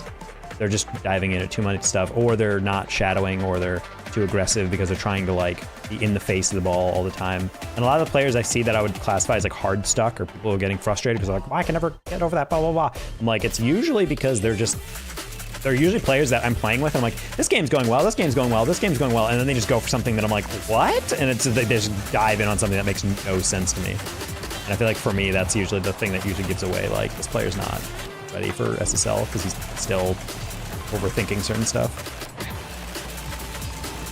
Annotated Book of Mormon. Oh. Focus on your game, that's what I'm doing, brother.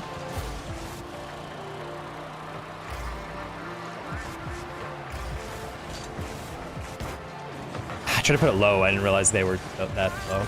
I saw them both kind of suspended by the crossbar, so I'm like, sometimes you should pull low, it's a little bit easier to get them. You can leave that.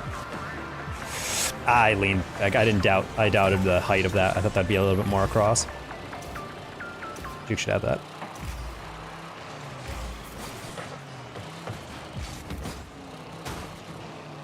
Good job, Juke.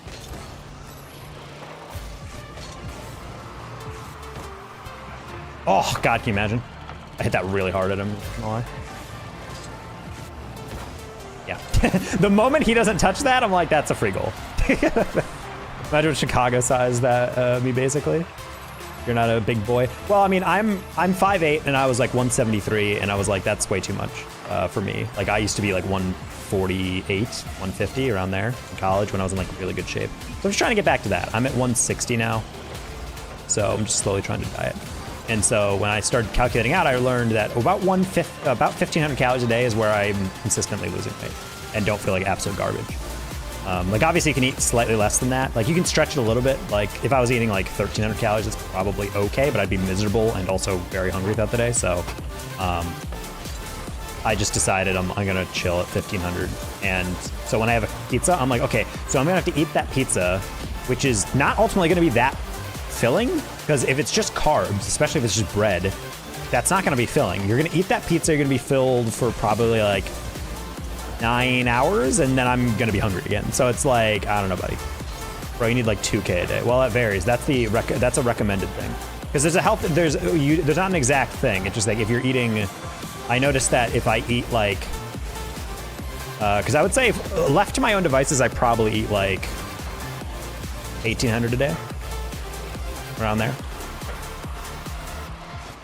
I mean, if you're like trying to bulk or something, you should be eating more. But like ultimately, in terms of like actually living my day to day, I feel like it's about 1,700, 1,600.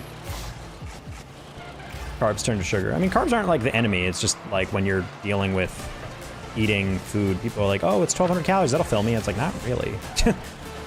Like, the reason I like chickpea pasta is because it has so much protein. When you eat that shit along with some, like, nice chicken or something, that shit is filling. I eat that for dinner and I'm still not hungry. And that was, like, 6 hours ago. And that was only, like, that whole meal in total, probably only, like, 600 calories.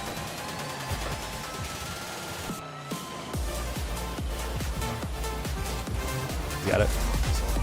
Whoa, Asteroids, what's up? Welcome in, everybody. I'm Dana Taco. Typically GC3 SSL at the end of the season. Right now we are vibing in GC3, just trying to make a quick run up to SSL potentially. Oh, I was gonna pass that to Juke, and I guess not.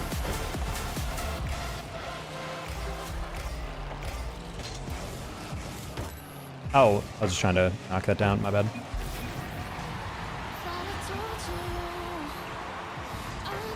I went up for that, and halfway through I realized no one was challenging that. I heard a boost, but I didn't actually realize that was my teammate. So yeah, these guys aren't playing super well. We just have to make sure we're not giving away breakaways. Hi, Micah. Hi, Miss Macho. And hey, Bloodless.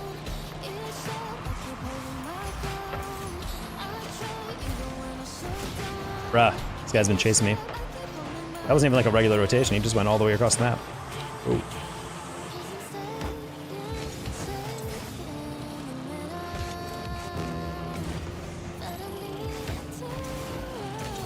Oh, he had it. He tried to fake it, I think. What? No! What happened? That's so unfortunate. Oh, he got like none of the rebound.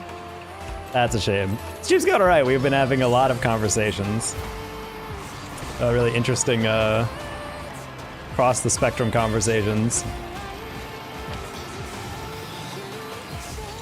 Including the inevitable conversation about UE5 and Rocket League. Yo, can you play a different game? Damn, Shaq, alright. See how it is. Maybe we can end with some Elden Ring.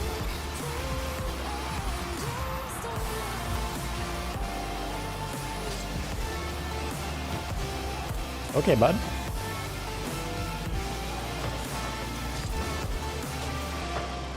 A brand new game.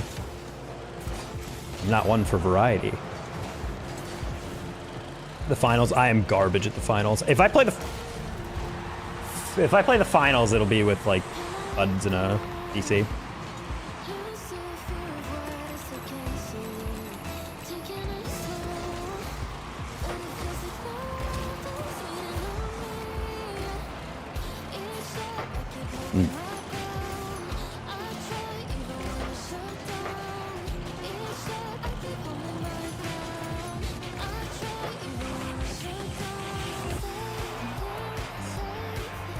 I'm not gonna lie, I thought it was tied. My brain is completely off right now. You should do variety. Tank my viewership. I don't even have like interest in doing variety necessarily. That's the thing. Like there's so few games that actually appeal to me. Like there's so few. That's when people are like, "Why do you only play Rocket League? You should play what you want." And I'm like, well, fun fact, I wake up and I'm like, I feel kind of good. Can't wait to play Rocket League. Like I'm not thinking about like, ugh. I play Rocket League. If I ever actually felt like that, I would definitely be playing other stuff. Like when people are like, you should do variety, I'm like, I don't even know what I would want to play. There's so many games I see that I'm like, eh. I'm open to the finals, but I gotta retrain my brain to play FPS. Stuff is, ugh, my brain is completely turned off from that. Play the Quarry. I'm not playing story games, bro. I used to feel like that, but recently I've been vibing the Carball. I just don't know, man. I feel like all I need out of Rocket League is just decent games with decent teammates. Like that's why playing at this rank today is fine, because as long as I'm playing in 1700 with like good teammates, like games are fun. And it's not like a task to do. I feel like the only time Rocket League ever feels difficult to play is legitimately when I'm playing in like 1600s. And the teammates are just like helpless. Like they just can't figure out how to do certain stuff. Really, Buck, that's insane. You're wasting your potential. Potential to do what? Play games I don't want to play? Alright, I'm just gonna put that down because it's a harder save.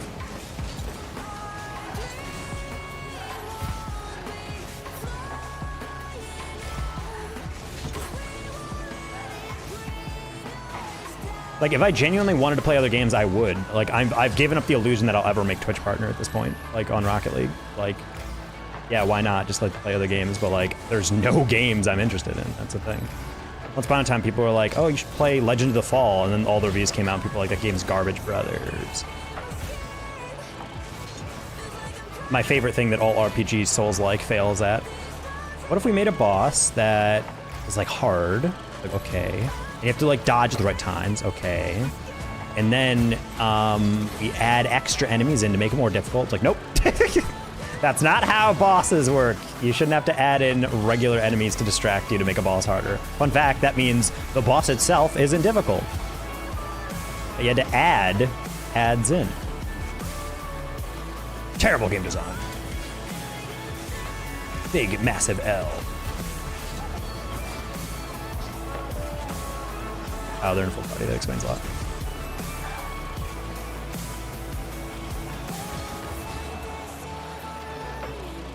Okay. Stream gets more viewership and you're gonna peak. Bro, check. I don't know if you just have like some form of, I don't know, attention deficit. I don't play Valorant because I don't like to play Valorant. I'm not interested in playing Valorant. I don't play CSGO because I don't have interest in playing CSGO. I don't play Fortnite because I don't have fucking interest in playing Fortnite. You waste your potential. You should play games you don't want to fucking play. Yeah, you know what? And that's the easiest way to find me hanging in my closet in the next couple of weeks, bro. I don't want to play stuff I have no interest in. That defeats the whole purpose of being able to choose my own schedule and game with stuff I actually care to game with. Goddamn. It's not as easy as a streamer just to do that. Also, on top of the fact that, like, it's not just going to be as easy as switching games, then suddenly it's like, ah, there you go. He's averaging 400 viewers. If I genuinely fucking couldn't get enough about Val or CS, I would stream Val and CS too, but I don't. Ugh. Okay.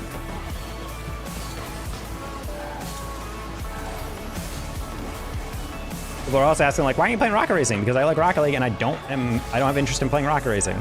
That's the answer. Nice. You enjoy mid-league. I've always been like that. Back when I played COD with my friends, I just played COD. I almost played nothing else. I would play that, and I would play, like, Horizon Zero Dawn and, like, Bloodborne and some Souls-likes and stuff, but literally my rotating game catalog was, like, always 2 or 3 games max.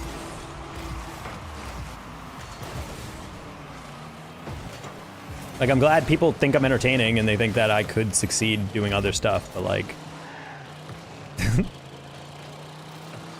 Well, we'll wait until I actually find a game that's compelling to me. Nice. How about Horizon Forbidden West when it comes to PC? Sure. I played the...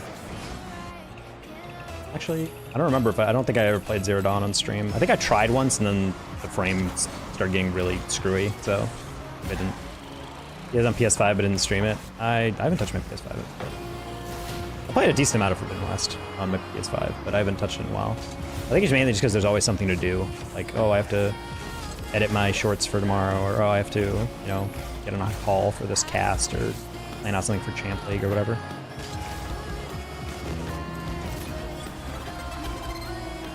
Alan Rick's for it a little bit. I would hate to raid and dip, but I have to go get... I mean, no shame in that.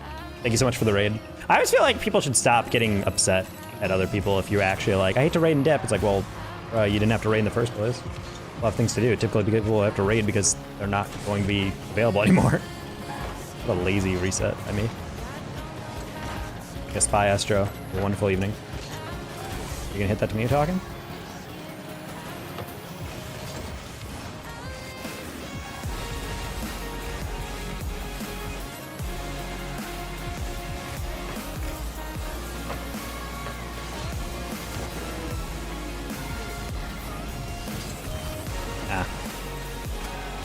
A long time to recover after that first touch.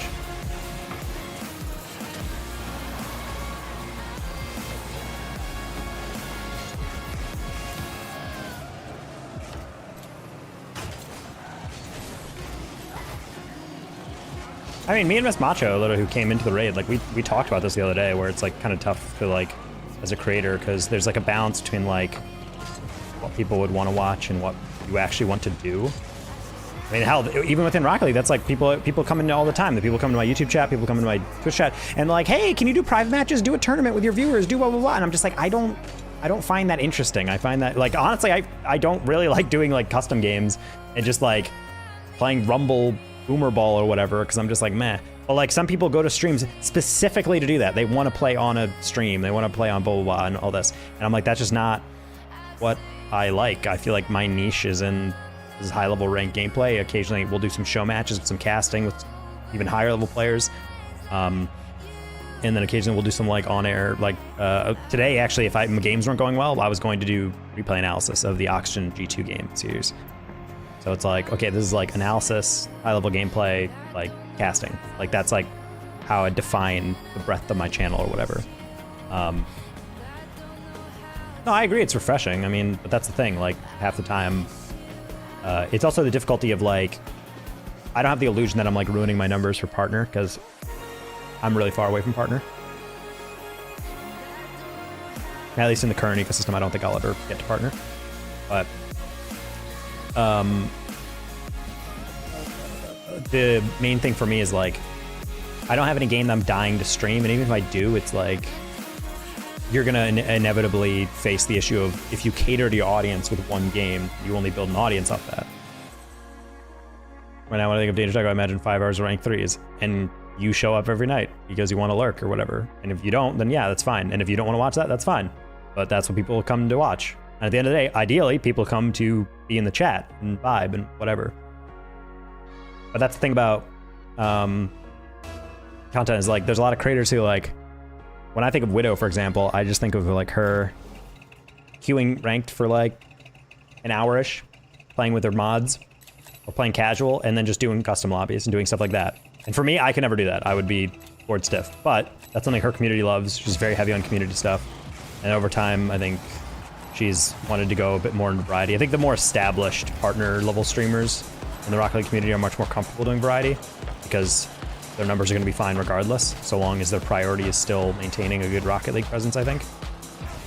Because ultimately the goal with any stream is to get people to come for you. I've said that a lot, but like, that's just inevitably going to be the truth at the end of the day. So like, I want people to come to the stream to be like, I don't care what you play, Taco, I just think you're entertaining. I think the people in this chat are entertaining. I think that it's blah, blah, blah. And so I think that's the biggest thing for me, is like, if I had another game I really wanted to play, sure, I'd stream that. If I started playing the finals with friends and it was really fun and we had like a set time, yeah, I would stream the finals, fuck it.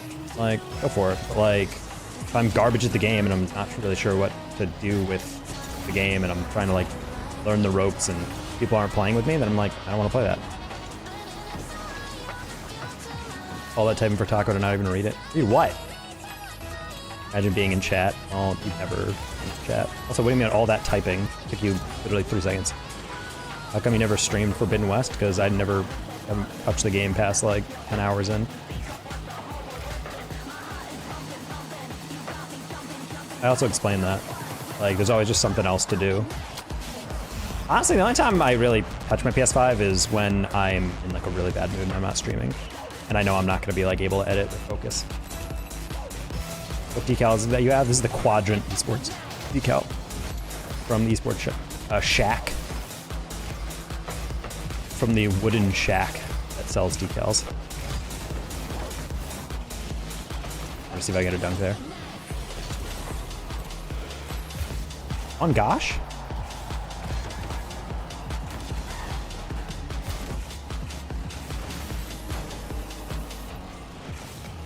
Can I have your PS5? Nah. Strove once in a while gets upset that I don't play with my PS5 as much, but and I told her I bought her a Switch. She still hasn't opened it. Like, I'm too scared to get sucked back into gaming, and I'm a resident, and I have to focus, and eventually I have to stay for boards and whatever. I'm like, can you at least, like, use it at some point? I don't like that. I flipped into that guy, and I didn't even move him. Like, save it? He said. He got these decals in a shack with a box of scraps. Exactly.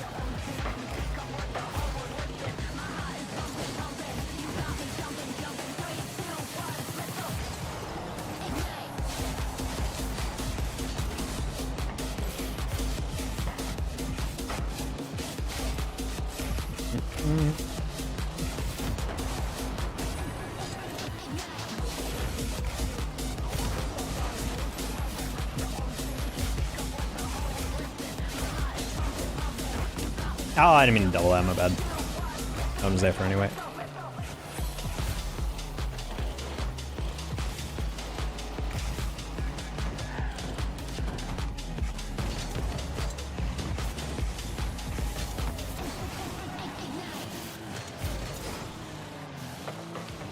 Wow, that was laggy.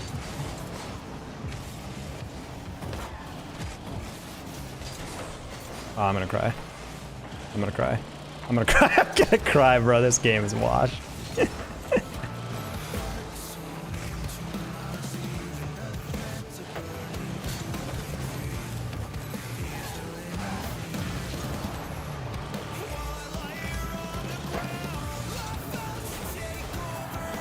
was a little jankier than I thought, but I also wasn't going as fast as I thought it was going.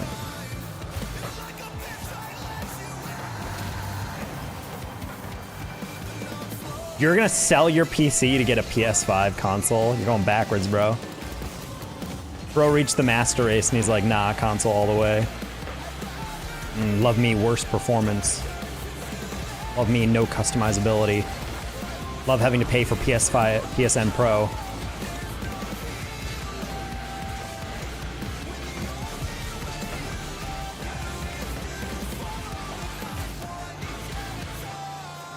Consoles are getting too big for their britches, to be honest. The fact that they're actually costing like enough that you could buy like a starter PC that's like comparable in performance, I would argue, is insane to me. With some maybe like pre-owned parts or whatever, you could build like a pretty freaking good PC, like $600, $700.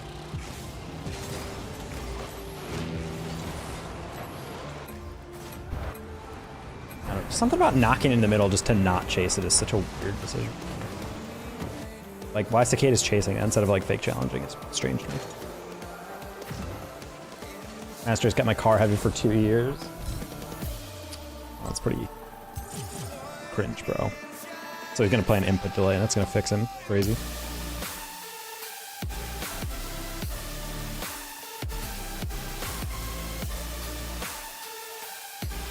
Store runs great. Yeah, my thing is like was expensive in building, but like now it's like a pretty good budget PC. I think you can probably buy my entire PC for like probably $1,200. Plus, there's sales and stuff like crazy. I remember you could Best Buy had a sale the other day that was my brain's off. It was it was an i9 processor, like a 1290K or 12900K or whatever, for like $275. And I was just like, what? Like, that's such a cheap freaking processor. Are you kidding me? You can buy one of those, you can buy a motherboard probably on discount for like $60. Graphics cards went way down ever since crypto stopped using them. Or crypto, you know, stopped being as interesting to people for hoarding graphics cards. Like when I first bought my 2080 all those years ago, that shit was like $1,500. Now I think you could probably buy a 2080 for like probably half that, maybe even less. How much is a 2080 Super? 2080 Super. Yep. Just about half. You can buy it used on eBay for like $300, or you can buy it new for like $900, $800. So just over half, maybe half. So I'm like, yeah, like processor for $250, probably pre-owned. You buy another, you know, RTX 2080 for like $400. Motherboard for maybe like $60. HDD and SSD you could buy for probably combined like $200. If you already have a monitor and everything, like you're done. Like that's a good deal. I feel like you're getting like $1,000. That's why I feel like a budget, if you're building like a good, not future-proof PC, but like when I say future-proof, it's like the new release of stuff is not going to make your PC look like an idiot, like an idiotic build. Like a lot of people, I've never understood people who are like, people who make those like jokes about like phones where they're like, oh, the newest iPhone came out. What, are you gonna buy the new iPhone? And I'm like, no. If you buy a new phone every year, that's your own business. But no one, I know so few people who are like, oh, the 4090 got released. I'm going to buy that. I'm going to buy 2 of them. I'm going to SLI 2 4090s my PC. Oh, the 5090 came out next year. Oh, I'm going to buy that. No, it's like, who's buying that? It's like, just buy a good card and then be done. Like, I'm running so many programs in the back end with OBS multi-streaming to 2 things. And even back when I used to just like run Rocket League and like all the frame rate high, I still would get 240 fine while streaming. And I've never hit a point where my PC is shut down, or overheated, whatever. Like, it works fine. I don't need that heavy machine. Maybe if I played games like Warzone, where it takes 9 minutes to boot up and load a map, then see something else.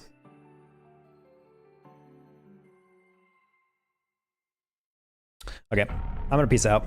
I feel like I've hit an energy wall a little bit, where I don't foresee myself continuing. So I'm gonna peace out now. Let's see if find some upgrade. Bye, YouTube stream. I was end first.